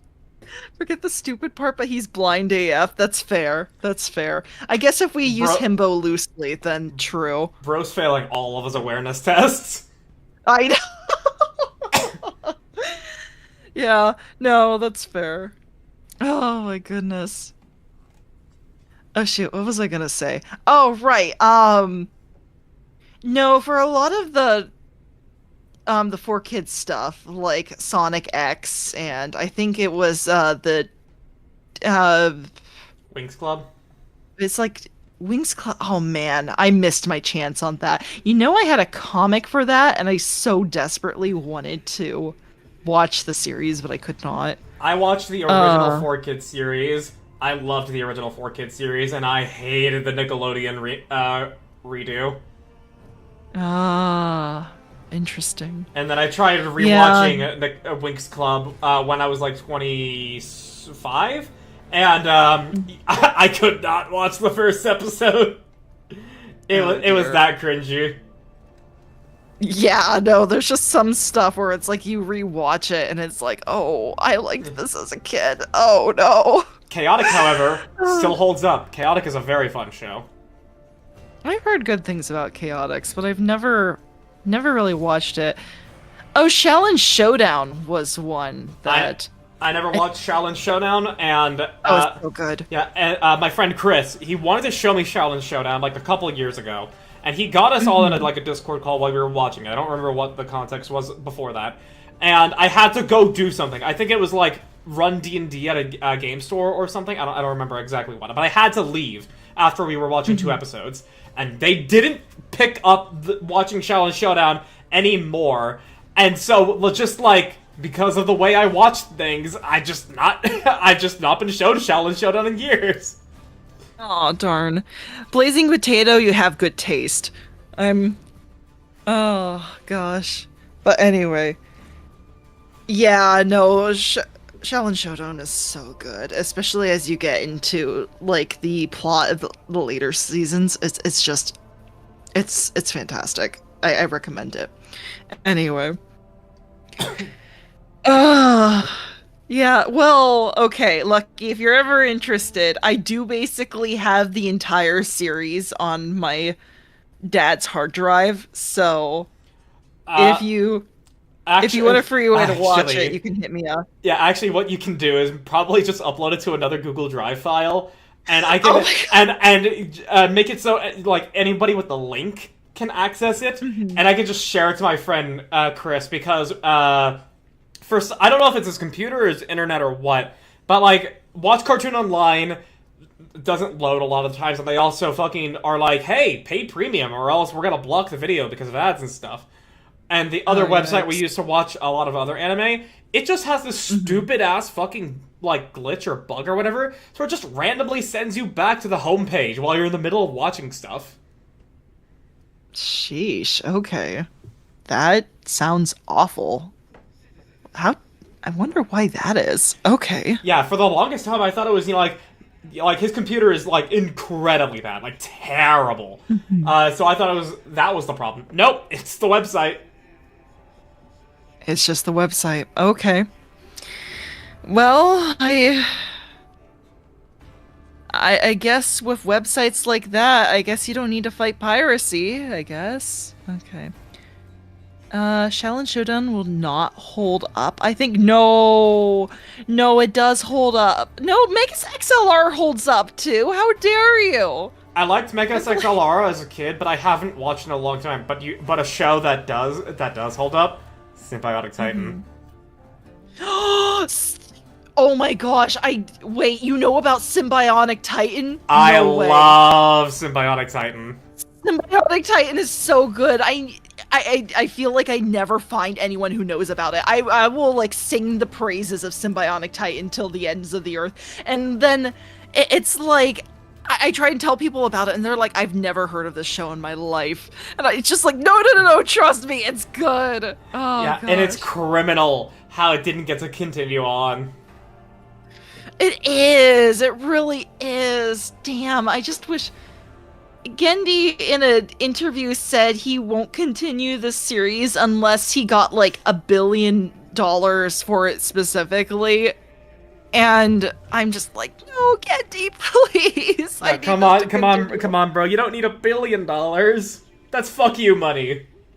I think it was more like $1 million at the time, but I'm just kind of, I don't remember how much he said, so I'm just kind of screw $1 billion. Anyway. Yeah. I get it. We're all millennials. I'm technically not a millennial. I'm a Gen Z, but I grew up like a millennial.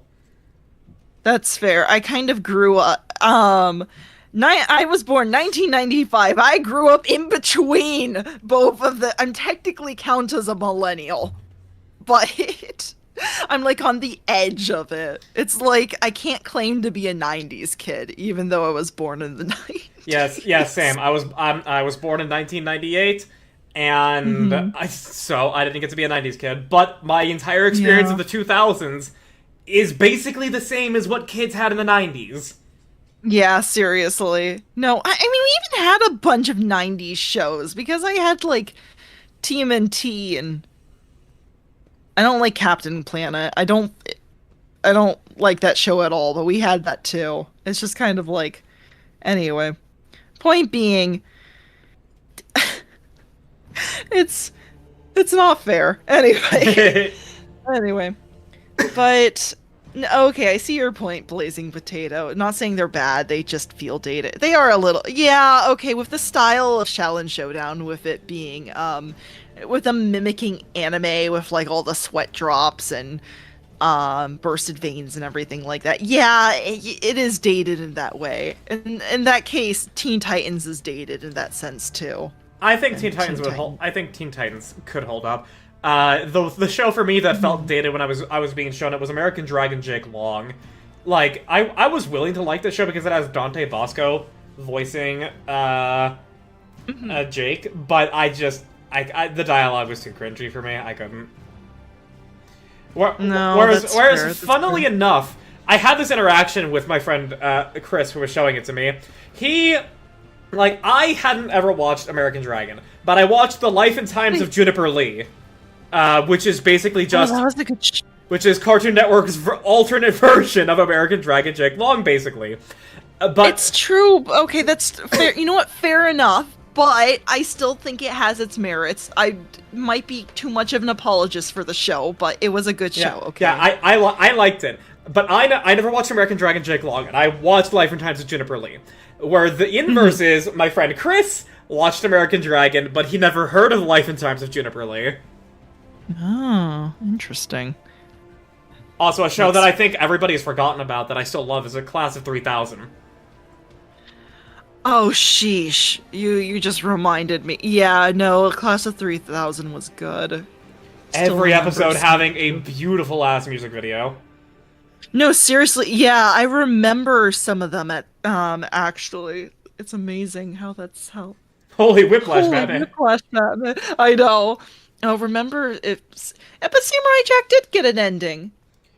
Wait. Did you not see the Adult Swim last season of Samurai Jack? Yeah, Samurai Jack I know it's controversial. It didn't normally finish back in the day, but then they finished it off. Yeah, they did actually finish it. I mean, granted, its ending is controversial, but I think it fits. Yeah. It's also where we got Aku saying, "Extra dick!" Yeah. That's true. But yeah, no, Samurai Jack did get an ending. Yeah.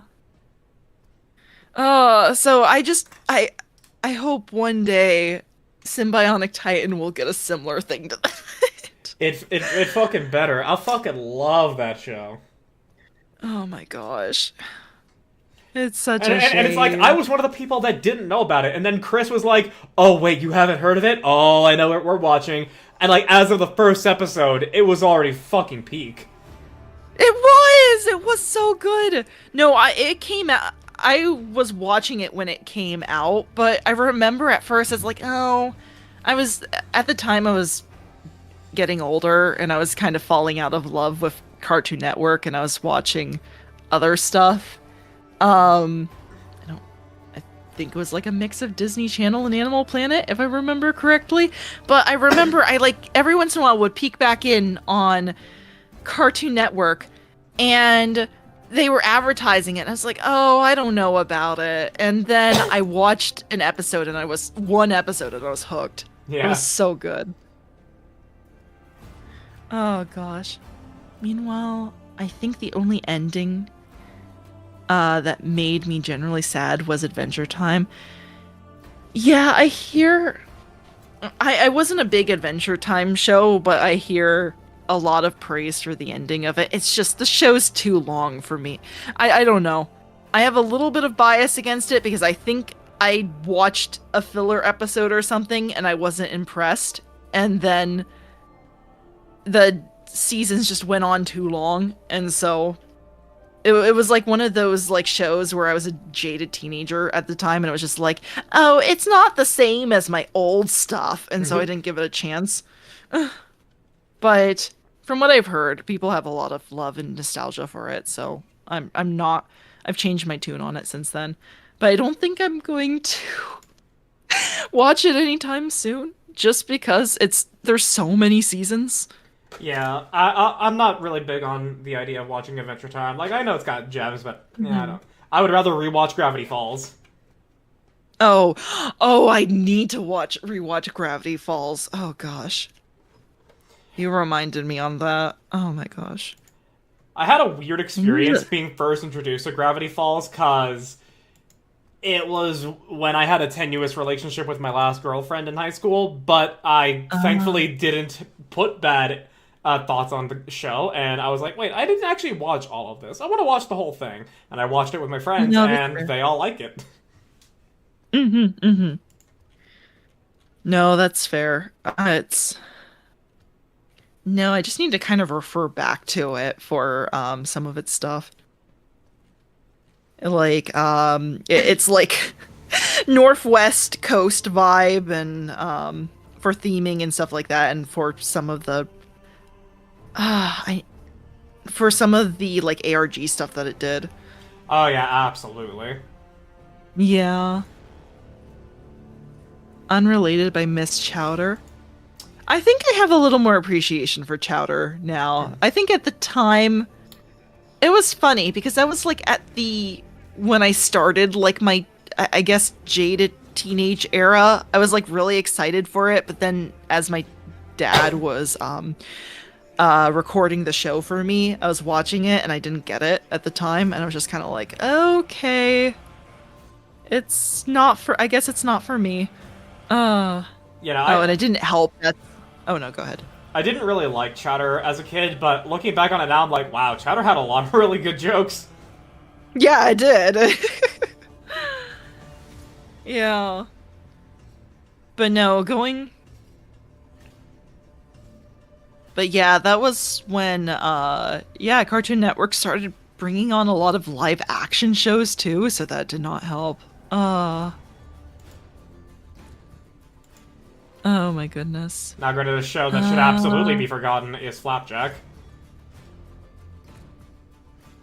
That's fair. I mean, I didn't enjoy the show. That was kind of like, especially because Chowder and Flapjack came out at the same time, and I made the association that the styles were so similar that I was kind of like, yeah, because their jokes and styles are similar. I guess I don't like either of them, but Flapjack was divisive, to be honest. Yeah, I think so. Because I've met some people that love it, and I remember specifically in high school, I drew a couple of things that people thought reminded of them of Flapjack, and I was like, no, I actually don't like that show. That was fascinating. But I know there's like a lot of good animators that like worked on the show and then worked on other stuff I absolutely love. Like Over the Garden Wall is like one of my favorite cartoons of all time. And the creator got his start in Flapjack. Damn. So I need to give it some credit. So Yeah, that's fair. yeah. But no, otherwise, yeah. That's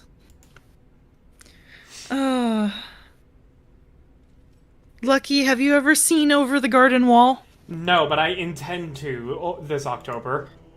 You need to. Okay, you absolutely need to. I know maybe a little too much about that show. So Don't worry, I will be watching it. I have the entire like iceberg theories at my fingertips. Oh my god. I have watched this show so many times. I have some of the songs memorized at this point. What the fuck? Yeah. I told you, it's my favorite. Anyway. Yeah. Oh. No, I showed it to a friend, like, semi-recently, and I was like, no, she was like, oh yeah, I think, I don't like this character, type of thing, and I'm like, no, you don't get it! That's not the point! Yeah. Oh my gosh. But anyway, shall we finish up here? Shall we let Himbo Heinrichs go ahead and like say his piece? We Say shall. why he's here. All right. Did you read this part, or I am did. I? Okay. Hendrix clears his throat and begins in a pointedly official tone. By the order of Lord Inquisitor Xavier Calcazar, whose duty is to stand as sentinel over the Coronis Expanse, the rogue trader of House Von Valencius is to take on board the agent of the Most Holy Inquisition and provide escort and support in deeds great and small that serve to safeguard the territories of the Imperium against its enemies. This decree is effective immediately upon announcement and remains in effect until decided otherwise by His Excellency Kalkazar.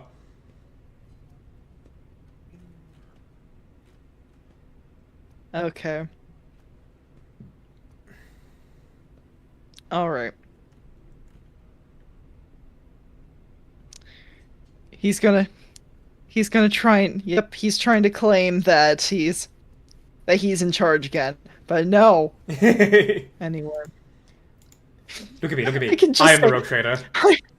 Yeah, I'm the road I'm the captain now. Oh my gosh. I really I can't really say Yeah. no, can I? Oh my gosh. I can ask him to translate that. In English, please. English, mofo! Do you speak it? Oh my god. Oh no. In this case, I guess it would be lower gothic. Actually, do you remember Kun Fury? I think I've seen clips from it. You need to watch But the I whole don't think movie I've ever- first. No, okay. It's like it's hardly even a movie. I think it's like 45 minutes, but like it is every single like stupid, like campy, cheesy, like 80s spoof movies all put together. Yes, no, I think I've definitely seen clips from it. It also has a joke that I always will quote, which is, "You don't need your spine; it's holding you back." Oh my god. That's great. I don't think I've seen that one. That was great, though. Oh my god. Yeah, I'm pretty sure you've seen the, like, this is the Viking Age. That would explain the laser raptors. Oh my gosh. I love that. Kun Fury is so fucking stupid. I think everybody should watch it. Oh, that's amazing. Okay, hold on. Let me just... Kung Fury. Alright, there we go. I think it's also just free to watch on YouTube. Okay, excellent. Triceracop is the best. Yeah. I don't even know what that's referencing, and I'm still laughing. Oh my gosh. Oh, amazing. Okay. Well, I mean, I know it's okay. I haven't even seen that scene, and that's making me laugh. There we go. Anyway. Oh, amazing.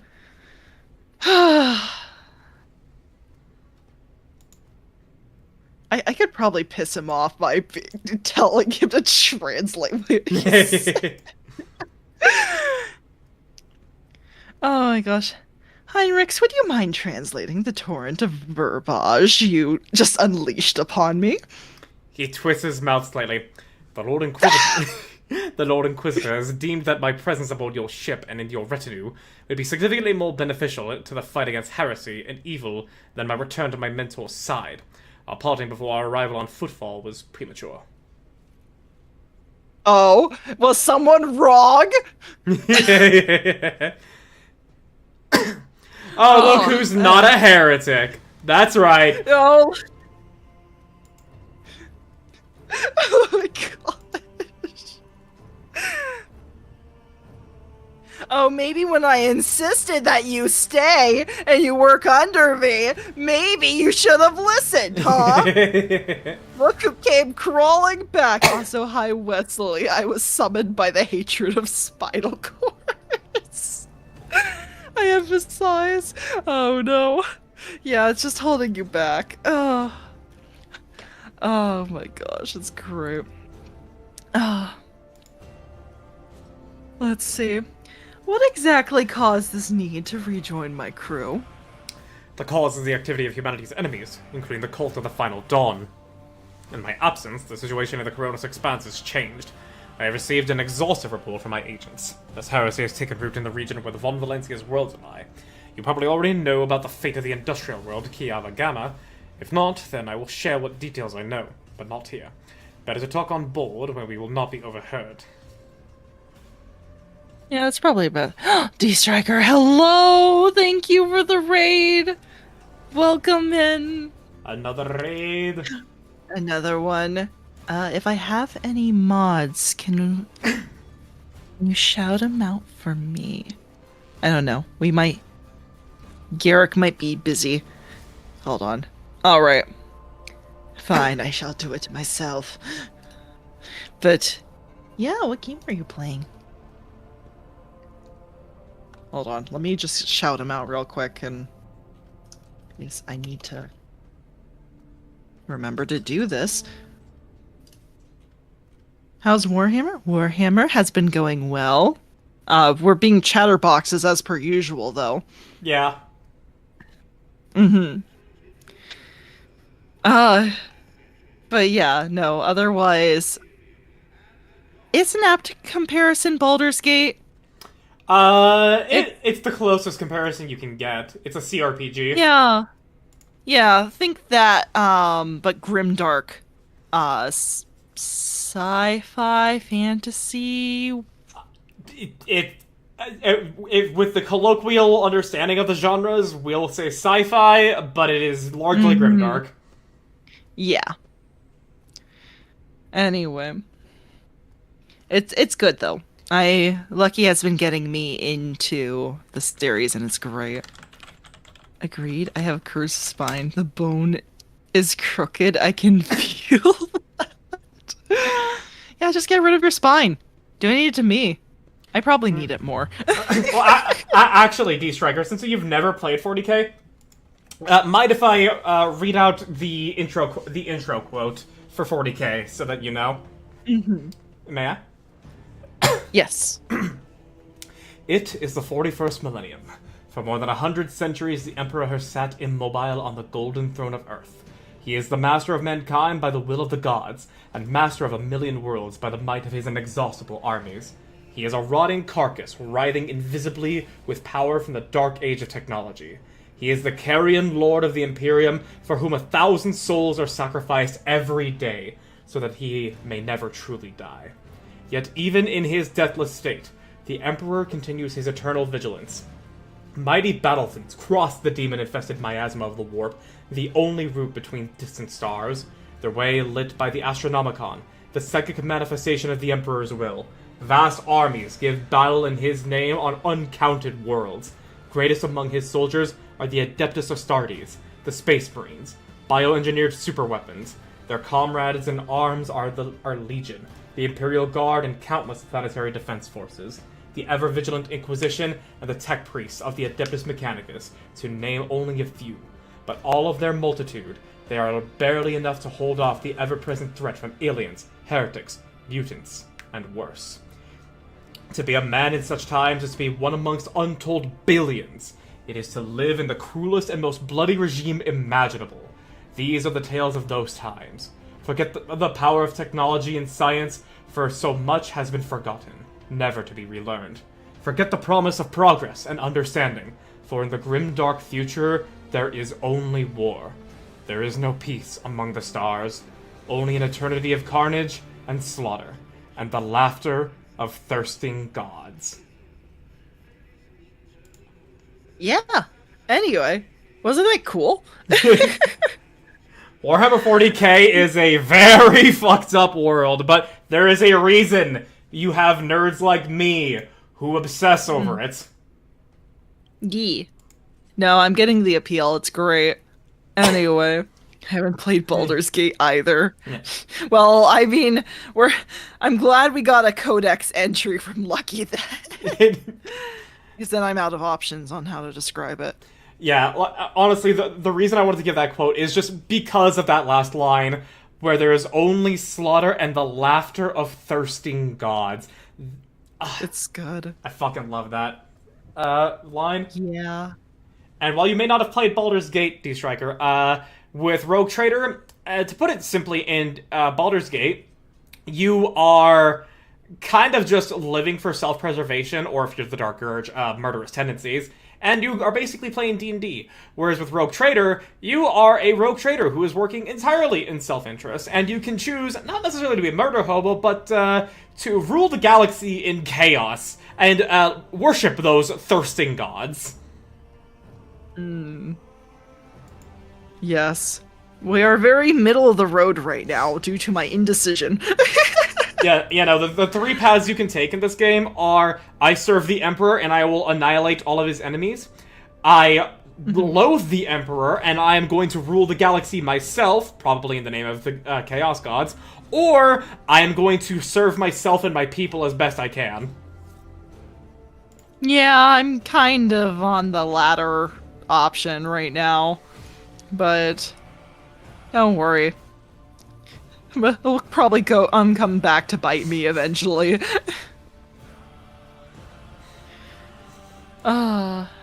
An important thing to note, there are no good factions, but there are individuals that are as good as the faction lets them. Yeah. You sold me up murderous tendencies. I mean, that's the Dark Urge playthrough specifically in Baldur's Gate 3. And that is a specific alternate, custom origin character. Yeah. Yeah, it's kind of recommended that's not your first option to play. You do a normal playthrough first, and then you can do the Dark Urge. Yeah, I started a Dark Urge playthrough, and then Path of Exile got a new league, and then I got addicted to that in February. There we go. And then we and then I actually had to uninstall that game so that I could install other games that I was going to be playing for stream. Baldur's Gate is really too big. I really wish game companies would go back to optimizing their game files, especially since I am constantly trying to make room for more stuff. It really makes me upset. Yeah. I just want to hoard my millions of games and stuff without having to uninstall, but at this point they have forced my hand. I mean, if I have to uninstall games, I want it to be the ones that I haven't played in forever and are due to be uninstalled, rather than a game that I'm kinda not playing right now, but it's taking up a lot of space. Mm-hmm. Oh, Lucky, just imagine it with me. You know how I told you how long it took for me to upload my video to the cloud? Yeah. Yeah, imagine how long it takes for me to download something like Marvel Rivals overnight. Yeah, that sucks. Yeah. It was like 6 to 7 hours for me. Oof. Yeah, it was gross. I'm so jelly of some of my friends who are like, oh yeah, let me just just get this going and I'll join you in like a couple minutes. And it's like, are you kidding me? A couple minutes? Yeah. I miss that so much. Very unfortunate. That is a great line, Yeah. Lucky, though the line more commonly quoted is, in the grim dark of the 41st millennium, there is only war. Yeah, that is the thing to where if you had to say literally one single sentence about 40K, it's probably that. That's fair. Reminds me of Conan Exiles. The game is that game is massive. Yeah, I've seen a ton of stuff for that game. It's kind of insane. Need to take a page out of Warframe's book. The game gets smaller each update somehow. I know! I'm amazed by that. It still takes me a long time to upload, but it's like, yeah, no. Why can't other game devs, make their games optimized? I swear. It's frustrating. This game is, how old is Warframe at this point? 15 years old? I think it came out in 2013 or something. Yeah, it's just I don't know. I guess I would make it more like... Wow, I actually nailed the year, March 25th, 2013. Oh no, wait, no. Sheesh, good job. Yeah, announced June 2012, closed beta October 2012, and then released March 25th, 2013. Mm-hmm. Genuinely, Baldur's Gate 3... Oh no, you go ahead. Yeah. Genuinely, Baldur's Gate 3, I can't. I tried, I played for 3 or 4 sessions, it took entirely too long to feel like the gameplay was worth it. You see, that's weird to me, there, Nar, because it's with Baldur's Gate 3, it feels like a more fleshed out D&D 5e combat. Now, granted, the rules are different, but it feels just more fleshed out. Yeah.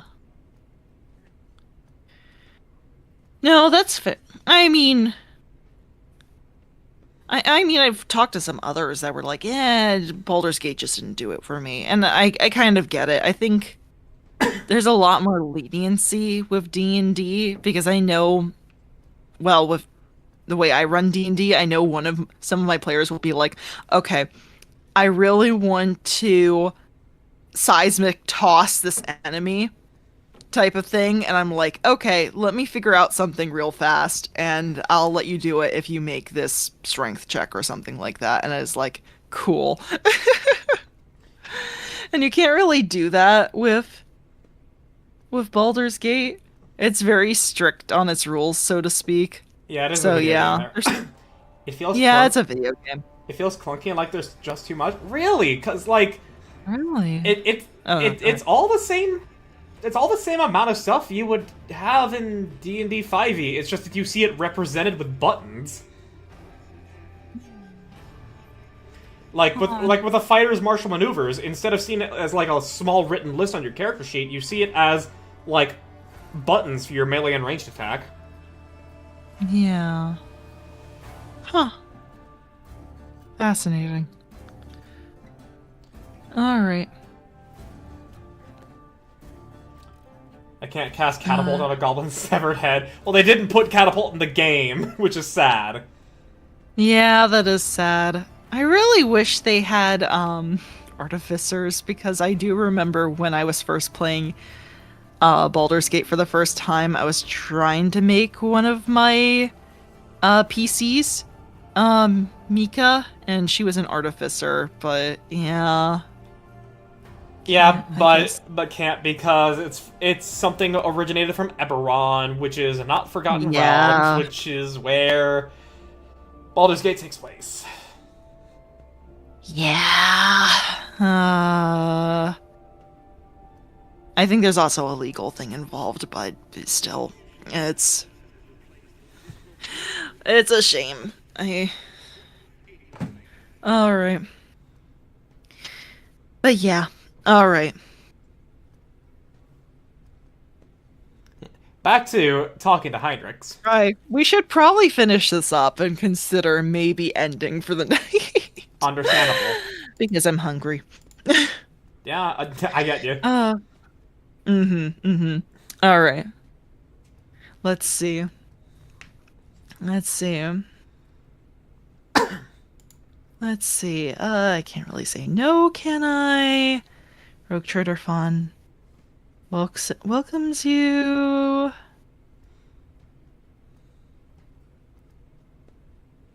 Okay, we're not doing that. That's too cordial for me, and also gives him the satisfaction. No. He's in my employ, not the other way around. Yeah. He's just crawling back. That's how that's totally what happened. That's how we'll tell the other rogue traders. Yeah, that's what we tell the other rogue traders. It's like, psh, no, I'm not. Oh my gosh. Let's see. For free, no less? Get positively green with envy. That's pretty close anyway. I'm not fond. I object to this use. I'm a rogue trader, not some peasant to be pushed around. Alright, 3 or 5. Oh my gosh. I personally love the smugness of 3. Yeah, we're gonna do 3. We're gonna turn it on him. A sanctioned psyker with the inquisitorial rosette in my retinue? For free, no less? The other rogue traders will be positively green with envy. Not the most common response to the news that I will be constantly breathing down your neck. You aren't wrong, though. I prefer to repay favors in kind. Assist me by ensuring that my work is unobstructed, and I will assist you in return. You have no idea what you're in for. Oh, a letter from Calcazar. Oh, okay. Well, let's go ahead and read that. I'll first say what Heinrich's had to say. Oh, yeah. Hold on, let me... I must also deliver this to you. Heinrich pulls out a sealed letter. The Lord Inquisitor specified that the contents of this envelope are for your eyes only. I would ask that you read it as soon as you have the time. Well, I have the time now. Anyway. I got a letter I'm supposed to deliver. Your eyes only. Yeah. Oh my god. Oh no, not the Skyrim. Oh my gosh. The delivery person. I can't believe it. Oh gosh. In 5e, it's in my head, and I go, I do it, and it's done. Don't have to dig through menus to look the same or as other menus, but the buttons are different somehow. This happened once or twice. I would love to just see you play Baldur's Gate 3 to understand what it is you're talking about there, because that sounds odd to me. I was at the stage where I had to go through the Underdark or through the mountains, and I was like, I don't know if I care anymore. Like, when it comes to the story, that's unfortunate, but when it comes to the gameplay, like, I'm just confused as to how that happened to you. I'm glad people like Baldur's Gate 3. I'm glad it made more people play D&D and therefore play TTRPGs in general more. Combat bored me to tears, and I was trying to enjoy it. That's so weird! Now, granted, you don't have, like, a DM, like, hyping up a moment, and therefore you don't have that, like intensity to a combat that a DM can provide. I understand. I guess, I mean, that's fair enough, because I am very tactics-brained. I like it when a DM narrates, but considering I can see it, I'm like, oh, okay, that's already pretty cool. And then, I get to strategize like crazy. I'm gonna be honest, I'm kind of excited for some of the mods to come out of Baldur's Gate, because some people were talking about, like, making it so that you can put your like, campaigns into it, and it's just, like, old... Someone was actually recreating Curse of Strahd from Baldur's Gate 3. Raw, that's sick! Anyway, yeah, no, that's what I'm excited for. I didn't hear about the Curse of Strahd. That's exciting. Yeah. I haven't played Baldur's Gate 3, but I will say it does have one thing you'll never get with tabletop D&D. J.K. Simmons. That's true. You will not have J.K. Simmons at your D&D table. No, that's true. Yeah. Man, J.K. Simmons helps so much with the voice work. More used to playing Lucy Goosey tables. 95% theater of the mind. Yeah, no, when it comes to a tactics game like D&D, because let's be honest here, with however many rules, have precise units of measurement listed on them, like 30 feet and everything, and how all of your abilities are involving killing monsters, D&D is a very tactical game. Because of playing a tactical game, I cannot imagine myself playing that theater of the mind. Now, if we were playing Powered by the Apocalypse or something like that, I would happily do that. Oh, fair. Yeah, I know for combat, I definitely don't think I could run Theater of the Mind. That seems really... I don't know if it's just I'm not... It's like I'm not as good at it, but it's like, from everything I've run, it's like we needed to have some kind of map in order to run combat. But I mean, if it's just like... like your D&D sessions are like very... like super roleplay heavy, and like you guys tend to avoid combat or something, then I can imagine it's like you don't really need it. Oh yeah, that's totally fine. Like what I do is that I just grab like an image that represents a scene that my players are on, and that's pretty much all I need to give them to give an idea of what's there, and then I just put the images of their characters and the other NPCs on the screen. Fair. Yeah. No, a lot of times I just have maybe a large map up, and then if they do get into combat, then I will have like a smaller battle map for them. But otherwise, most of the time it's like, yeah, you have this bigger map and you can see your tokens on it, and you can like move, you guys are represented as being over here, but otherwise I'm going to do most of the describing for this smaller place that you're in. But ye. Anyway. Right, I should read this letter, shouldn't I? Anyway. Alright. May the Emperor's favor forever remain in the light of his favor. Let me first express my condolences on the tragic death of the most honorable Theodora von Valencius. Nevertheless, I was elated to learn that the warrant of the rogue traitor has been passed to a worthy and promising heir. Ha ha ha. Yeah, sure.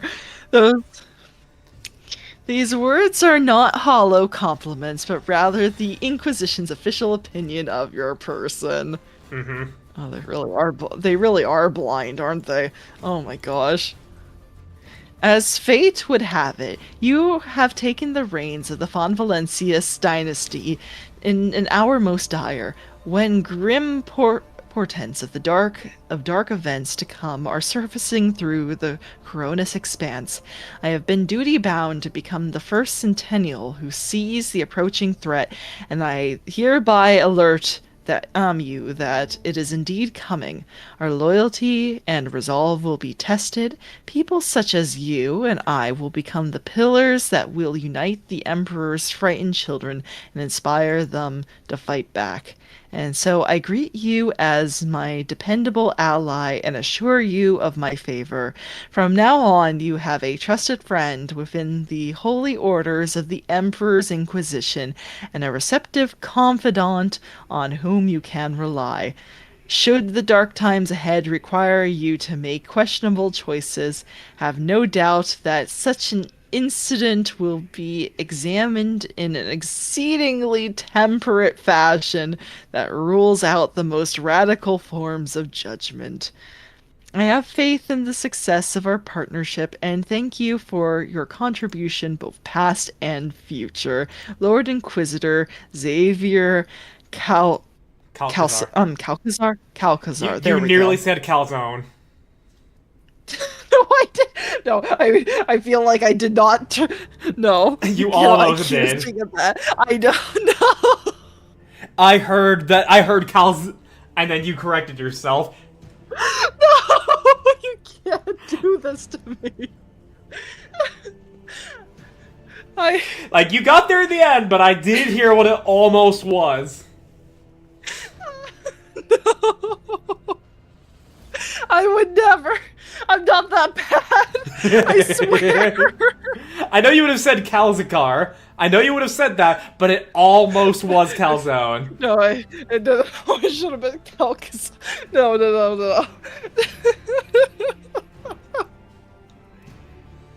I can't believe it.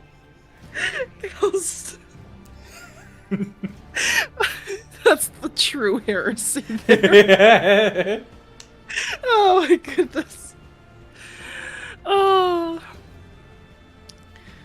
my gosh. Okay. Xavier Calcazar, his lesser-known partner, Logan Lasagna. Logan, not Logan, lasagna. Oh my gosh. Oh no, they have a whole pasta family. Oh. Anything but the Italian Inquisition. Oh my gosh. Oh. I can't believe it. Oh. Hey, That's terrible. at least you didn't actually say it. I'm just saying what it almost was. Oh my gosh, it's so bad though. Oh gosh. Anyway. Oh. Let's see, what'd you say, Nara? It's typically more roleplay, but also like theater of the mind combat just boils down to the room not being big enough to completely move out of range of anyone. So movements and spell ranges typically don't matter. And AoE spell effects are more from where you are. You can only get 2 of the 5, but if you move into the room, you can get 4 of them. But then an ally would be in range, kind of stuff.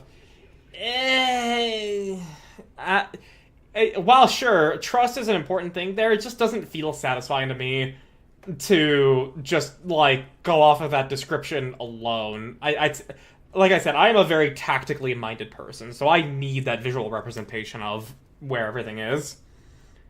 I'm pretty good at imagining stuff, but even then, I think I would lose track of things so easily if that's the way it was. Uh, I know there was a few times where I was like, I didn't, there was like one enemy, like one or two enemies, and I just basically described how far away said enemy was, and but even then, that was so difficult for like, oh, so he's this far away? No, no, no, he's this far away. Wait, but didn't you say this? It's like, I guess maybe? I forgot what I said. Oh dear. I think that's literally how it played out before. And granted, thankfully my players trust me, but it's like, and we trust each other, but it's like, ugh. That was pretty rough. Broski, explain that combat maps do still happen. I mean, yeah, bigger set. I mean, yes, but I'm just simply saying how my brain works. Okay. I'm not criticizing theater of the mind combat for D&D at all. If you manage to make it work and nobody complains and everybody has fun, I mean, like, who am I to say anything about that? I'm just saying why I disagree. Why I personally could not play that way. Yeah. All right. All right, let's go ahead. That is everything. Let's go ahead and continue. That is everything for the time being. Are you headed to your ship, or do you still have business on footfall? Whatever the case, I can either wait for you on board or accompany you as part of your retinue. And I have head trauma, Heinrichs. I'm going towards my ship. we can go back to the ship, and then you can decide if you want to come back to the Shadow Quarter immediately or not. Yeah, we'll figure that out. Okay. All right, end dialogue. You do not need to really have him part of your retinue right now. Okay, cool. We will accept for now. To the void ship. Basically important big fights, and if we get caught up tripping over the rules we get at the maps, I mean, that's where I just feel as though my groups in particular would already be either losing attention or tripping up in the first place, so we just immediately go to the maps.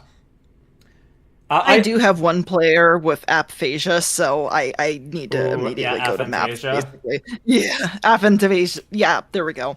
Yeah. So...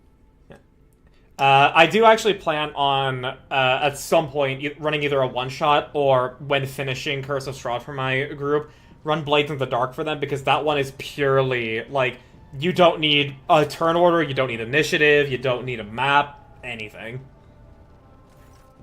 Cabela, always with the bloodletting. Right, perfect. Okay. Sorry, just... I love how every single time they make a point of showing that Cabela, does something when you come in. Remember, kids, width lies for attention, width for results. Oh my gosh, okay.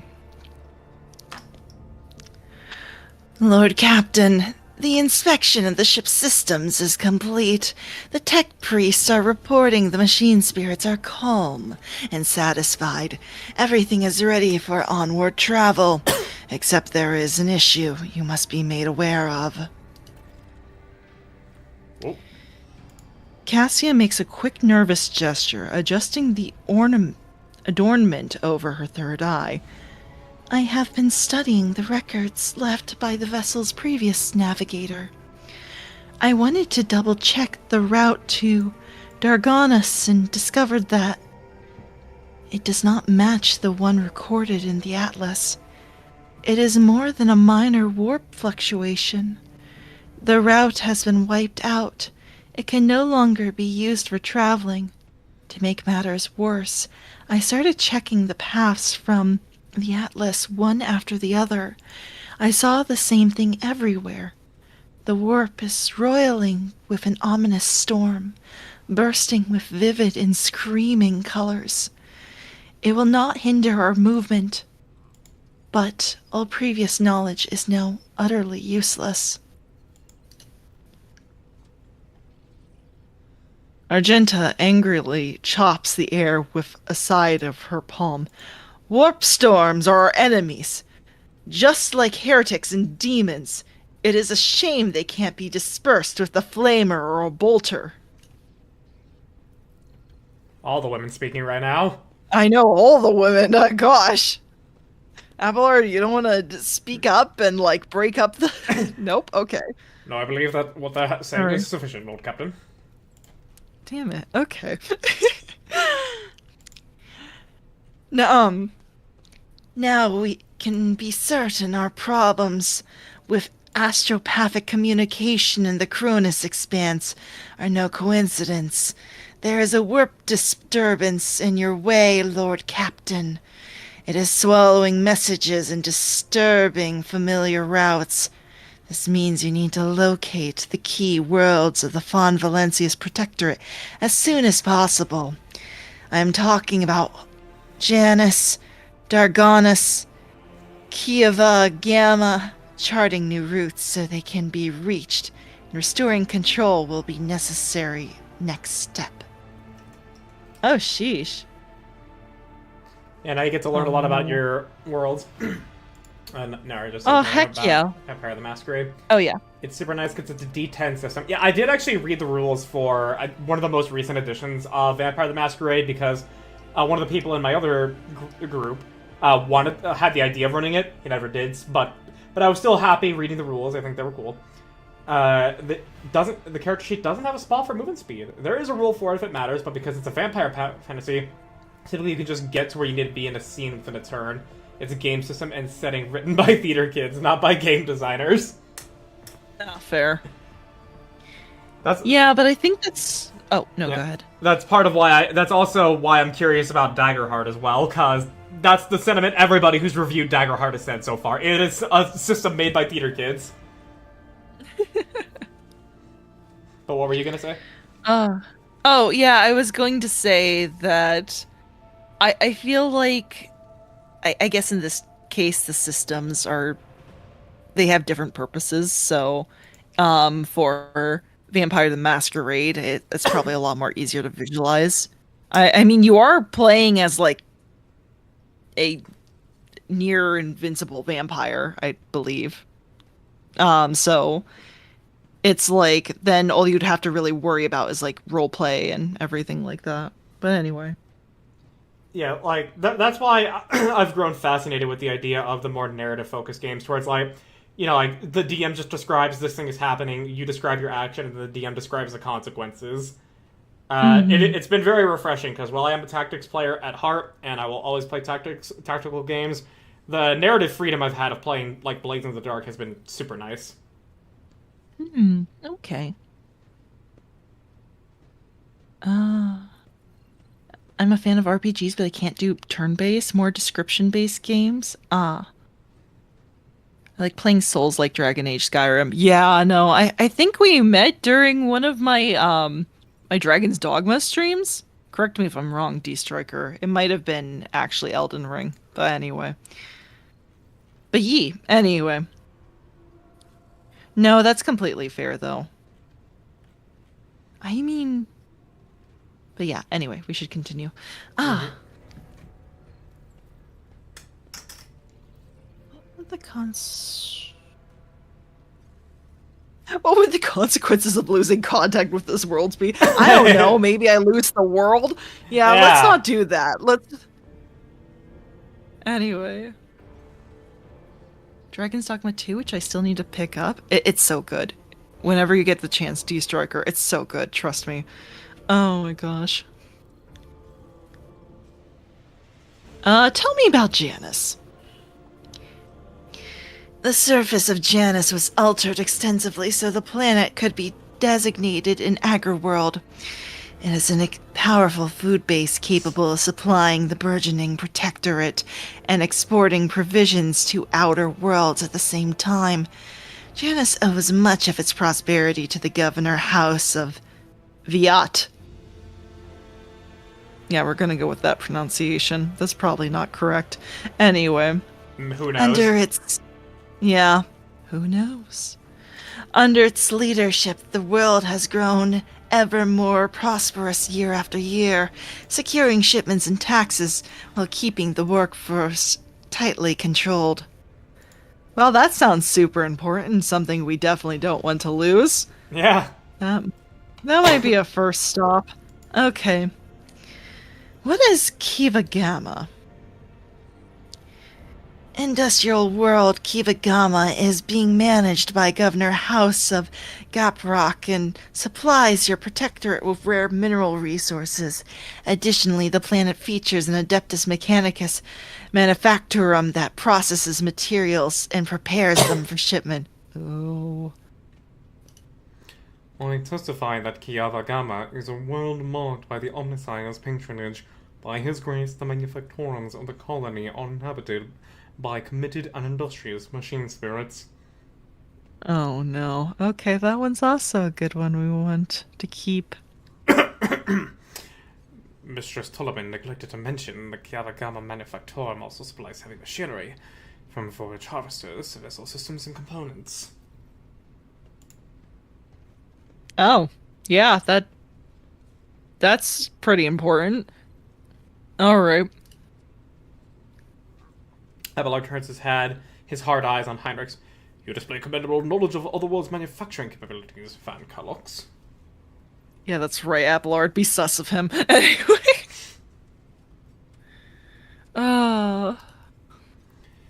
Pleased to be of service. All right.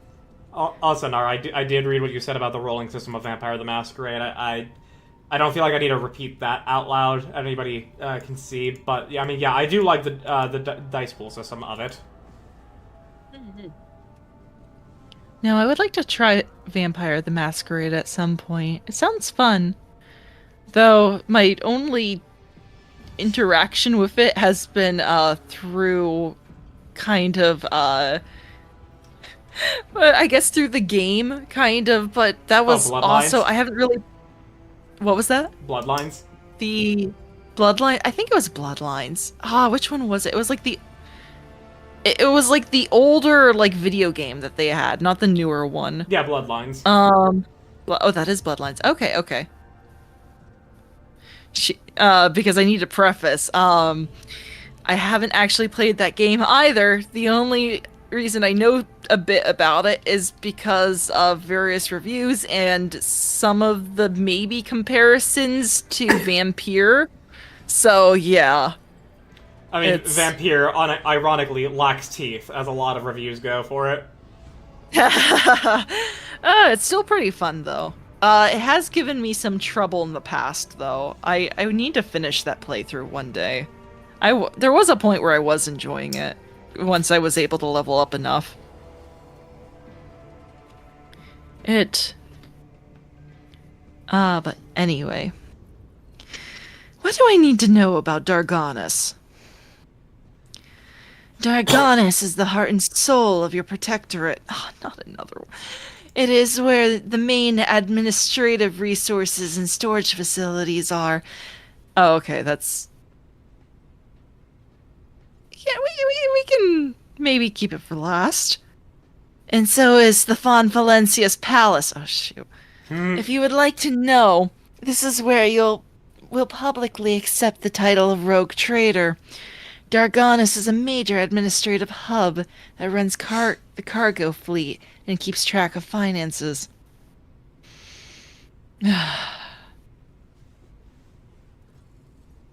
I can ask Abelard. Abelard, what is your opinion? Which world should we deal with first? Abelard strokes his beard for a few seconds before giving a hesitant reply.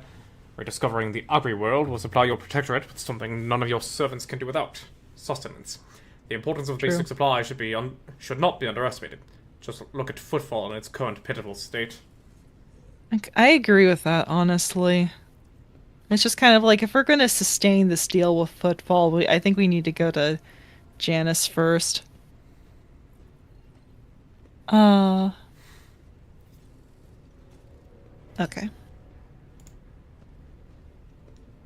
On the other hand, I am concerned by the rumors concerning Kiava Gamma. There are having no problems on Janus for many years, but something is very wrong with the industrial world right now. Delay may cost us the entire planet. Hello, lethal loser in YouTube. Welcome. It's a lot of fun. I recommend Okay. V20 over V5, though. V20 was 20th Anniversary Edition. V5 is the 5th and newest edition. Totally not confusing at all. Yeah.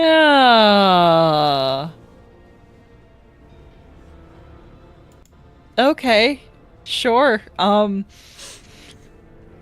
no, that's gonna cause me so much confusion in the future. Alright. I trust I do not have to explain the capital world. Losing it would make us the laughingstock of the other dynasties. Besides, the loss of chronicles and ledgers would spell a bureaucratic catastrophe, so all three systems are equally vital in the Protectorate. It falls to you to decide which should be brought into the fold before the rest, Lord Captain. Oh my gosh, don't leave this to me. You have to make an important decision, Lord Captain. Oh my gosh. I swear, if it makes me choose along the lines of, oh, whatever you choose last is gonna get, you're gonna lose. I'm gonna. I mean, I'm gonna be you've already upset. shown that if you go to certain places before others, bad things happen to those other places. I've noticed that. I've noticed that very much so. It's frustrating. I don't know. We might have to go to Kifagama first. It kind of sounds desperate over there. I want to secure whatever's going on at Janus, though, but oh my gosh. Okay, final answer. Kivagama first, Janus, and then Darganas. And I swear, if I lose these stupid bureaucrats, and then I'm mocked at the next Rogue Trader family reunion, I'm going to lose it. Okay. Very well. Our course is clear. Do my officers have any issues that require immediate attention? That is all, Lord Captain. I don't know where that... That is all, Lord Captain. The vessel and the crew await your instructions and are ready to depart Footfall immediately, should you so desire. But you still have business on Footfall. I do still have business on Footfall. I don't want to have business on Footfall. Well, let me quickly level up Heinrichs and Idira. Sounds good. Yeah, while you mull Alright. over your options.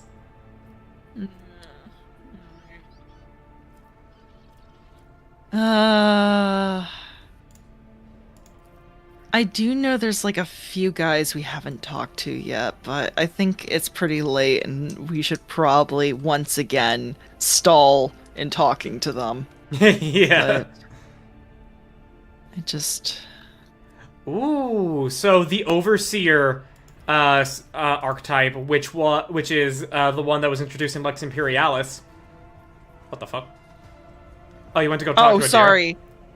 Yeah, I didn't think that was gonna pull you out of it. I just wanted to check if there was anything else she would say. Anyway, I take my leave. Okay. Always Yeah, I was Sorry. Go ahead. I was talking about how the Overseer, which came from Lex Imperialis, is a tier 2 subclass. Ah, so that servo skull we picked up is for the Overseer class. Oh. Oh, okay.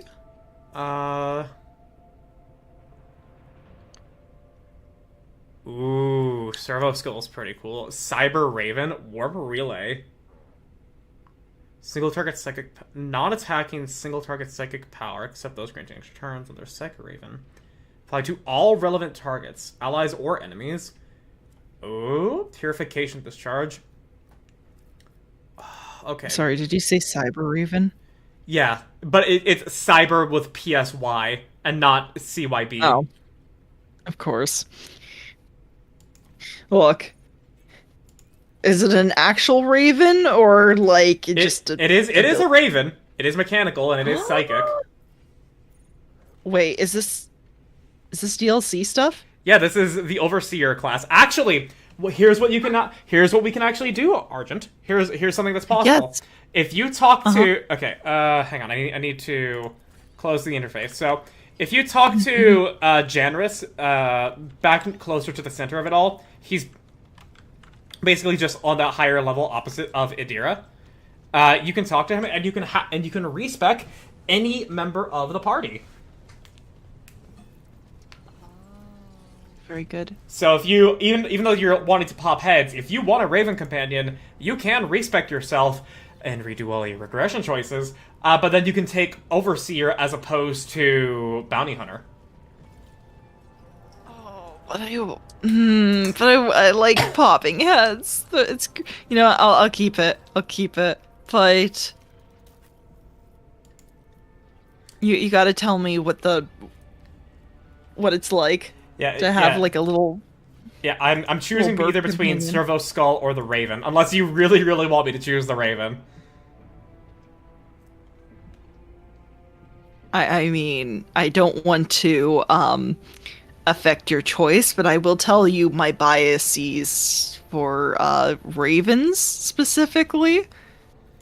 But yeah, I'll let you decide that. Okay. You know what? We'll go with Cyber Raven because it has synergy with Biomancy and Telepathy, and I think Adira has Telepathy. Heck yeah! Oh my gosh.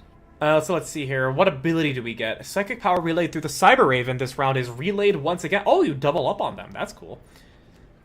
Melee dash. This Overseer immediately dashes to their familiar within a certain amount of distance. Cyber Eagle that is soaring. Ooh, Cyber Eagle. Evil Eye. Enemies in a 4-star radius around the Cyber Raven suffer 9 to 23 warp damage and 1 stack of Perplex until the end of combat. Holy. Stabilize. Allies in a 4-star temporary wounds and armor. Yeah, that's actually pretty fucking cool. I'm not gonna lie. You know, we'll give the Raven the Evil Eye. Yes. Oh, and it has a whole portrait in the party as well. Oh my gosh.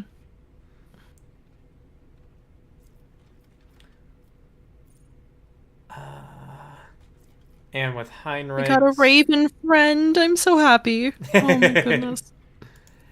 We'll give him Shield of the Emperor. There we go. They have leveled up. Okay.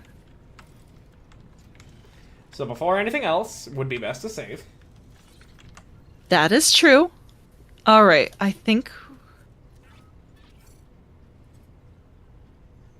we call it here. Yeah, that seems fitting. The fatigue has well and truly crept upon me, and I would still like to finish making a short I was working on before stream. Fair enough, and I need to get you my notes before it becomes too late and I absolutely just collapse or something before that, because yeah, I think you've waited long enough for that. Anyway, parlor time. All right.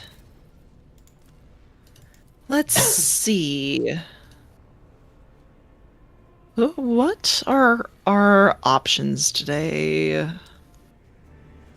I raided into Snackies yesterday, and I'm typically the type of person that's like, I don't want to raid the same person multiple days in a row. Yeah, that's fair.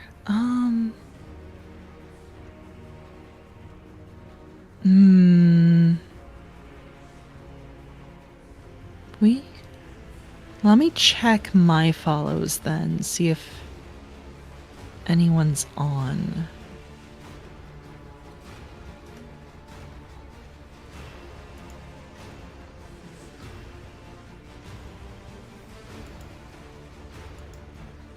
Also, just to let you know something I probably should have said at the start of the stream, the setup I had for our... I just did my reactive as opposed to my VTuber model, and your Fugi. Right. I just put us on where the portraits would be in the dialogue boxes for this game. Oh my god. Really? Oh my gosh, that's amazing. Yeah. Hold on. Un moment. Oh, you're out. Oh, okay, I can see it. Oh, that's great.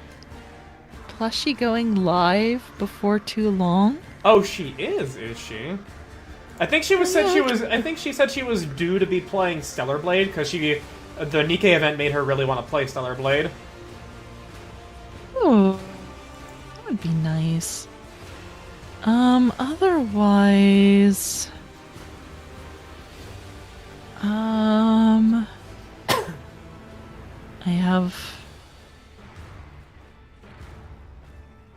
uh, uh, Goth Bay is on. I don't know why I keep doing that. Anyway, yeah, Goth Bay is on.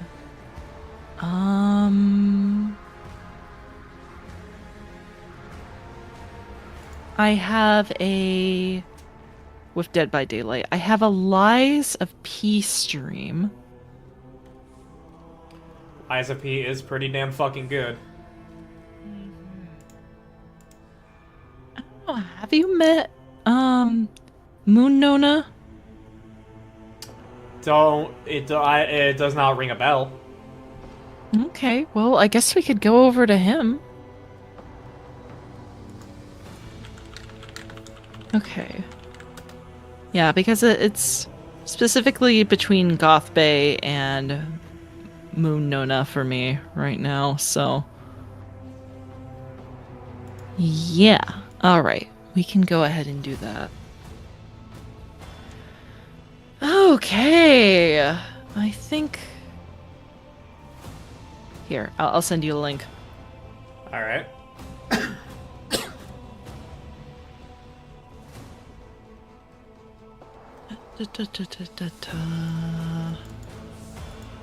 Sorry, I totally didn't get lost. Don't mind me. Okay. So quickly. I know.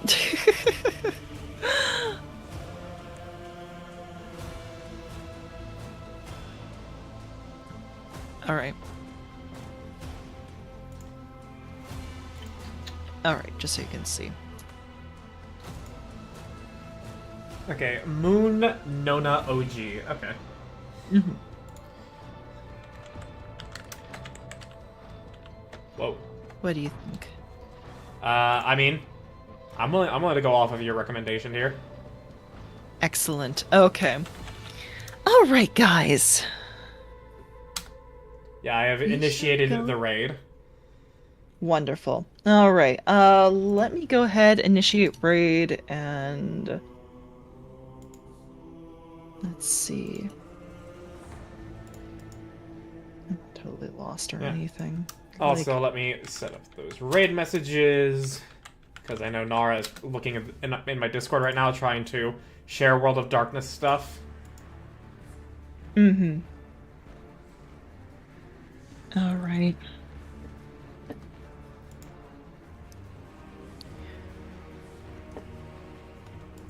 Alright, you can... Oh! I don't know where the exclamation point went for that. Don't worry about it. There we go. Alright. There it is. Oh, and... Alright, thank you guys for joining us. This was fun, as per Yeah. usual. Glad to I'm get back so to it. glad to be back. Yeah, I know, I'm so glad to be back. Also, I'm just glad to be, chatting non-stop, too. Absolutely. Oh, it's wonderful. Alright, I'm gonna talk to you guys later. Yeah, y'all have a great Couch night. with the Jonker. Thank you for making a last-minute appearance. I will talk to you guys later. Bye-bye. Have a great night.